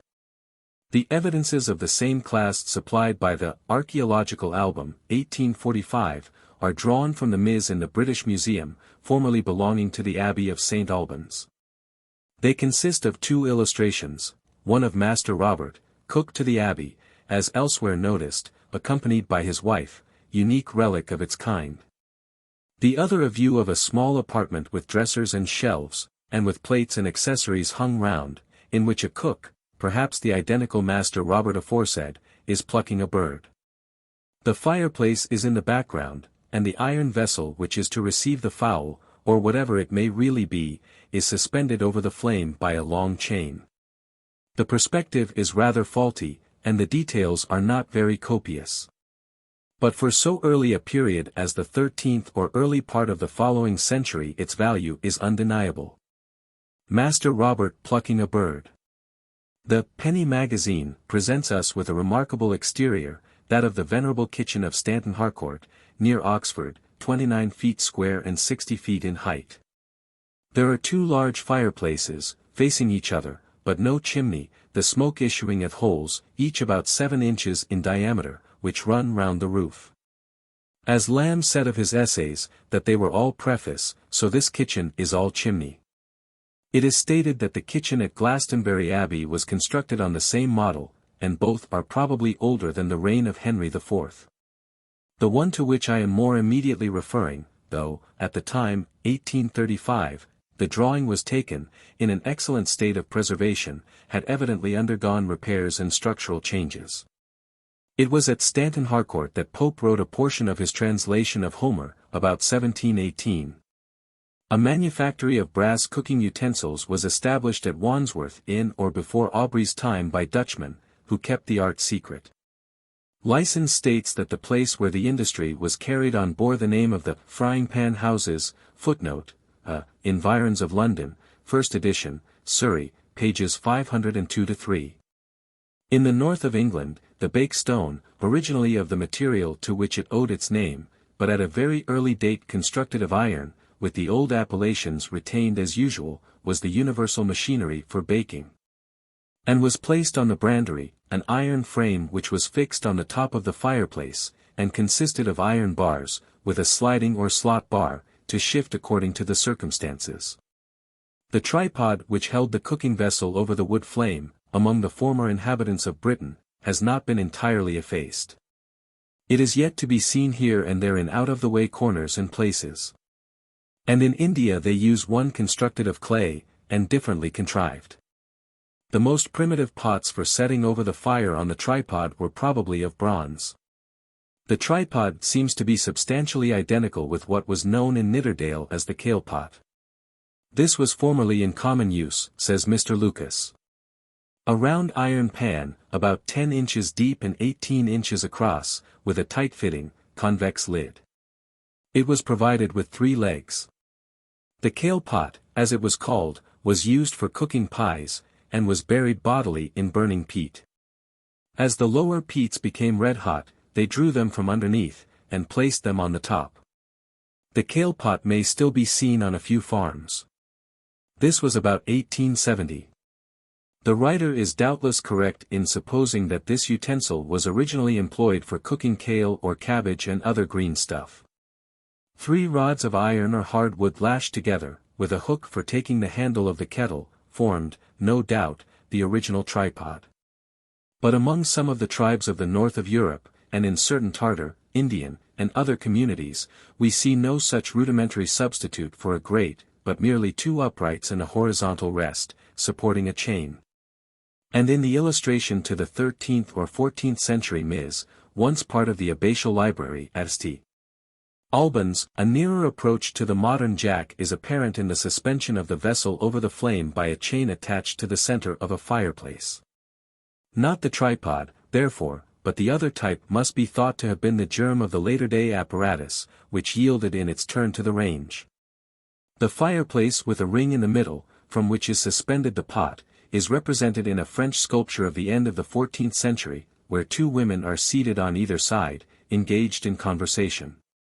One holds a ladle, and the other an implement which may be meant for a pair of bellows.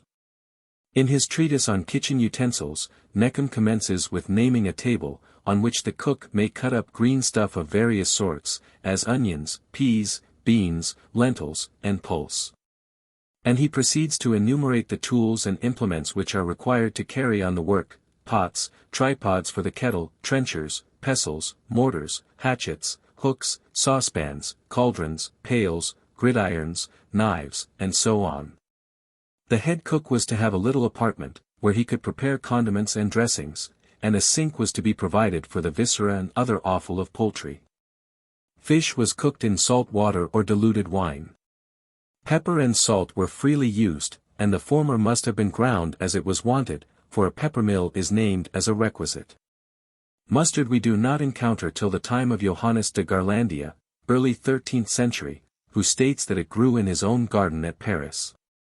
Garlic, or garlic, in the same way as the onion is called wyanlic, had established itself as a flavoring medium. The nasturtium was also taken into service in the 10th or 11th century for the same purpose, and is classed with herbs. When the dish was ready, it was served up with green sauce, in which the chief ingredients were sage, parsley, pepper, and oil, with a little salt. Green geese were eaten with raisin or crabapple sauce. Poultry was to be well larded or basted while it was before the fire. I may be allowed to refer the reader, for some interesting jottings respecting the first introduction of coal into London, to Our English Home, 1861. The middle classes, says the anonymous writer, were the first to appreciate its value, but the nobility, whose mansions were in the pleasant suburbs of Holborn and the Strand, regarded it as a nuisance. This was about the middle of the 13th century. It may be a mite contributed to our knowledge of early household economy to mention, by the way, that in the supernatural tale of the Smith and his Dame, 16th century, a quarter of coal occurs. The smith lays it on the fire all at once. But then it was for his forge. He also poured water on the flames, to make them, by means of his bellows, blaze more fiercely. But the proportion of coal to wood was long probably very small. One of the tenants of the Abbey of Peterborough, in 852, was obliged to furnish 40 loads of wood, but of coal 2 only. In the time of Charles I.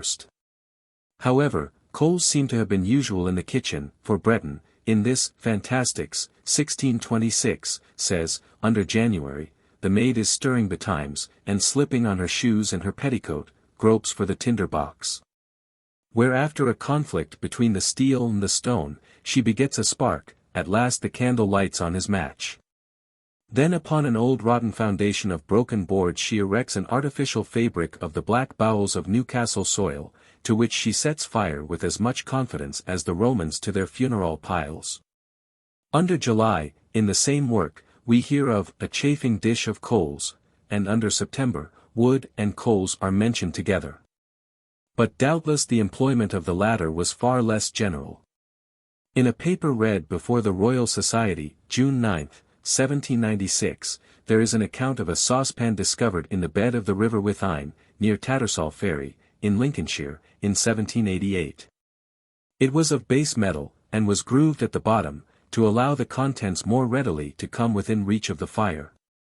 The writer of this narrative, which is printed in the Philosophical Transactions, considered that the vessel might be of Roman workmanship, as he states that on the handle was stamped a name, C. Arati, which he interprets Caius Aratus. It appears, he adds, to have been tinned, but almost all the coating had been worn off.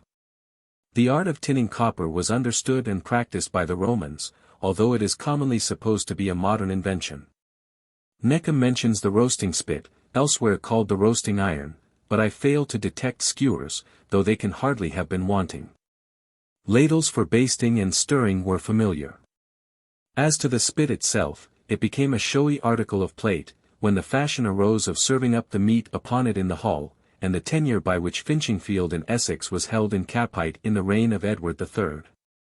That of turning the spit at the coronation, demonstrates that the instrument was of sufficient standing to be taken into service as a memorial formality. The 15th century vocabulary notices the salt cellar, the spoon, the trencher, and the tablecloth. The catalogue comprises morsus, a bit, which shows that bit and bite are synonymous, or rather, that the latter is the true word as still used in Scotland, Yorkshire, and Lincolnshire. From the last of which the Pilgrims carried it across the Atlantic, where it is a current Americanism, not for one bite, but as many as you please, which is, in fact, the modern provincial interpretation of the phrase. But not the antique English one. The word towel was indifferently applied, perhaps, for a cloth for use at the table or in the lavatory. Yet there was also the manutergium, or hand cloth, a speciality rendered imperative by the medieval fashion of eating. In the inventory of the linen at Gilling, in Yorkshire, one of the seats of the Fairfax family, made in 1590, occur, item, napkins vj. Dozen. Item, new napkins vj. Dozen. This entry may or may not warrant a conclusion that the family bought that quantity at a time, not a very excessive store, considering the untidy habits of eating and the difficulty of making new purchases at short notice. Another mark of refinement is the resort to the napron, corruptly apron, to protect the dress during the performance of kitchen work. But the 15th century was evidently growing wealthier in its articles of use and luxury. The garden and the kitchen only kept pace with the bedchamber and the dining hall, the dairy and the laundry, the stable and the outbuildings. An extensive nomenclature was steadily growing up, and the Latin, Old French, and Saxon terms were giving way on all sides to the English. It has been now for some time an allowed and understood thing that in these domestic backgrounds the growth of our country and the minuter traits of private life are to be studied with most clear and usurious profit. The trencher, at first of bread, then of wood, after a while of pewter, and eventually of pottery, porcelain or china earth, as it was called, and the precious metals, afforded abundant scope for the fancy of the artist.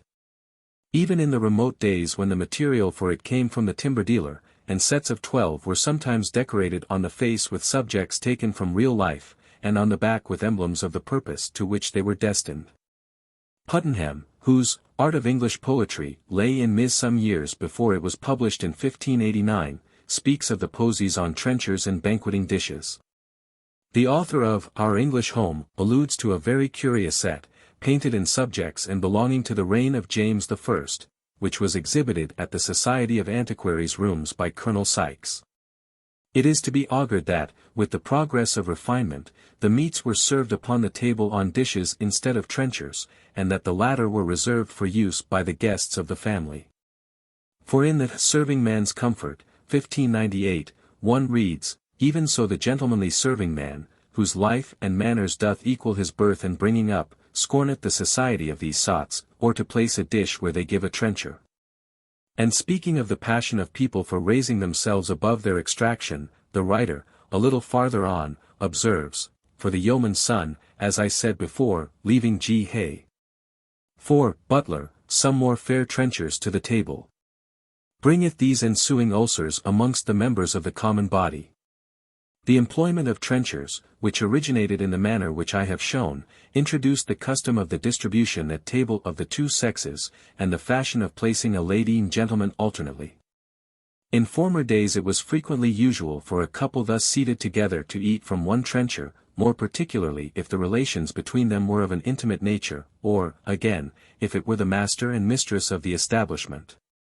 Walpole relates that so late as the middle of the last century the old Duke and Duchess of Hamilton occupied the dais at the head of the room, and preserved the traditional manner by sharing the same plate. It was a token of attachment and a tender recollection of unreturnable youth. The prejudice against the fork in England remained very steadfast actual centuries after its first introduction.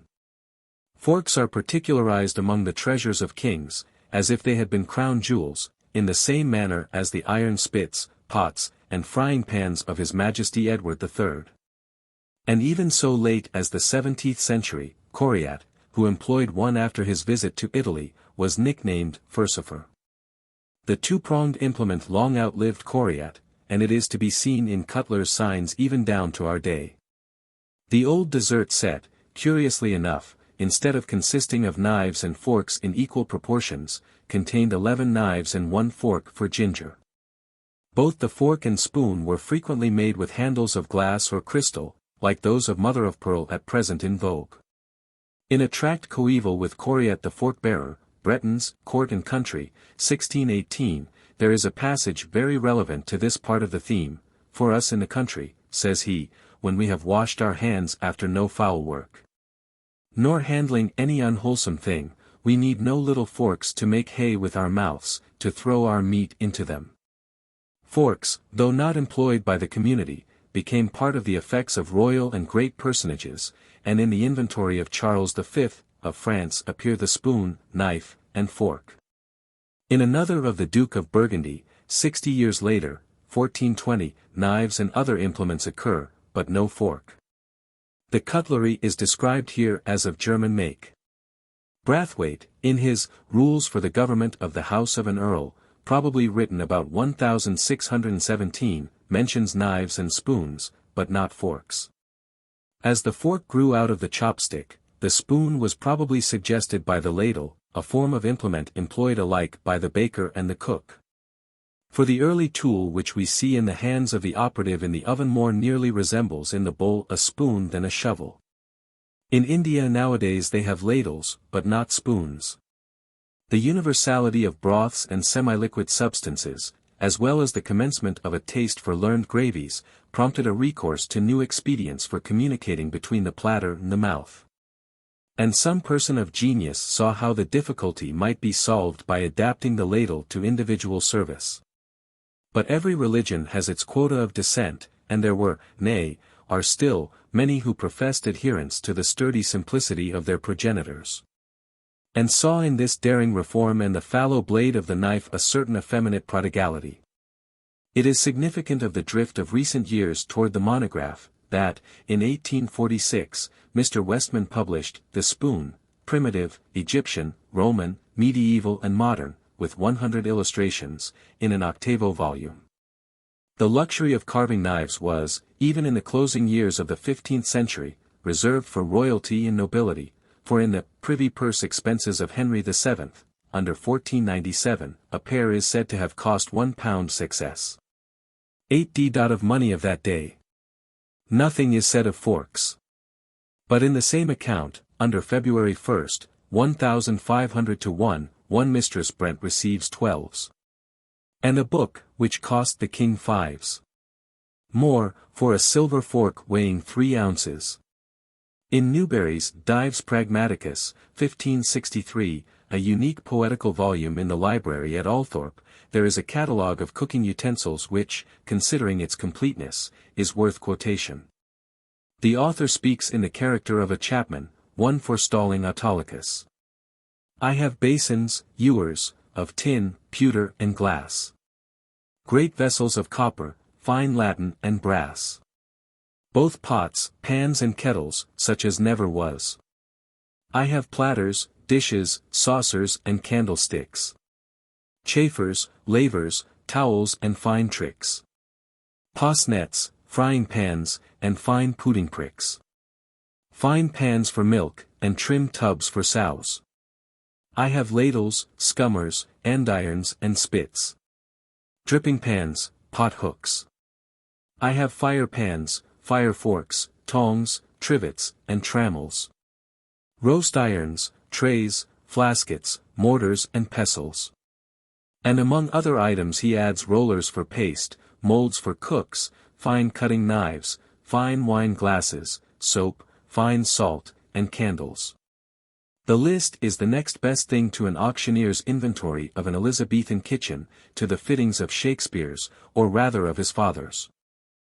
A good idea of the character and resources of a nobleman's or wealthy gentleman's kitchen at the end of the 16th and commencement of the 17th century may be formed from the Fairfax Inventories, 1594 to 1624, lately edited by Mr. Peacock. I propose to annex a catalogue of the utensils which there present themselves. The furnace pan for beef. The beef kettle. Great and small kettles. Brass kettles, holding from 16 to 20 gallons each. Little kettles with bowed or carved handles. Copper pans with ears. Great brass pots. Dripping pans. An iron peel or baking shovel. A brazen mortar and a pestle. Gridirons. Iron ladles. A latten scummer. A grater. A pepper mill. A mustard quern. Boards. A salt box. An iron range. Iron racks. A tin pot. Pot hooks. A galley balk to suspend the kettle or pot over the fire. Spits, square and round, and various sizes. Bearers. Crooks. In the larders, wet and dry, and pastry were. Molding boards for pastry. A bolting tub for meal. A little table. A spice cupboard. A chest for oatmeal. A trough. Hanging and other shelves. Here follows the return of pewter, brass, and other vessels belonging to the kitchen. Pewter dishes of 9 sizes, from Newcastle. Long dishes for rabbits. Silver fashioned. Saucers. Silver fashioned. Chargers. Silver fashioned. Pie plates. Silver fashioned. Voider. Silver fashioned. A beef prick. Fire shoves and tongs. A brig, a sort of brandreth. A colander. A pewter baking pan. Kettles of brass. A skillet. A brandeth. A shredding knife. A chopping knife. An apple cradle.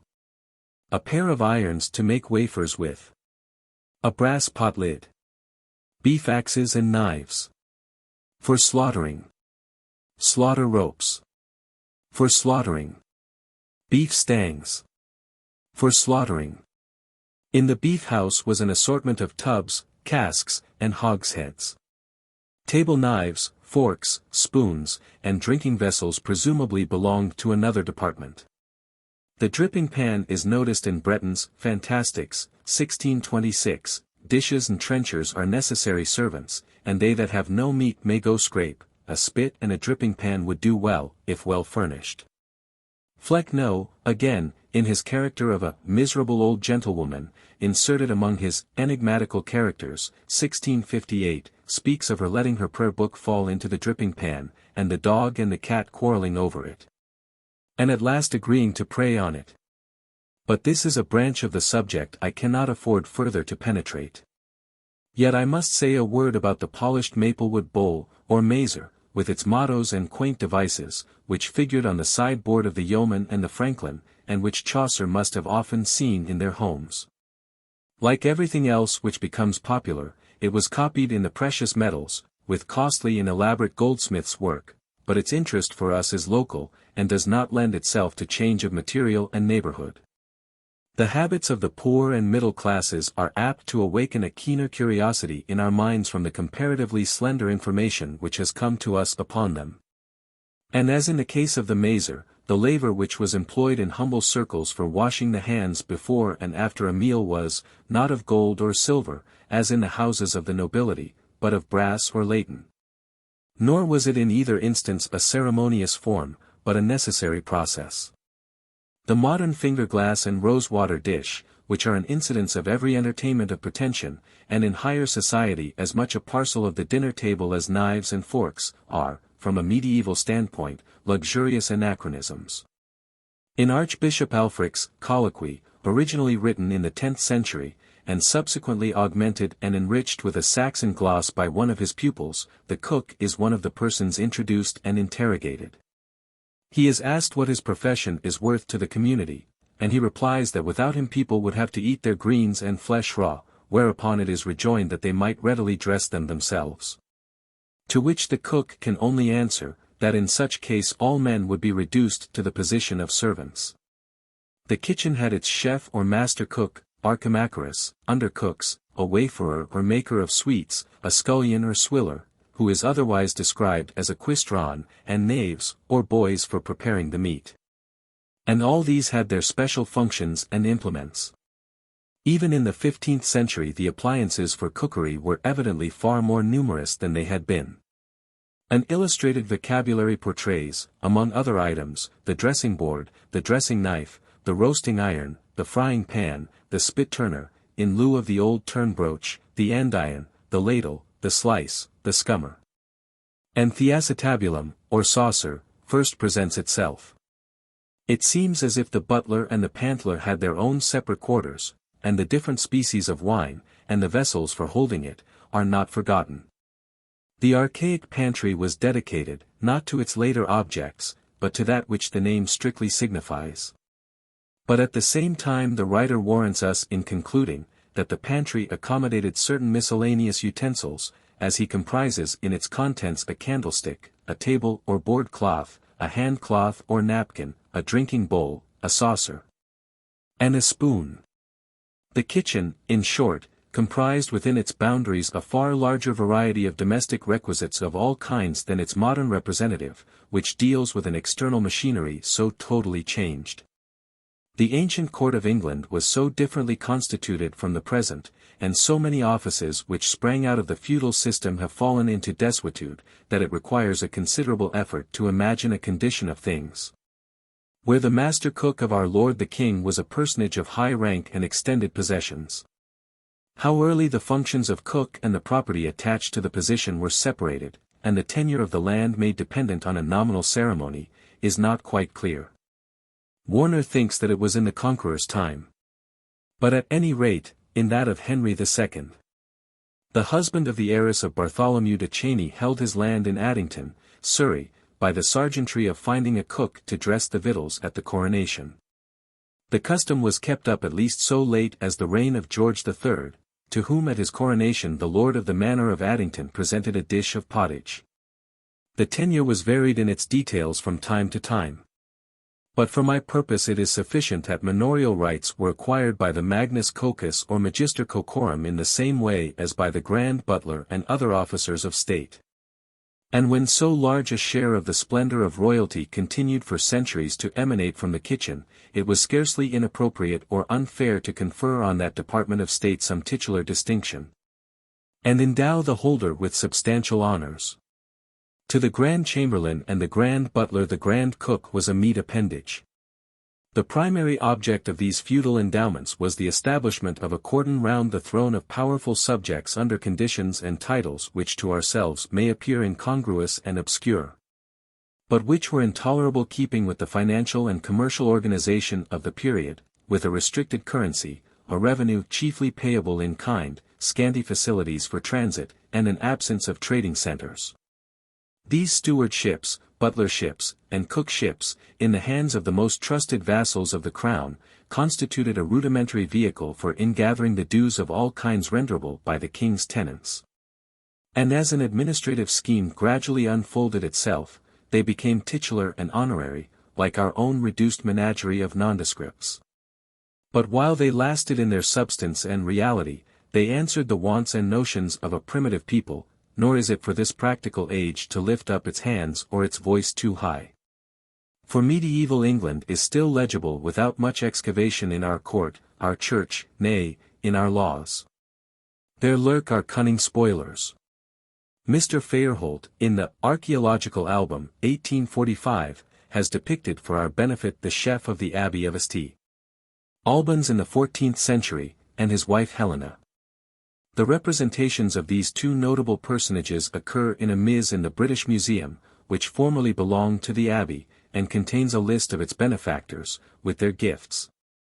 It does not appear that Master Robert, cook to Abbot Thomas, was the donor of any land or money, but, in consideration of his long and faithful services, his soul was to be prayed for with that of his widow, who bestowed 4d. Ad opus hujus libri, which Fairholt supposes to refer to the insertion of her portrait and that of her spouse among the graphic decorations of the volume. They are perhaps in their way unique. Behold them opposite. Master Robert and wife.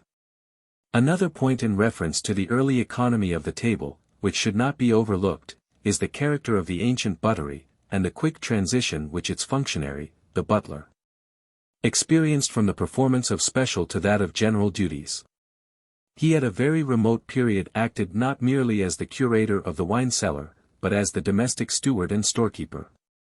And it was his business to provide for the requirements of the kitchen and the pantry, and to see that no opportunity was neglected of supplying, from the nearest port, or market town, or fair, if his employer resided in the country, all the necessaries for the departments under his control.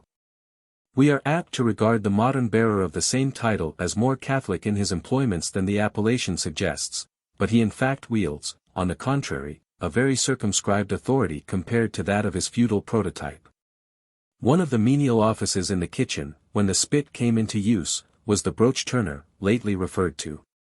He was by no means invariably maintained on the staff, but was hired for the occasion, which may augur the general preference for boiled and fried meats.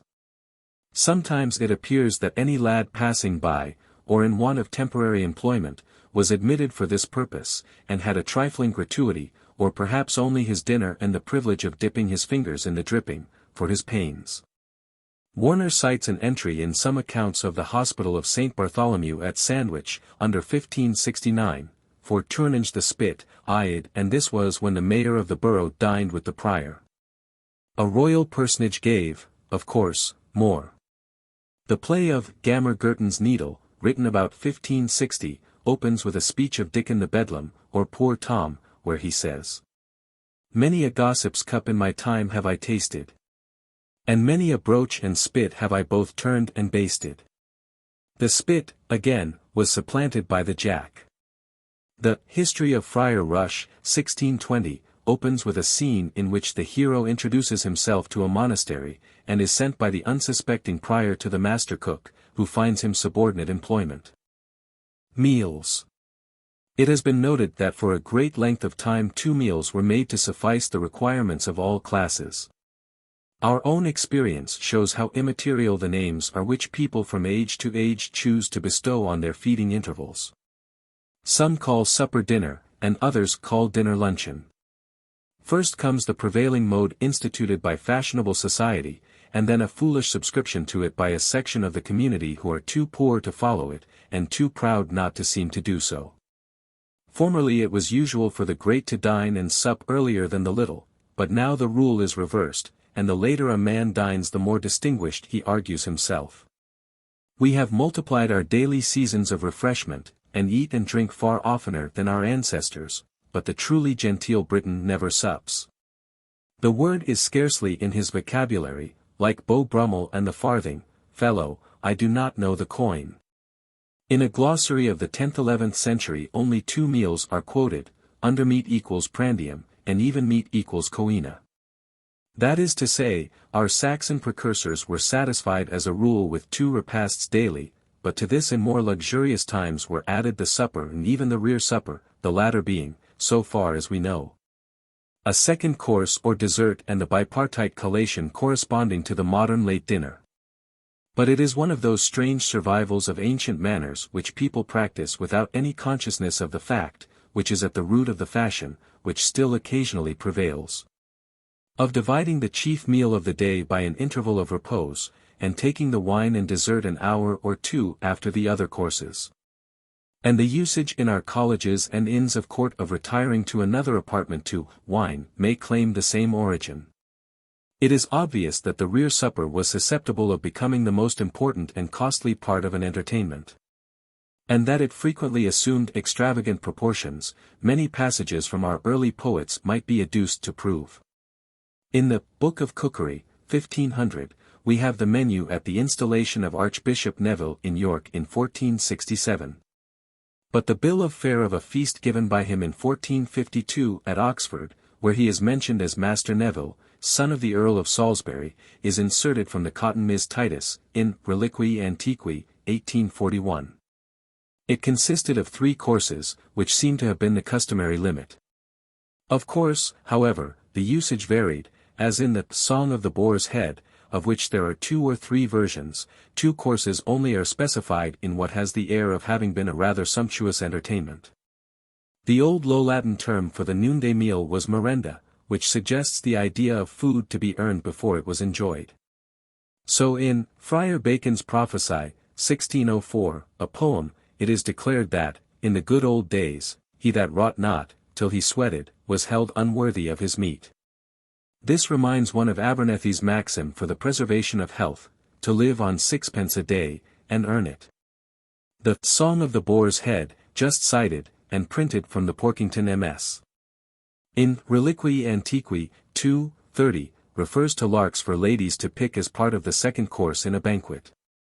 On special occasions, in the Middle Ages, after the dessert, hippocras was served, as they have liqueurs to this day on the continent both after dinner and after the midday breakfast. The writer of Piers of Fulham lived to see this fashion of introducing a third meal, and that again split into 2 for luxury's sake, for his metrical biographer tells us, that he refused rear suppers, from a fear of surfeiting. I collect that in the time of Henry VIII. The supper was a well-established institution, and that the abuse of postponing it to a too advanced hour had crept in. For the writer of a poem of this period especially counsels his readers not to sup late. Rear suppers were not only held in private establishments, but in taverns.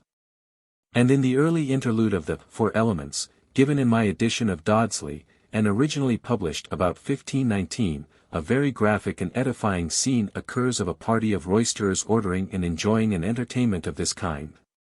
About 70 years later, Robert Greene, the playwright, fell a victim to a surfeit of pickled herrings and Rhenish wine, at some merry gathering of his intimates falling under this denomination. Who will venture to deny that the first person who kept unreasonable hours was an author and a poet? Even Shakespeare is not exempt from the suspicion of having hastened his end by indulgence with 1 or 2 friends in a gay carouse of this kind. The author of the Description of England enlightens us somewhat on the sort of kitchen which the middle class and yeomanry of his time deemed fit and sufficient. The merchant or private gentleman had usually from 1 to 3 dishes on the table when there were no visitors, and from 4 to 6 when there was company. What the yeoman's everyday diet was Harrison does not express. But at Christmas he had brawn, pudding and souse, with mustard, beef, mutton, and pork, shred pies, goose, pig, capon, turkey, veal, cheese, apples, etc., with good drink, and a blazing fire in the hall. The farmer's bill of fare varied according to the season: in Lent, red herrings and salt fish; at Easter, veal and bacon; at Martinmas, salted beef; at Midsummer, fresh beef, peas, and salad; at Michaelmas, fresh herrings and fat mutton; at All Saints, pork and peas and fish; and at Christmas, the same dainties as our yeoman, with good cheer and pastime. The modern luncheon or nuncheon was the archaic prandium, or undermeat, displaced by the breakfast, and modified in its character by the different distribution of the daily repasts, so that, instead of being the earliest regular meal, like the grand déjeuner of the French, or coming, like our luncheon, between breakfast and dinner, it interposed itself between the noontide dinner and the evening supper. Now, with an increasing proportion of the community, the universal luncheon, postponed to a later hour, is the actual dinner, and our undermeal is the afternoon tea. In those not wholly to be discommended days, the residue of the meal was consumed in the servants' hall, and the scraps bestowed on the poor at the gate. And the last part of the business was carried out, not as a matter of chance or caprice, but on as methodical a principle as the payment of a poor rate. At the servants' table, besides the waiters and other attendants on the principal board, mentioned by Harrison, sat the master cook, the pantler, the steward or majordomo, the butler, the cellarman, the wayfarer, and others. It was not till comparatively recent times that the wafery, a special department of the royal kitchen, where the confectionery and pastry were prepared, was discontinued. There was necessarily a very large section of the community in all the large towns, especially in London, which was destitute of culinary appliances, and at the same time of any charitable or eleemosynary privileges. A multitude of persons, of both sexes and all ages, gradually developed itself, having no feudal ties, but attached to an endless variety of more or less humble employments. How did all these men, women, boys, girls, get their daily food? The answer is, in the public eating houses. Fitzstephen tells us that in the reign of Henry II, 1154–89, besides the wine vaults and the shops which sold liquors, there was on the banks of the river a public eating house or cook's shop, where, according to the time of year, you could get every kind of victuals, roasted, boiled, baked, or fried. And even, says he, if a friend should arrive at a citizen's house, and not care to wait, they go to the shop, where there were viands always kept ready to suit every purse and palate, even including venison, sturgeon, and guinea fowls. For all classes frequented the city, and before Bardolph's day noblemen and gentlemen came to Smithfield to buy their horses, as they did to the waterside near the Tower to embark for a voyage. One of the characters in the Canterbury Tales, the Cook of London, was, in fact, the keeper of a cook's shop. And in the prologue to the tale, with which his name is associated, the charming story of Gamelin, the poet makes the reeve charge his companion with not very creditable behavior towards his customers. So our host trusts that his relation will be entertaining and good. For many a pasty hast thou let blood, and many a jack of Dover too hast thou sold, that hath been twice hot and twice cold.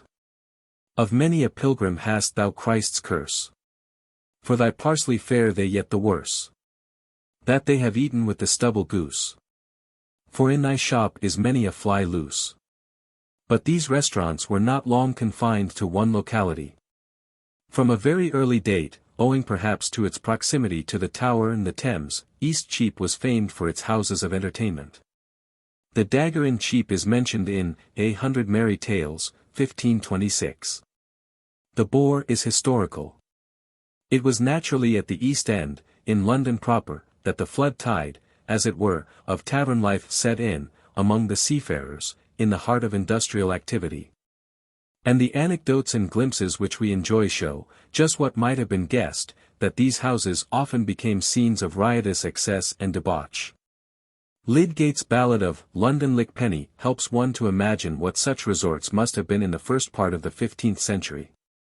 It is almost permissible to infer that the street contained, in addition to the regular inns, an assortment of open counters, where the commodities on sale were cried aloud for the benefit of the passer-by. For he says, "When I hied me into East Cheap, one cries ribs of beef, and many a pie. Pewter pots they clattered on a heap. There was harp, fife, and psaltery." The mention of pewter is noteworthy, because the Earl of Northumberland ate his dinner off wood in 1572. Pewter plates had not long been given up when I joined the Inner Temple in 1861. There is a still more interesting allusion in the interlude of the World and the Child, 1522, where folly is made to say, "Yea, and we shall be right welcome, I dare well say, in East Cheap for to dine. And then we will with Lombards at passage play, and at the Pope's Head sweet wine assay." The places of resort in this rollicking locality could furnish, long before the Boer made the acquaintance of Falstaff, every species of delicacy and bonne bouche to their constituents. And the revelry was apt sometimes to extend to an unseasonable hour. In an early naval song we meet with the lines, "He that will in East Cheap eat a goose so fat, with harp, pipe, and song, must lie in Newgate on a mat, be the night never so long." And these establishments infallibly contributed their quota or more to the prisons in the vicinity.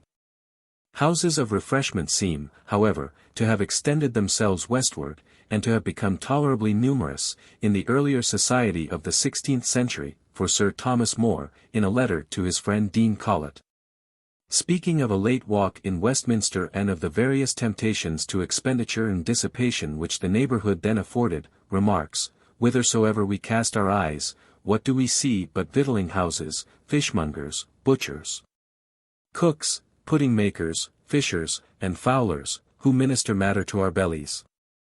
This was prior to 1519, the date of Colet's decease. There were of course periods of scarcity and high prices then as now. It was only a few years later, 1524, that Robert Whittington, in one of his grammatical tracts, the Vulgaria, includes among his examples, "Beef and mutton is so dear, that a penny worth of meat will scant suffice a boy at a meal." The term cook's shop occurs in the orders and ordinances devised by the steward, dean, and burgesses of Westminster in 1585, for the better municipal government of that borough. The 10th article runs thus, "Item, that no person or persons that keepeth or that hereafter shall keep any cook's shop, shall also keep a common ale-house, except every such person shall be lawfully licensed thereunto, upon pain to have and receive such punishment, and pay such fine, as by the statute in that case is made and provided." But while the keepers of restaurants were, as a rule, precluded by law from selling ale, the publicans on their side were not supposed to purvey refreshment other than their own special commodities. For the 15th proviso of these orders is, "Item, that no tavern keeper or innkeeper shall keep any cook's shop upon pain to forfeit and pay for every time offending therein 4d." The London cooks became famous, and were not only in demand in the city and its immediate outskirts, but were put into requisition when any grand entertainment was given in the country. In the list of expenses incurred at the reception of Queen Elizabeth in 1577 by Lord Keeper Bacon at Gorhambury, is an item of £12 as wages to the cooks of London. An accredited anecdote makes Bacon's father inimical to too lavish an outlay in the kitchen.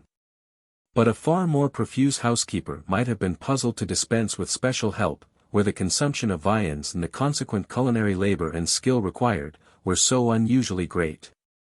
In the prologue to the Canterbury Tales, the Cook of London and his qualifications are thus emblazoned. "A cook they had with hem for the nones, to boil chickneys, with the merry bones, and poudre marchant tart, and gallingale. Wel cowed he no a draught of London ale. He cowed roast, and seethe, and broil, and free. Maken mortrix, and wel bake a pie. But great harm was it, as it thought me, that on his skyne more mal had he. For blank manger that made he with the best. This description would be hardly worth quoting, if it were not for the source whence it comes, and the names which it presents in common with the Forme of Cury, and other ancient relics. Chaucer's cook was a personage of unusually wide experience, having, in his capacity as the keeper of an eating-house, to cater for so many customers of varying tastes and resources. In the time of Elizabeth, the price at an ordinary for a dinner seems to have been 6d. It subsequently rose to 8d, and in the time of George I. The Vade Mecum for Malt Worms, 1720, speaks of the landlord of the Bell, in Carter Lane, raising his tariff to 10d. In comparison with the cost of a similar meal at present, all these quotations strike one as high, when the different value of money is considered. But in 1720, at all events, the customer ate at his own discretion.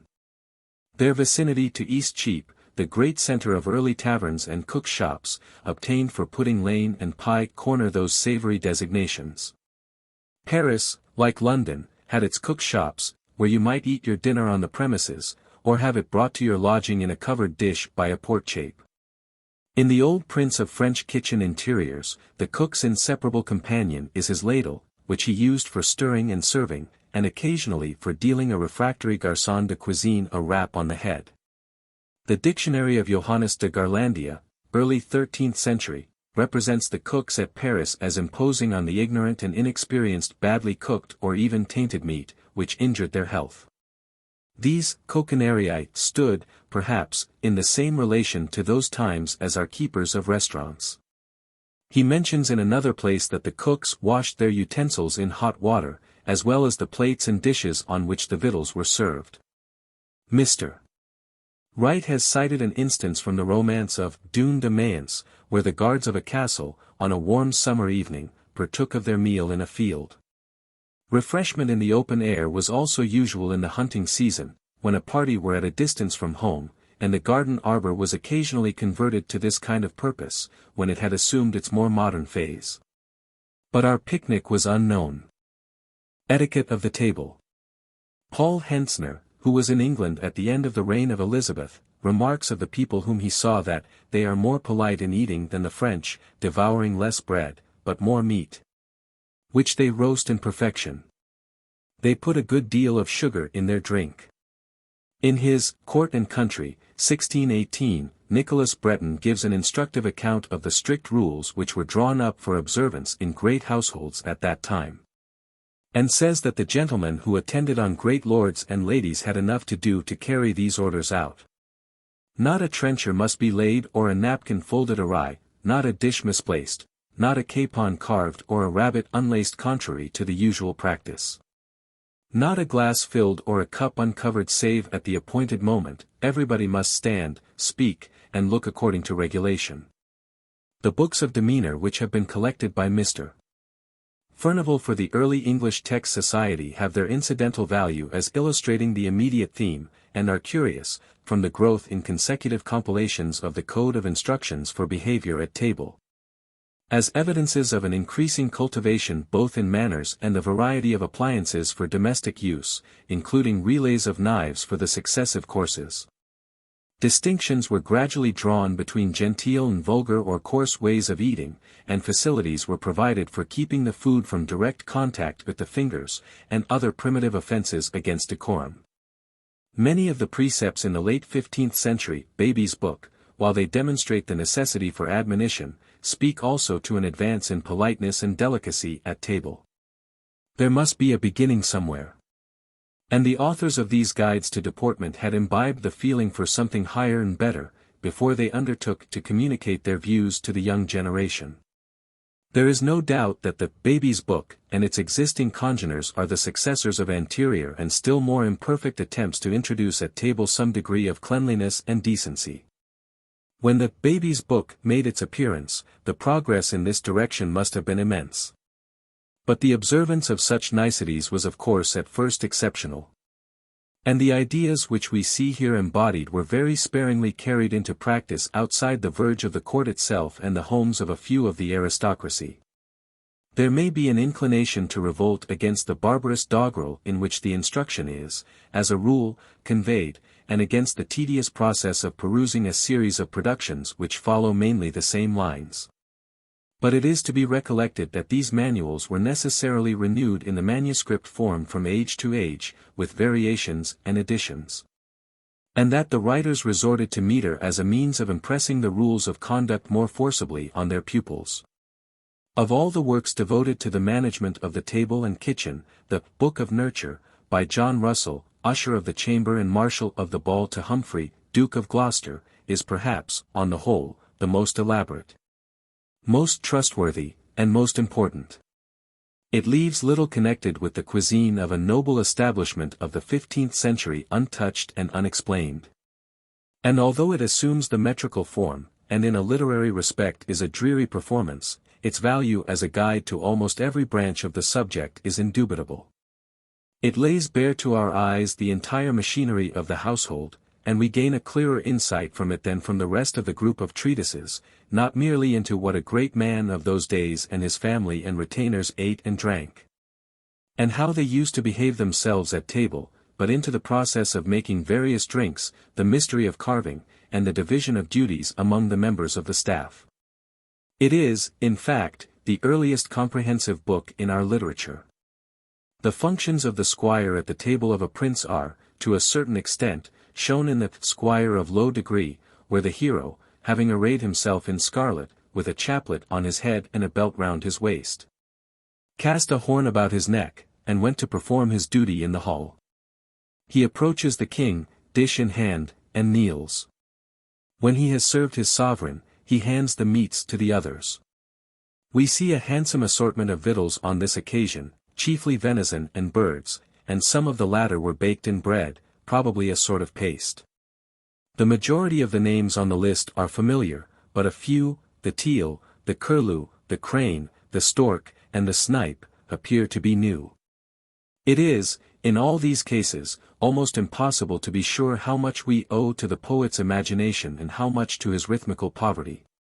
From another passage it is to be inferred that baked venison was a favorite mode of dressing the deer. The precaution of coming to table with clean hands was inculcated perhaps first as a necessity, when neither forks nor knives were used, and subsequently as a mark of breeding. The knife preceded the spoon, and the fork, which had been introduced into Italy in the 11th century, and which strikes one as a fortuitous development of the oriental chopstick, came last. It was not in general use even in the 17th century here. Coriat the traveller saw it among the Italians, and deemed it a luxury and a notable fact. The precepts delivered by Lydgate and others for demeanour at table were in advance of the age, and were probably as much honoured in the breach as otherwise. But the common folk did then much as many of them do now, and granted themselves a dispensation both from knife and fork, and soap and water. The country boor still eats his bacon or his herring with his fingers, just as Charles XII. Of Sweden buttered his bread with his royal thumb. A certain cleanliness of person, which, at the outset, was not considerably regarded, became customary, as manners softened and female influence asserted itself. And even Lydgate, in his Stans puer ad mensam, an adaptation from Sulpicius, enjoins on his page or serving boy a resort to the lavatory before he proceeds to discharge his functions at the board. Pare clean thy nails. Thy hands wash also. Before meat, and when thou dost arise. Other precepts follow. He was not to speak with his mouth full. He was to wipe his lips after eating, and his spoon when he had finished, taking care not to leave it in his dish. He was to keep his napkin as clean and neat as possible, and he was not to pick his teeth with his knife. He was not to put too much on his trencher at once. He was not to drop his sauce or soup over his clothes, or to fill his spoon too full, or to bring dirty knives to the table. All these points of conduct are graphic enough, and their trite character is their virtue.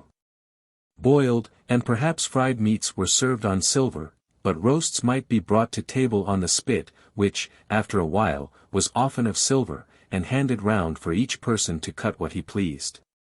And this was done not only with ordinary meat, but with game, and even with a delicacy like a roast peacock. Of smaller birds, several were broached on one spit. There is a medieval story of a husband being asked by his wife to help her to the several parts of a fowl in succession, till nothing was left but the implement on which it had come in, whereupon the man determined she should have that too, and belaboured her soundly with it. At more ceremonious banquets the servants were preceded by music, or their approach from the kitchen to the hall was proclaimed by sound of trumpets. Costly plate was gradually introduced, as well as linen and utensils, for the table. But the plate may be conjectured to have been an outcome from the primitive trencher, a large slice of bread on which meat was laid for the occupants of the high table, and which was cast aside after use. Bread served at table was not to be bitten or broken off the loaf, but to be cut, and the loaf was sometimes divided before the meal, and skillfully pieced together again, so as to be ready for use.